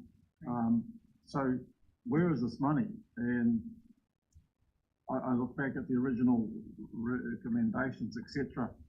And sitting here is one who pays targeted rates. I understand rivers and drainage a little bit. Wouldn't say I'm an expert, but I've been around it for 27 years now. The reality is somebody's got to pay. I think the general rate payer should be the one that doesn't pay the most here. And it should be that my concern is the 10% level, and the rest borne by the scheme. And I really feel for the scheme people, because that's a very wide area and a lot of ratepayers who are paying for a very small area. Some would say flip it to the general ratepayer and the cost is less severe. But that's for the whole council to decide. But you know, there's what happens to the canal. I think that's for a future time to discuss, and we can work with that over time with the Hauraki District Council. But right now, we need to apportion this money. So whether it's today or whether we defer it, but it will have an impact on the annual plan and the rating. So we have to have a decision of some sort. So I think, Madam Chair, if I can ask that we just focus on who pays, because all the rest is now superfluous. Great. All right, so just in that, do you want to make a comment? You look like you were moving in. No, I think I could see where you're going. So we probably just maybe need a bit of guidance, Janine, given the interaction of this with the annual plan discussion. And when we go out of this, we'll go back to the annual plan and try and get a resolution where we are today. But where can we get with this today? And what do we need to delay, and how would we incorporate it in? Is that what you're going to ask, yes, Madam Chair? Yeah, so through you, Madam Chair, I think because we had really useful conversation this morning with Council, but rather than trying to force that into a conversation today, the recommendation would be to come back to that at the Council meeting at the end of this month, so that staff can make sure that we've got the numbers right, got the options right. And there were further discussions that were going to happen between us and Hauraki District Council as well. Yeah, so I think to come back based on that discussion in terms of if we assume, there's three options there. If we assume under each of those that the general rate component is funded through the prior year surplus, if we isolate out the costs associated with the canal, and then focus in on what we need to be addressing now under those three options, then we can come back to that decision at the end of February. What that would mean for today, and we've got sort of some draft recommendations for Council to consider, is to try and land the other topics from an annual plan perspective and understand where that gets us from a rates position, so that we don't need to relitigate that, but we can bring the total annual plan budget and the approval of that to you at the end of February as well, which can then incorporate your decision around muggerages, and it can sit within that broader annual plan context.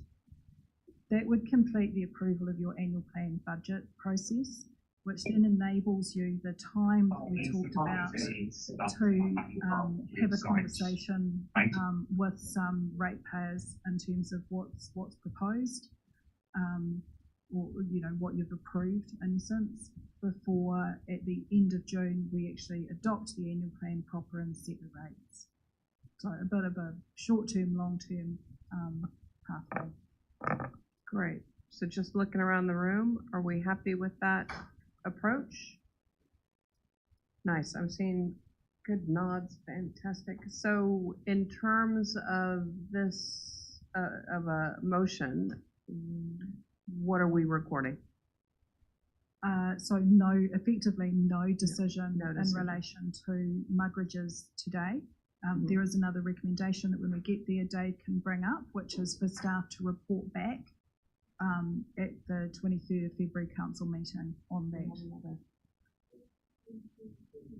Yeah. Okay. Yeah, I'm just trying to get it up. I'm just trying to get something up on the screen for us. The separation of those matters. So we're focusing in on what we need to do now. We've taken out the general rate component, which will,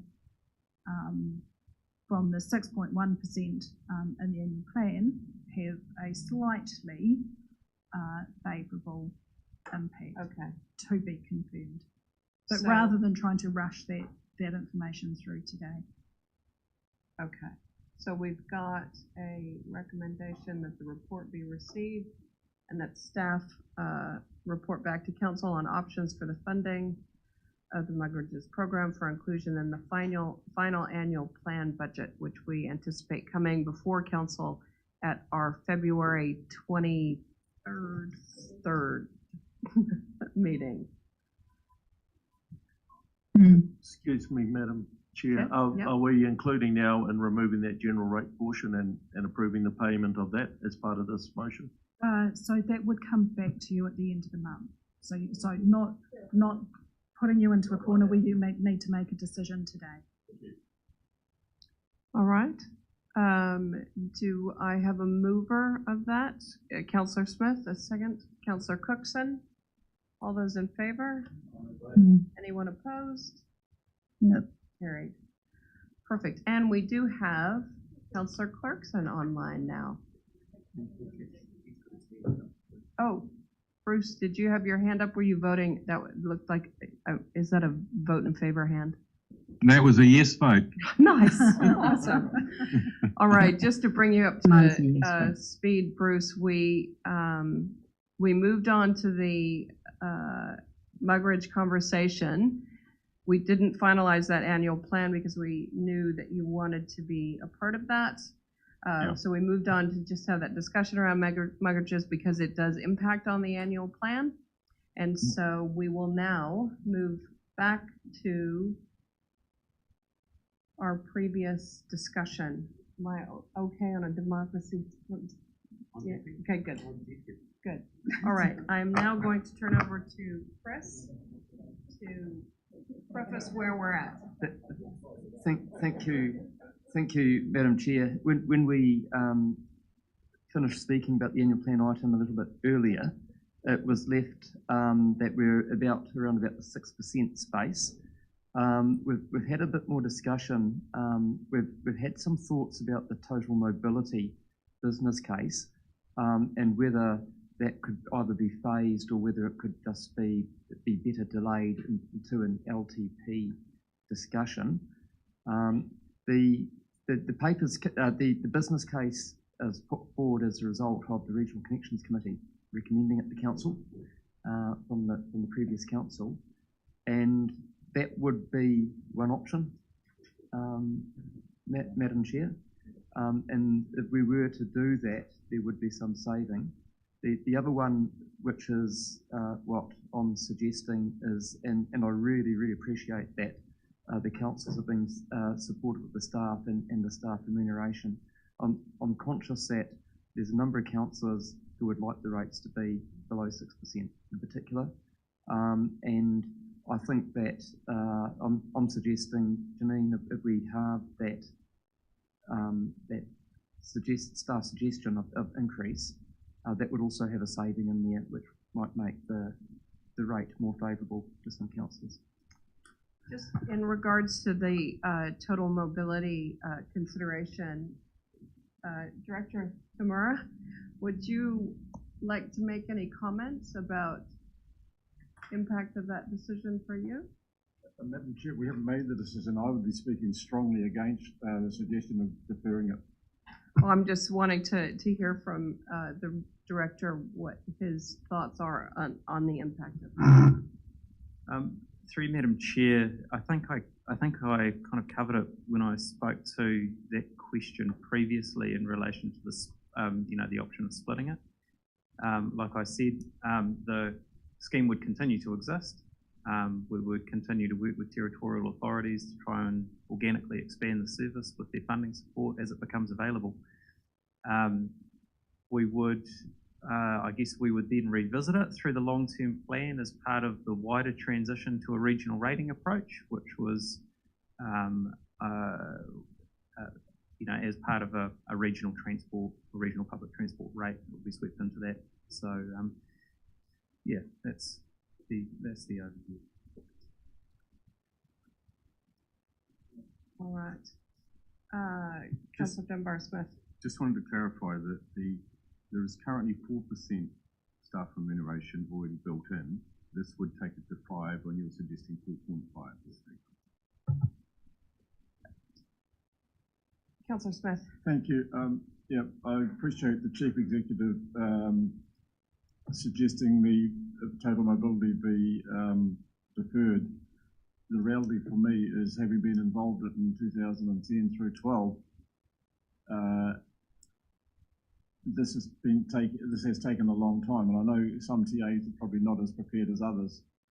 The reality, though, is put yourself in the position of the person who has need of this service, and what the change to their life means for having independence, or the ability to get to appointments at hospitals or wherever they need to go. And I do not have any relative or friend or otherwise who is in need of this service, so I'm not biased in any way through personal experience, but having through personal experience observed others who, without support, cannot get.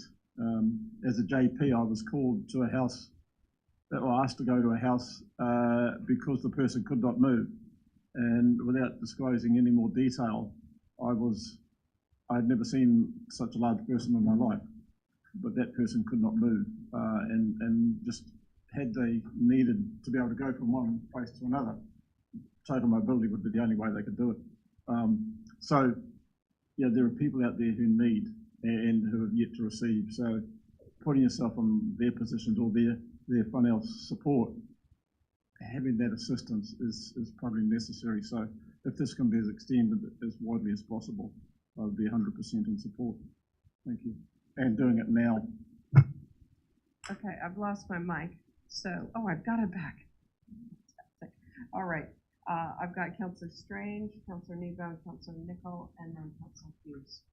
Councillor Strange. Yeah, thank you. I'm just wondering if we could squeeze the screen so we could see the percentage at the bottom. Or scroll it up. Sorry, to clarify, I have reduced, in terms of Chris's feedback and direction, the staff remuneration provision by half. So the number that you'll see includes that, yep, 5.8. And is that the other removal of total mobility? Total mobility is still sitting in that number. I think if that comes out, we sit at 5.5. Thank you. Yeah, I would be in agreement with Councillor Smith. I really would fight hard to retain total mobility within this annual plan.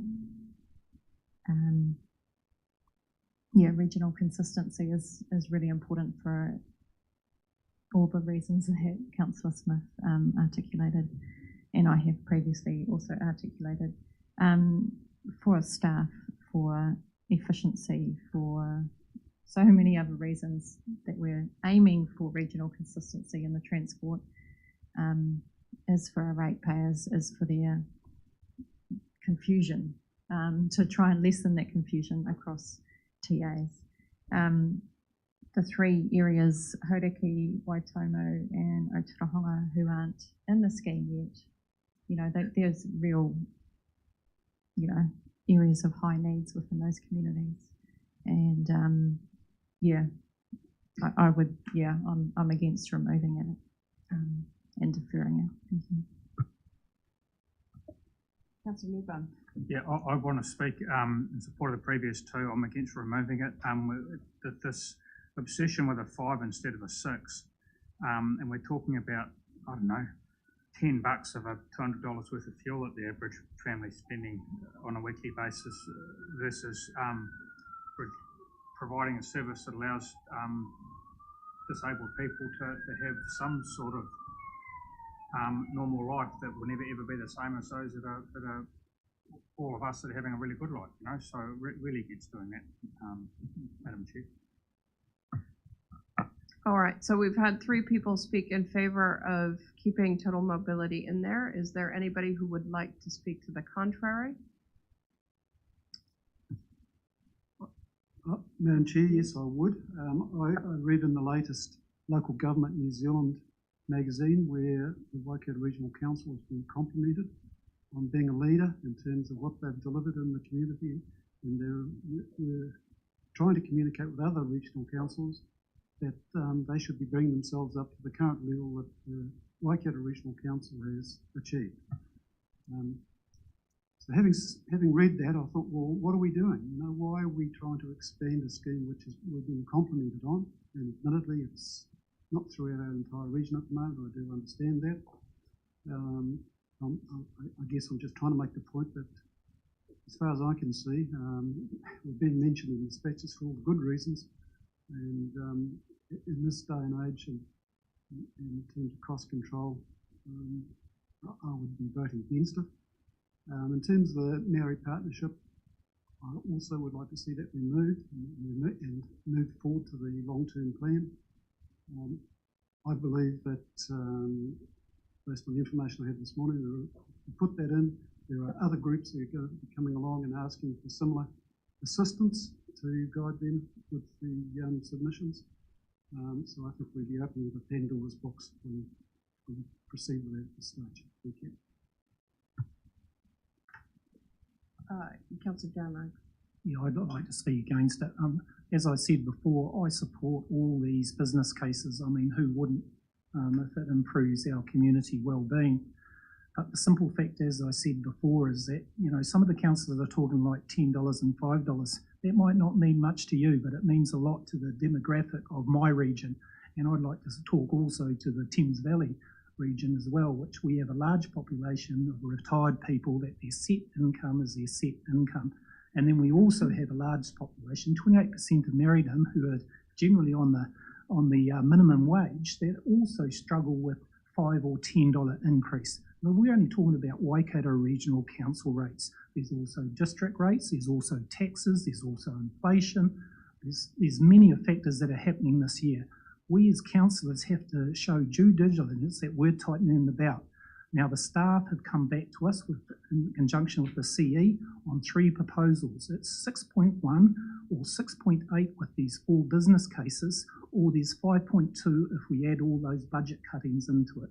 So I'm not making the Waka go any slower. I'm just saying let's just get in it to the long-term plan for this next year with so many circumstances happening that we can still provide our current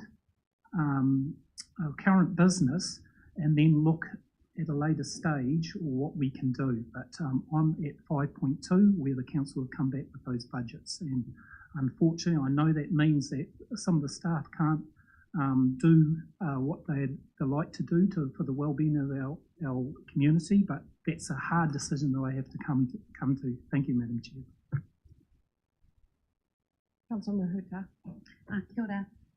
Just of the 4 proposals, 3 regards to vulnerable communities. So I think I just want to put that in a context. Whether EV future proofing is the one that we think about, because again, it's a go forward thing. I just put that on the table because again, we're here to speak for those without voice. And just I want to note, Māori should not be othered at this table.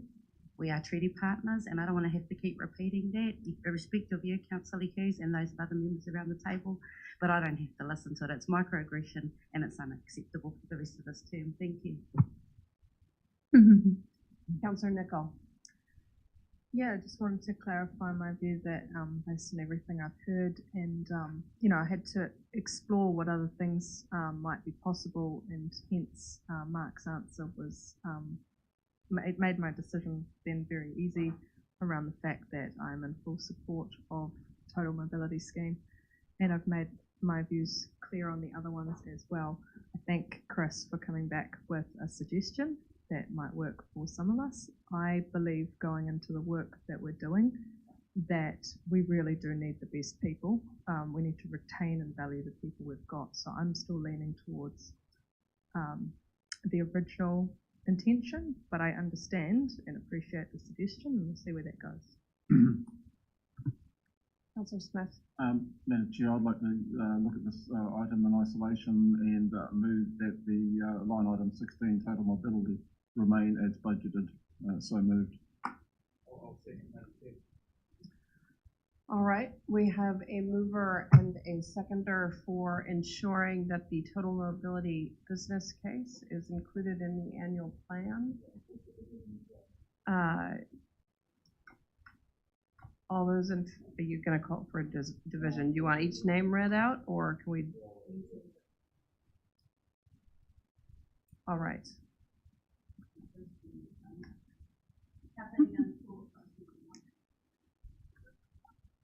I suppose I'll add my thoughts on the total mobility now that we've got the motion on the floor. I am certainly in favor of this in theory. I understand that it addresses a lot of our vulnerable communities, particularly in rural areas, and have always been very supportive of it. I suppose fundamentally, I'm looking at a couple of these items in terms of ongoing projects and ensuring that we've had adequate consultation with our communities, and just listening to Director Tamura in reference to total mobility, that could sit nicely within the conversation around the long-term plan. I am in favor of that item being addressed at our long-term planning process. So that's where I'm positioning on that. But unless there is any other further comments to this particular motion that's on the floor. Yes. Yes. Yes. All right. Chair, are we taking this in part, or are we going for the well, whole? we've got a motion on the floor now for this particular line item in the annual plan. Okay. All right. Oh.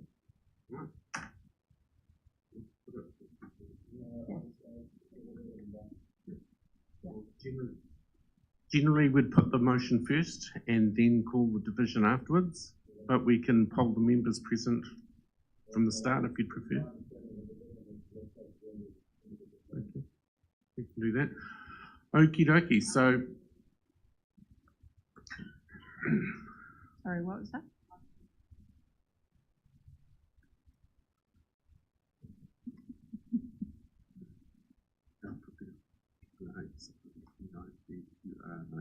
Okay. Is your alphabet right? Okay, we have a motion on the floor that the total mobility funding be included in the annual plan funding. I'll call your names one at a time. Can you please indicate whether you're for or against the motion? And if I call anyone that's not here, can someone let me know? Councillor Clarkson.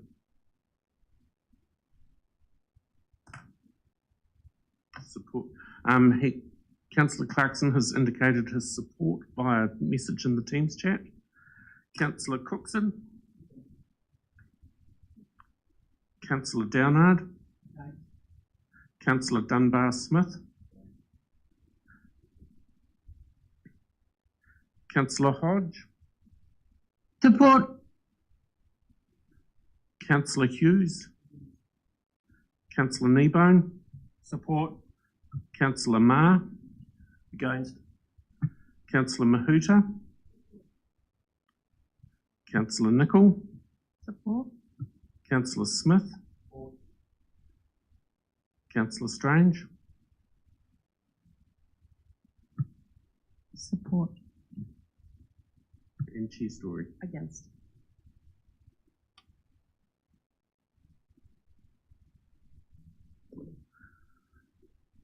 Okay, we have 7 votes in support, 6 opposed, with 1 member not present. The motion is carried.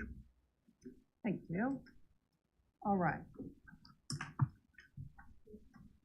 So back Madam Chair, to our, yes? in the interest of time, I'd like to move, sorry, we've lost the screen, I think we have 3 items, is that to block, please?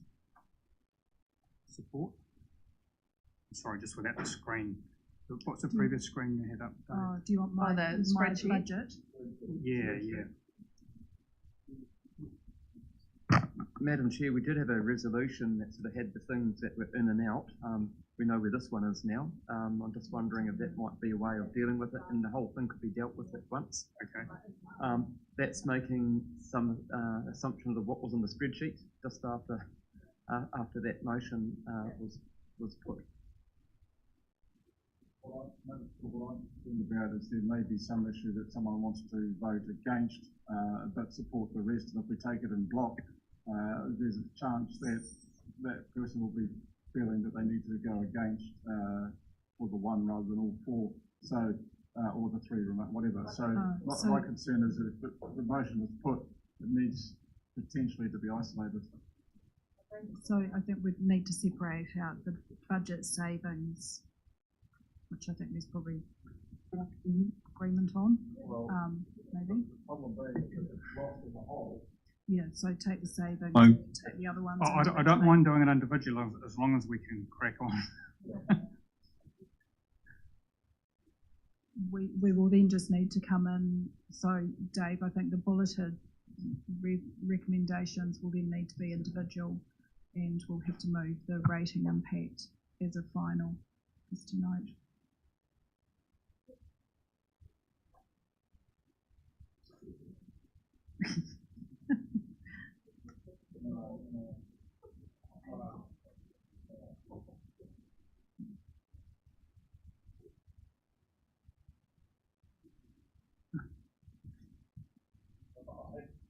Happy to be the mover for the morning and find a second, then just go bang, bang, bang, bang, do the votes on them. Get a second. We will take them line by line, is that the preference? All right.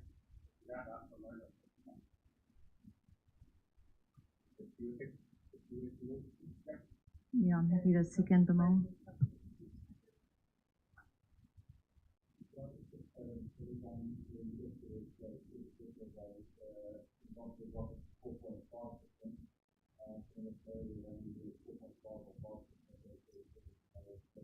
So I'm moving 5. Seconding 5.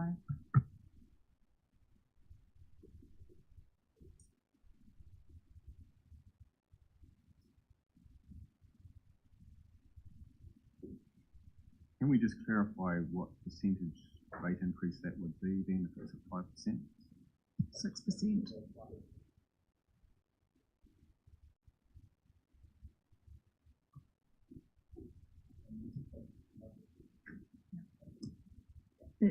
That's correct.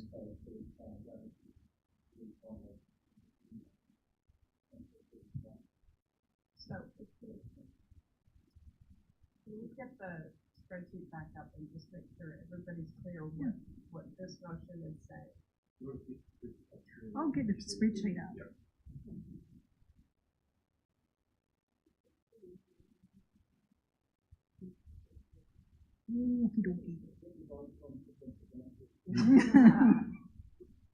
You're never off the clock.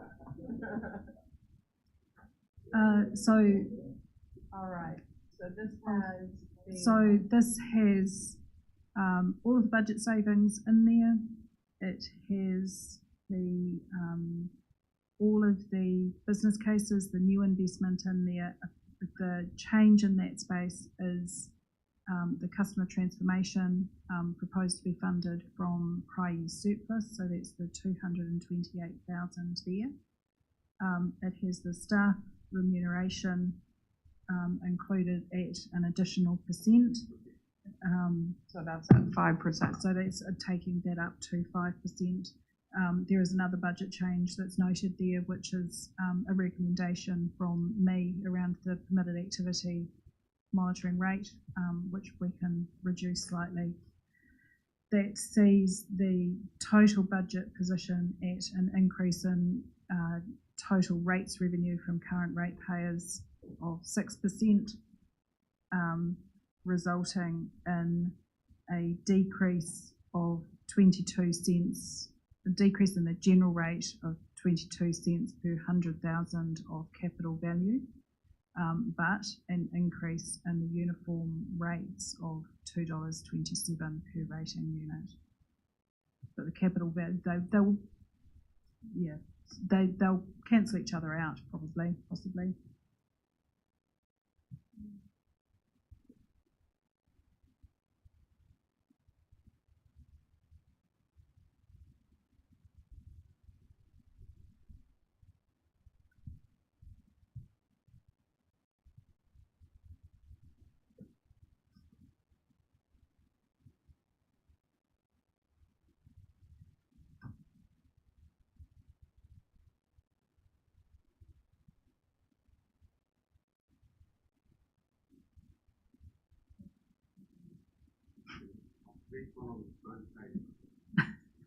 I put each resolution on its own page, so there's going to be no confusion about where we're at.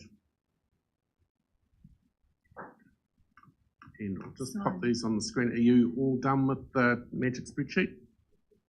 I will capture the decisions as they're made into the spreadsheet, so we can come back to that from an overall picture as well at the end if we need to. Just to No, we can't. Nah, it's all one. No.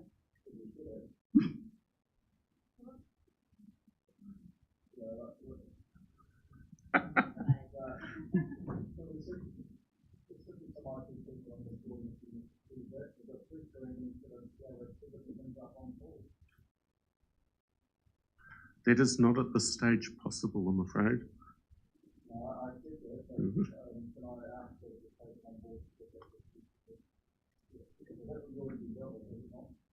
That's correct.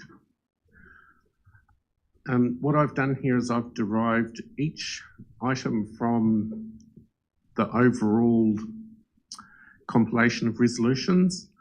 So we'll examine each one, check that they're correct, and then we shall put them.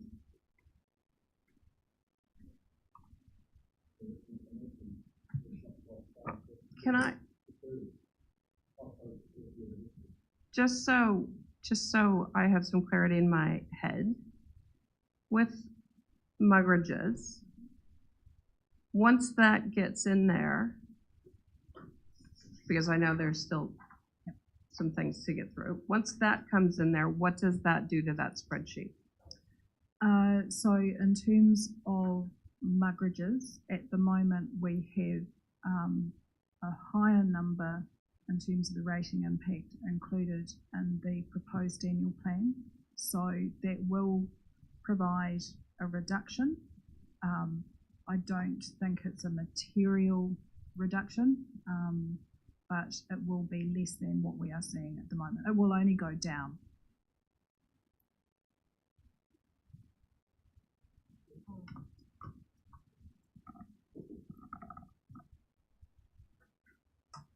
All right. So we shall take these one by one. All right, we have a mover and a seconder for deferred commencement of the Sustainable Homes Eco Retrofit Scheme. Council's role will be reconsidered through the LPP. All those in favor? Aye. Anyone opposed? Carried.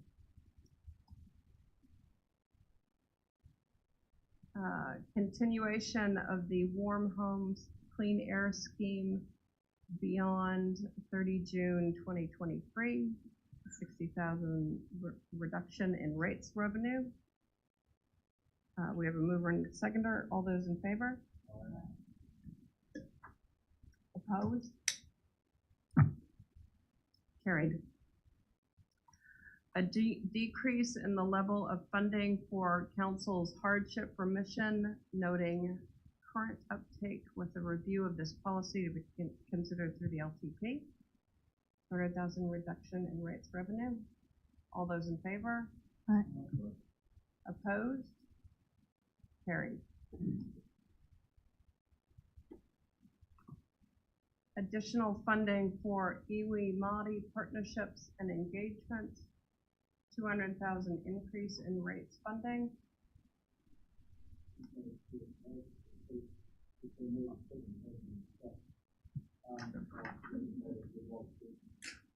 Rather see this in the long-term plan.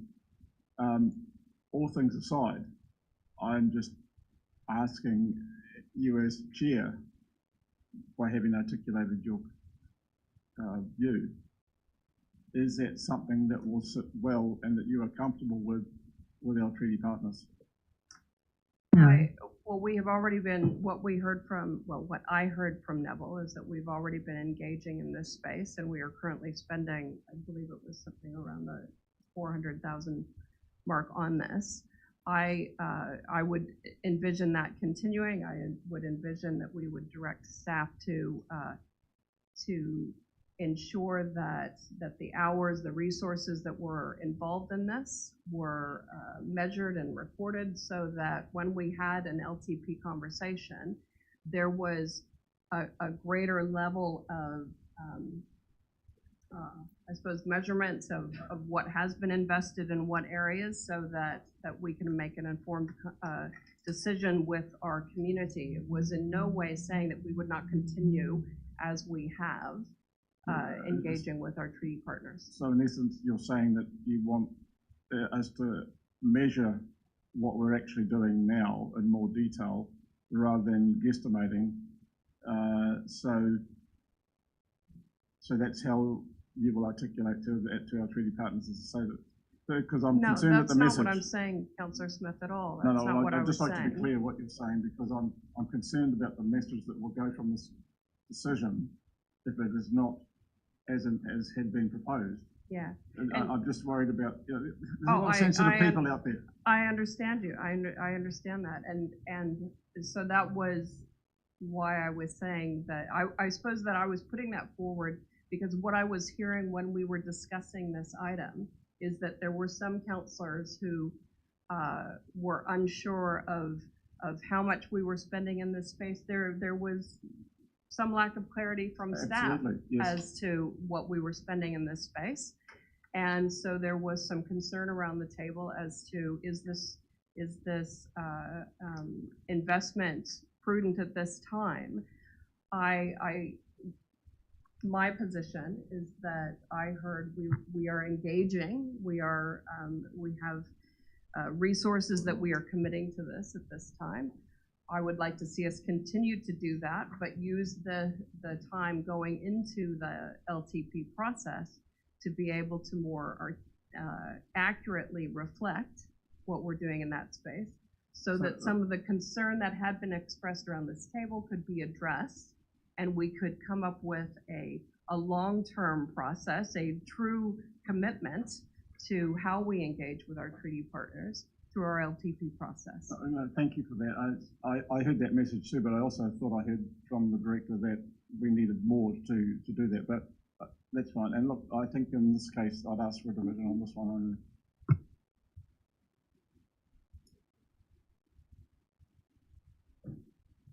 Oh, sorry. Yeah, Madam Chair, just further to this, I just want to seek clarification, please. I'm hearing that you're not intending to support this recommendation. Maybe I'm wrong. Councillor Hughes has made his views with regards to how we engage with our iwi partners abundantly clear. That's fine. He's entitled to do that. I just wanted to understand whether or not you're in support of Councillor Hughes' views or by not supporting this resolution, please. No, I think I was clear in my response to Councillor Smith that I was reflecting on the collection of views around this table and trying to find a way forward that allowed people, this organization, to continue to engage with our iwi partners, because that is absolutely paramount to this organization, but ensure that we are including that provision for how we engage in our long-term planning process. And in order to do that, it was about using the next annual plan to ensure that we have the feedback, the data, the information necessary. That next annual plan, you mean long? Over the next 12 months, so that we're prepared going into our LTP process.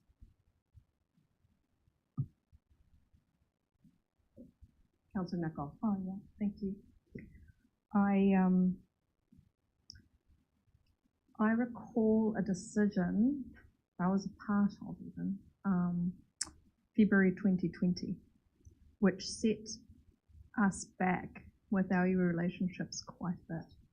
And I'm thinking that when we have things in front of us, like whether staff remuneration is 0.5 more or less, and we have something in front of us like the 200,000 for this item, that in context of what you were saying about wanting to have a really quality conversation at the long-term plan time, we've been presented something that is innovative and that would allow us, if it happened in 2023, would allow that to truly be a quality conversation, because we're making a little step up, and then we could do another step up when the RMA reforms and other things are clearer, as you know.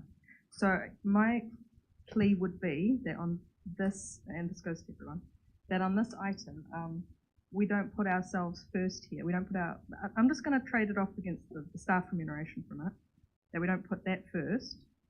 I would actually argue that we put our partners first in this instance and allow the staff to learn further and improve that relationship. I think we will get better outcomes in the long run. And that's my addition. Thank you.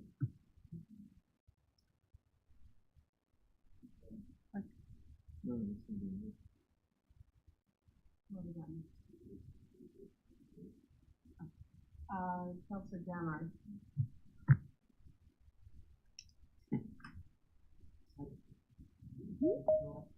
Turn your mic off. It might help. I don't like the way that some councillors are insinuating just because we vote against these business cases that we don't agree with them, because we do, and, as I said before, they all merit extra funding put into them. But again, I come back to each one of us have our own personal view. We represent the community that we come from, and then we also represent the wider Waikato Regional Council. And my first point of call for this year, for this annual plan, is to try and be diligent in keeping the rates as low as I can. Now, as I said before, going to that 5.2, the business still runs the same. We've still got that investment in each of those entities, except we just haven't got the extra 4 cases coming into it. So please don't insinuate because we're voting against those cases that we don't care or we don't believe in those extra funding into that. That's all I want to put forward. I'm sticking hard at 5.2 because that's what the council bought with the budget, those 3 options. I didn't come up with that myself. I'd love it to be lower. And, we're going through line by line. I'm getting a bit confused, but at the end of the day, that's where I'm sitting, because that's with all the budget cuts in there, and that's just been at the bare minimum until we, 3 months I've been a councillor, let's get into a year and into the long-term plans where we can then now make those hard decisions. One of those ones of the cases is the mobility. Now I'm chairman of the transport committee. Now that just makes me look, absolutely stupid to some of you, because you think I'd support that because I'm chairman of it. I haven't even had my first committee yet. We've got our first meeting tomorrow. But then it still comes down to the rates that I believe that are obtainable to the most. And again, I talk back, you talk about $10 or $20, Councillor Kneebone and Councillor Strange. That's a lot of money to a lot of my contingencies in the whole region. Thank you. Councillor Marr. Yeah, again, just echoing those thoughts of Mike, but also, this was presented to us in a report, and it purely states here, as the funding for this is unknown, it is assumed that you would need at least as much as the council currently spends, which is unknown. And it should also be noted that there is a high degree of uncertainty in the relation to the amount the council currently spends on iwi engagement. I don't have the information for me to go forward and work out that if this is a good decision budgetly to make. So I'll be voting against it. Councillor Hodge. Hello. So, as you know, I'm for this. What I'm against is the bus depot being built in Kihi and the EV. So you might want to know why. I live here in Kihi. I can't see where on earth they're going to put this. The council, WR's Waipa hasn't spoken to the community yet. And so I'm not going to tautoko some money going into something that we as constituent members in Waipa are not quite sure about. So if I have to take anything out of all of this, at this time I would prefer to move that one, the bus depot of Kiki and the EV, to the long-term plan and leave this one there. Kataraina, that's a rates neutral one. So that one wouldn't make any difference. It's still got dollars connected to it, but I'm for this. Yeah. Okay. Councillor Clarkson. Yes, can you hear me okay? Yes.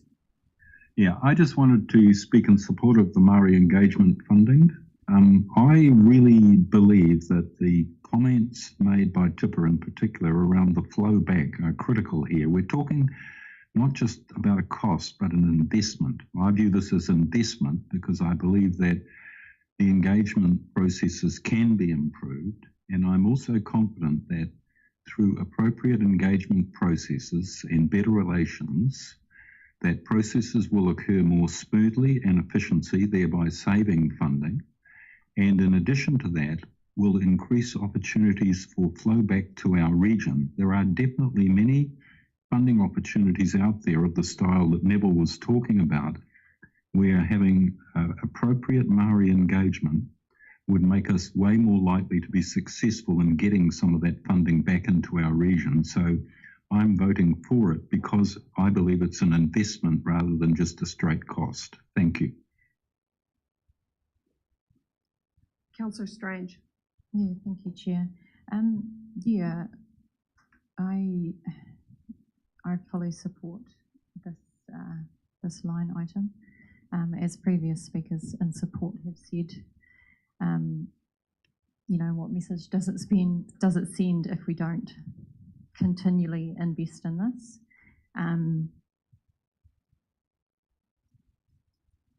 Yeah, and what message does it send? You know, whatever we do, we have to make sure that we value our partners and, yeah, really send a strong message that they are valued. So I'm in support. Can I just Councillor remind Michael? people about the fact that staff are applying for central government funding on this matter, so that it could very well be that we sit here in a year's time and the money we're currently voting for might have been paid by central government. Of course, in a year's time, we'll be talking about the LTP. Councillor Smith. Can I just support what Bruce just said a moment ago about an investment? In a former life, I spent a week immersed up at the college at Hopopo with Waikato Tainui in developing the Blueprint program, which was seeking the community's aspirations of the Waikato district, and particularly that week was spent engaging with the iwi and hapu. And that investment, you know, it was a lot of time, a lot of money, but what came out of it and the relationships that were built and the trust that was built up, an understanding of each other's positions and what was deliverable was immense and way beyond a dollar figure. So it's about relationships, and it's the word partnerships there, but it's also about relationships for me. And Bruce has absolutely hit the nail on the head when he says that it's an investment, and that's how we should be looking at this. Sure, we haven't got it quantified, and Neville, I'm disappointed to hear that. And absolutely, we would like to see the cost centre and how that's brought forward. We should all know what the cost of our business and doing business with any person or partner. So that's why I'm supporting this. Thank you. Kia ora. Thank you, through the chair. Just want to assure councillors that what we currently do for in the space of working with mana whenua, tangata whenua and Māori has already been through an LTP. I can produce it if you want. It predates most of my colleagues here. probably only me and Stu were on that council. So we're living out that LTP. That's the stuff we're already doing. That was initiative of the last council. Appreciate, we're in the same place 3 years ago. All my colleagues were new. They didn't know, I guess, what was the bacon and what was the eggs in terms of council business. Well, that's all I like to call it, and I like bacon. But anyway, you know, because we're weighing up a whole lot of variables here, and I hear the goodwill to work with iwi. I think we have to trust, as we do with the rest of the ELT, that Neville and his team are the experts in this. They're putting up a recommendation. Mine is I wouldn't know how to change the soundbite because it's been so strongly held through people's campaigns that we are anti-co-governance. So again, us doing something that's moving away from, or even asking for a reduced number would be better than saying no. I'm just trying to, again, give you an opportunity with my community who are already saying, well, can we partner with this council? Yeah. Reasons for doing it, again, I'll give you 3. Hamilton is requiring a whole lot of investment from Waikato Tainui. Te Kuiti will from Ngāti Maniapoto. The West Coast harbours will be saved by iwi, not this council. The river will be cleaned by iwi, not this council. So if that doesn't give you enough reason to work with us, I can't keep convincing you. Likewise, any new money in the Waiho and Piako is going to Hauraki. And we want to work with that money and with that great intention. So encourage us, just, you know, brave it up, ask for a reduced number, but no number. It sends the wrong message to my community, and I won't be there to soundbite for you. And I would like to pick up on that, Councillor Mahuta, because you're right. There has been damage, considerable damage done between our relationship with iwi Māori and this council in a number of instances. And I suppose that I really want to stress that I don't want anybody to interpret the position I have articulated on this item to be interpreted as any reticence to engage with our treaty partners. That's not what this is. For me, that's not what I'm articulating. And I appreciate how it will be viewed. And that's the challenge here, isn't it? Is that we vote yes and no on things when there is all sorts of context that doesn't necessarily get reported in the motion that gets recorded or in media, and that's the challenge that's before us. I suppose that I'm reflecting on well, the Muggeridge's conversation we had and the Tauhei conversation we had. This desire from this council for good planning, for good budgeting, for good accountability, and with this particular business case, despite the validity of the intention and the objectives of it, and I will get to that. I will get to that. I guess my issue was the lack of clarity, the ambiguity, and as Councillor Marr has reiterated out of the report. So my concern is that on one hand we send a message that says no, we want surety, and then on another hand we say, oh, it's all right because the intention is good enough, and I find myself in a real stuck place because I don't want to send mixed messages about what we do. I do, however, agree with you about the message we send to our partners. And so I will be supporting this. Thank you, Madam Chair. You may have alleviated the question that I've got, and that was, I want this to succeed, and whether it was a compromise of a slightly smaller number that you've indicated you'll be supporting it. So I'm not sure what that makes the room, numbers in the room, but I would like the ability, if this fails on the motion, whether there's a need or whether I indicate an indicative.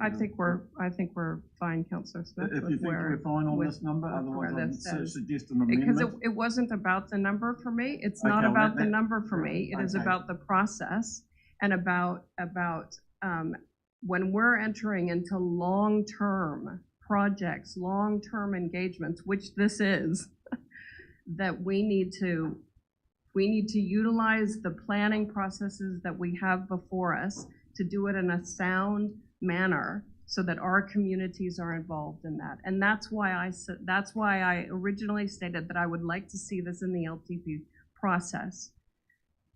I'm not going to go to a casting vote on this situation. I'd really like to not be there. Yeah. Because I support the objective in terms of engagement with our iwi partners, and I don't want any question about that. But the process for me. It's kind of what I want to do, but I go back to my thoughts. Yeah, 45 years ago, as a 20-year-old cop, I would have just, none of this. But Maori do things differently, and to put our European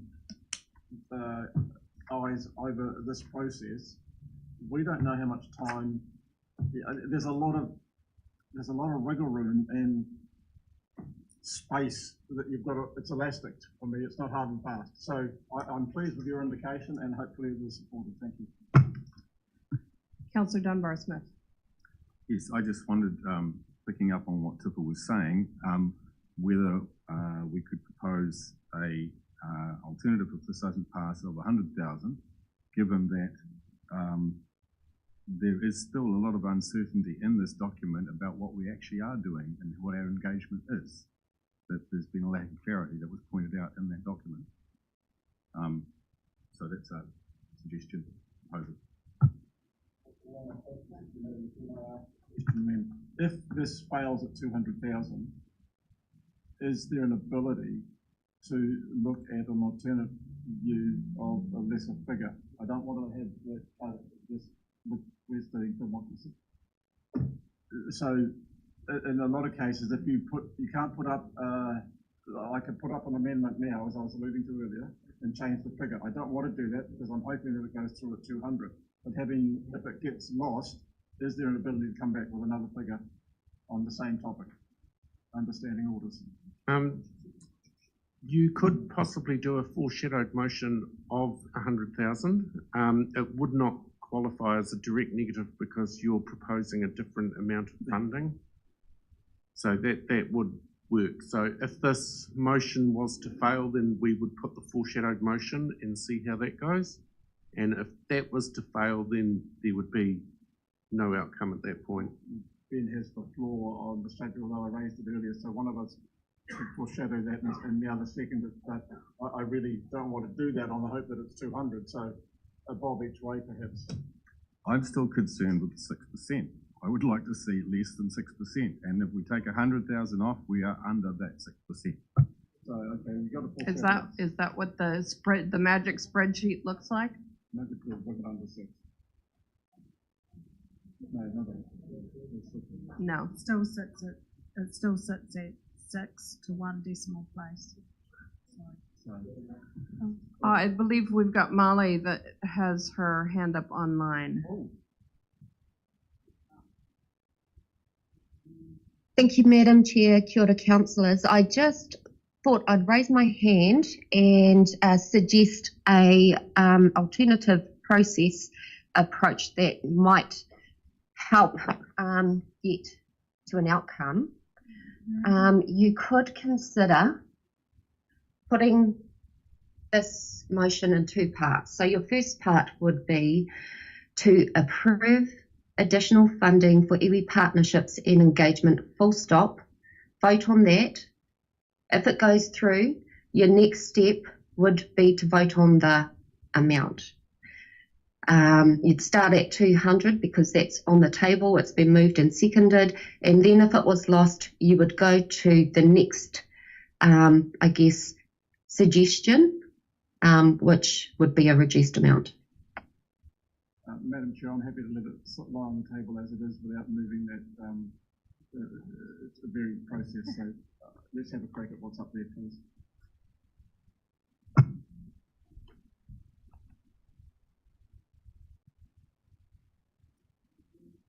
All right. We'll put it. Yeah. All right. Want to call the name? Okie dokie. The motion on the table is that additional funding for iwi Māori partnerships and engagement, which is $200,000 increase in rates funding, be approved. A division has been called. I'll call your names, and can you please indicate whether you support or oppose the motion? As before, I'll do it alphabetically as requested, and we'll take it from there. Councillor Clarkson.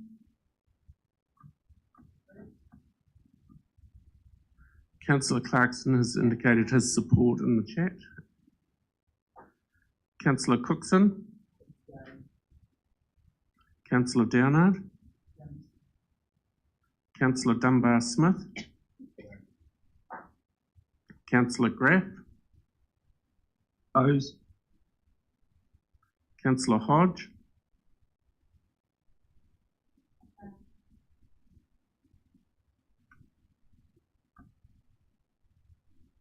We'll come back to Councillor Hodge. Councillor Yep, I Hughes. agree. I Okay. agree to the resolution on. Cool. Councillor Hughes. Councillor Kneebone. Support.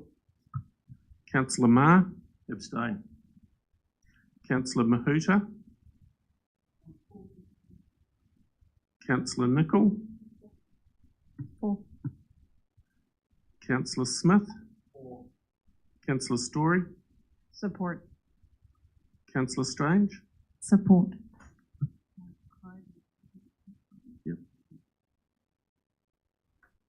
We have 8 votes in support, 3 opposed and 3 abstentions. The motion is carried.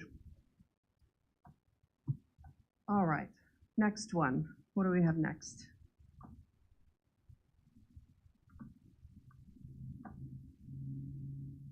Development of depot and EV charging facilities with no rate revenue impact. All those in favor? Aye. Opposed? Carried.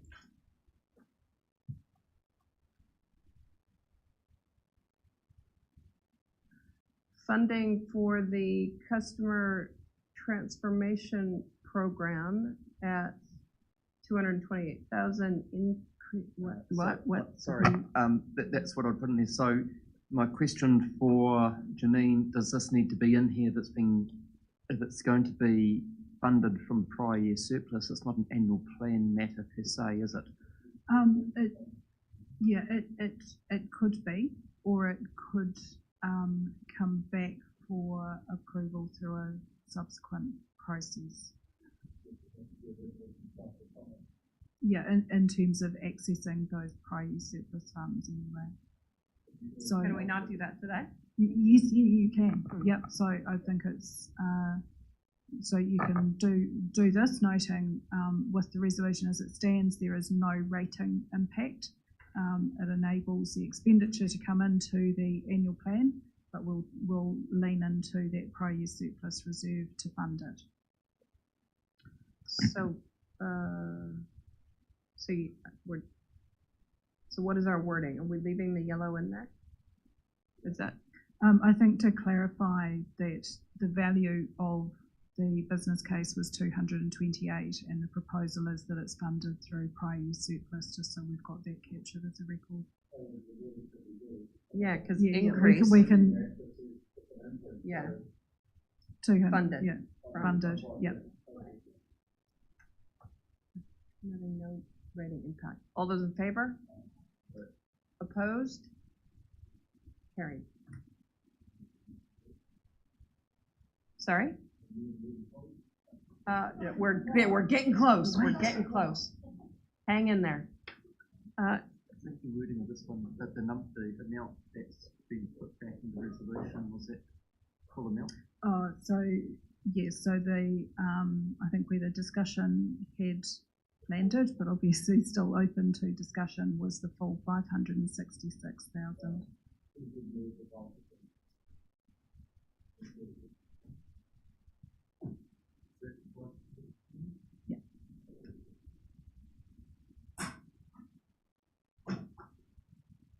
All right, so have we got our wording right? Increase in funding in relation to staff remuneration, 566,000 increase in rates funding. Yeah, we're right with that. All those in favor? Oh, sorry, did you want to? I was just going to ask, if it doesn't pass, where does it sit? If this motion fails, is it gone completely? Yeah. Is that a It would be back at the annual at the start. 4%. Which was 4%. 4%. Can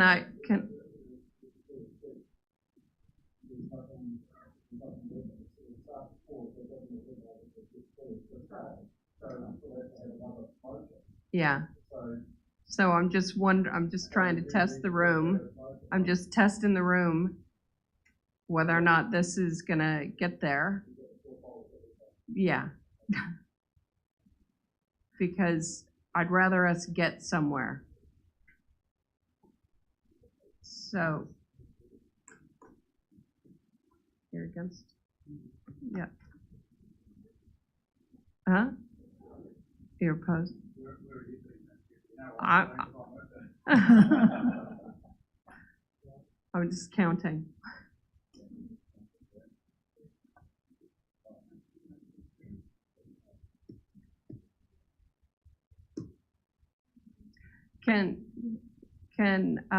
What about 4.5? No, I'm just trying to get us something that's not so fraught. So can I ask a question of the Chief Executive, please?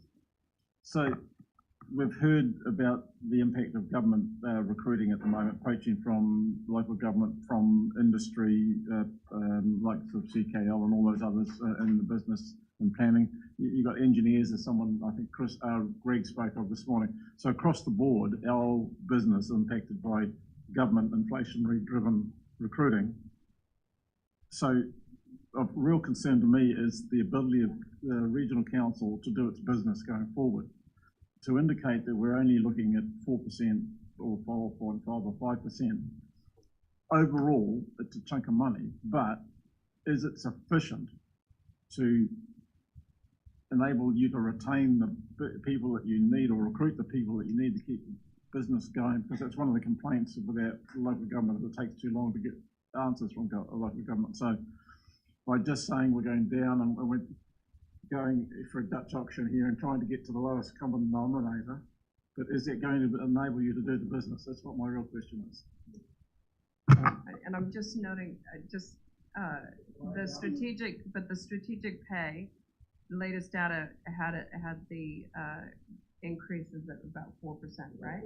That was the labour cost index. Just to be clear, strategic pay haven't given us that doesn't come out until late March, but they have indicated that it is likely to be around the 5 to 7%.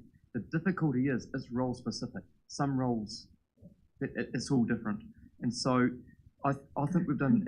I'll repeat what I said earlier. I think we've done a good job in retaining some of our good staff. Yes, we have lost some. The difficulty is recruiting from the market, is where you've got to compete with everybody else, and that's where we need to try and be competitive. We've put in 4% because we think that's the bottom line of what we would need. What I've done is say, if we can get more than that, we can be more competitive than we would be. Stu, I can only look to you for advice. You've talked to strategic pay, you've talked with other councils, what they're doing. Yeah, I guess I was keen to hear, right across the country what was happening, and there's a range of pay increases across all of the different councils. The baseline was kind of 4% across all of them. There was one maybe that was at 3%. All of the rest of them were going to push for at least 5%, and some of them were looking at 7 and 8%, so quite significant. Obviously, everybody has their own situations and what they're doing, and but the reality is they're all trying hard because they realise what's going on there out in the market. And like I said, strategic pay have advised that last year the private sector was also paying an additional 3% on what public sector were paying. So while the salaries are less than, they're also getting bigger increases as we go. And it's an employees market out there right now. So people are mobile and able to get jobs and ask what they want for now. I don't know how long that will last, but it's certainly the case, and we don't want to lose good staff.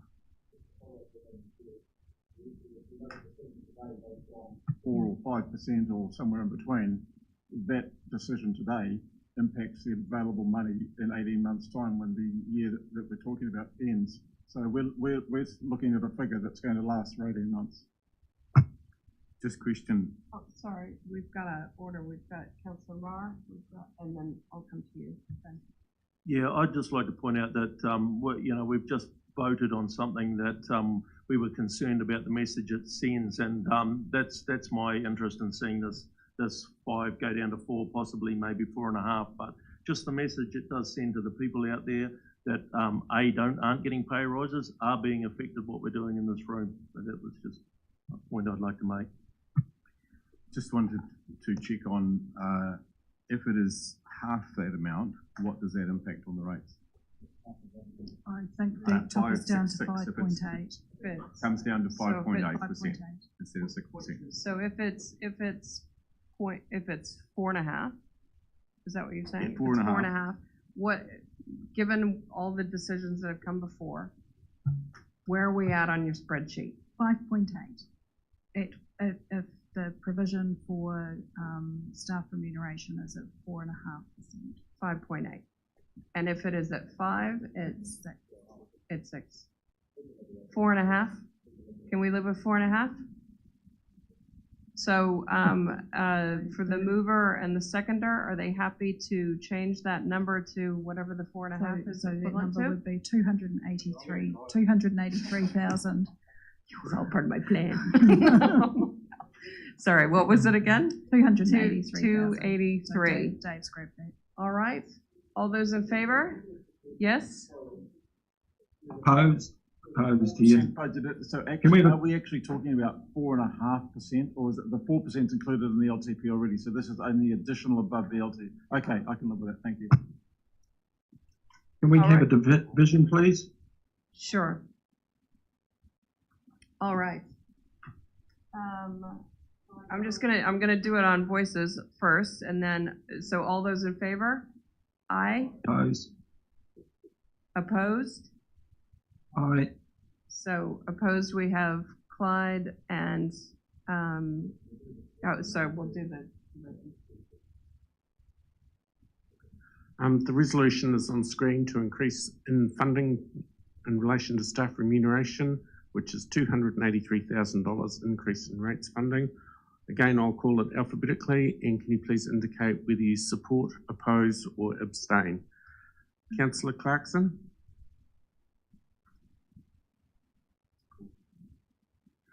Councillor Clarkson supports by way of Teams message. Councillor Cookson? Councillor Downard? Could you tell us, Dave, what the results are as you go, because we can't hear online? Oh, you need to turn your mics on when you. Okay, so far we've had Councillor Clarkson supports, Councillor Cookson opposes, Councillor Downard opposes, Councillor Dunbar-Smith support, Councillor Graff oppose, Councillor Hodge Support. Councillor Hughes Oppose. Councillor Kneebone Support. Councillor Marr Oppose. Councillor Mahuta, Councillor Nicol, Support.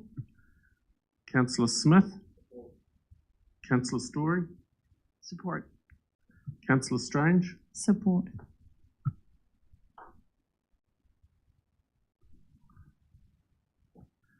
We have 9 in support, 5 opposed. The motion is carried. All right. Where, is that it? Is that the last line? Are we? Oh, is there one more?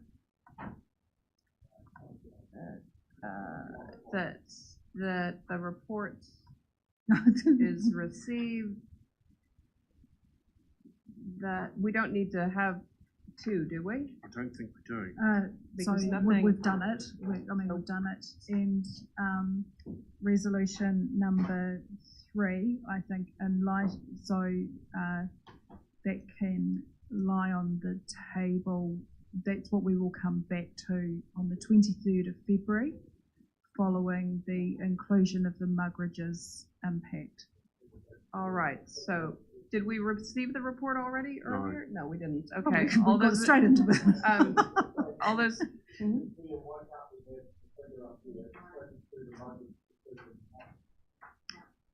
Sorry, why can't we have what's up there Yeah. and with the extra subject to confirmation after the Mugridge decision? What is it? Yeah, so that was the way that I had Because I would, had it structured. rather than we've litigated it. It's there. So- It's confirmed subject to one piece of information being determined. All right, so what's the change So, to the motion? it is, council confirms council confirms the proposed, confirms the annual plan budget. Yep. Noting an estimated increase in rates revenue from current ratepayers of 5.8%, subject to a decision regarding the funding of the Mugridge's pump thingy.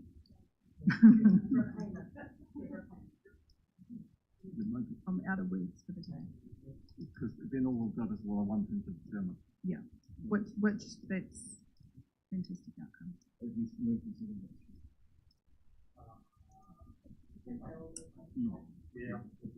You happy to move? Happy to second? All those in favor? Oh, we're gonna have division? All right.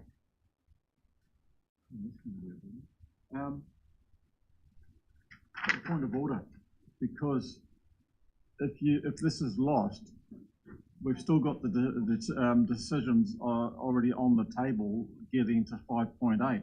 So I would be looking for guidance from democracy is whether this connect,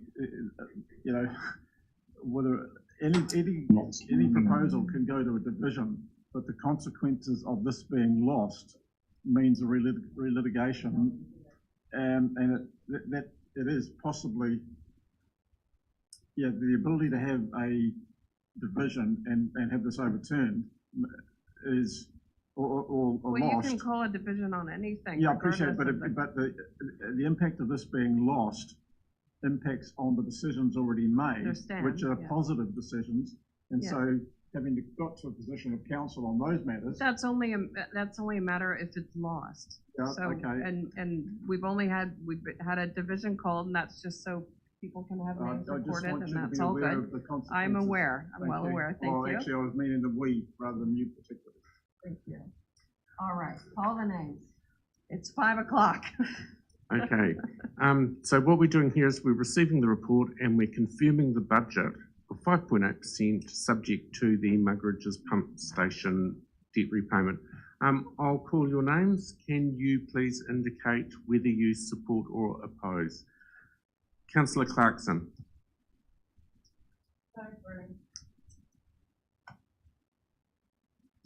Support. Support. Councillor Cookson. Councillor Downard. Councillor Dunbar-Smith. Councillor Graff. Oppose. Councillor Hodge. Support. Councillor Hughes. Councillor Kneebone.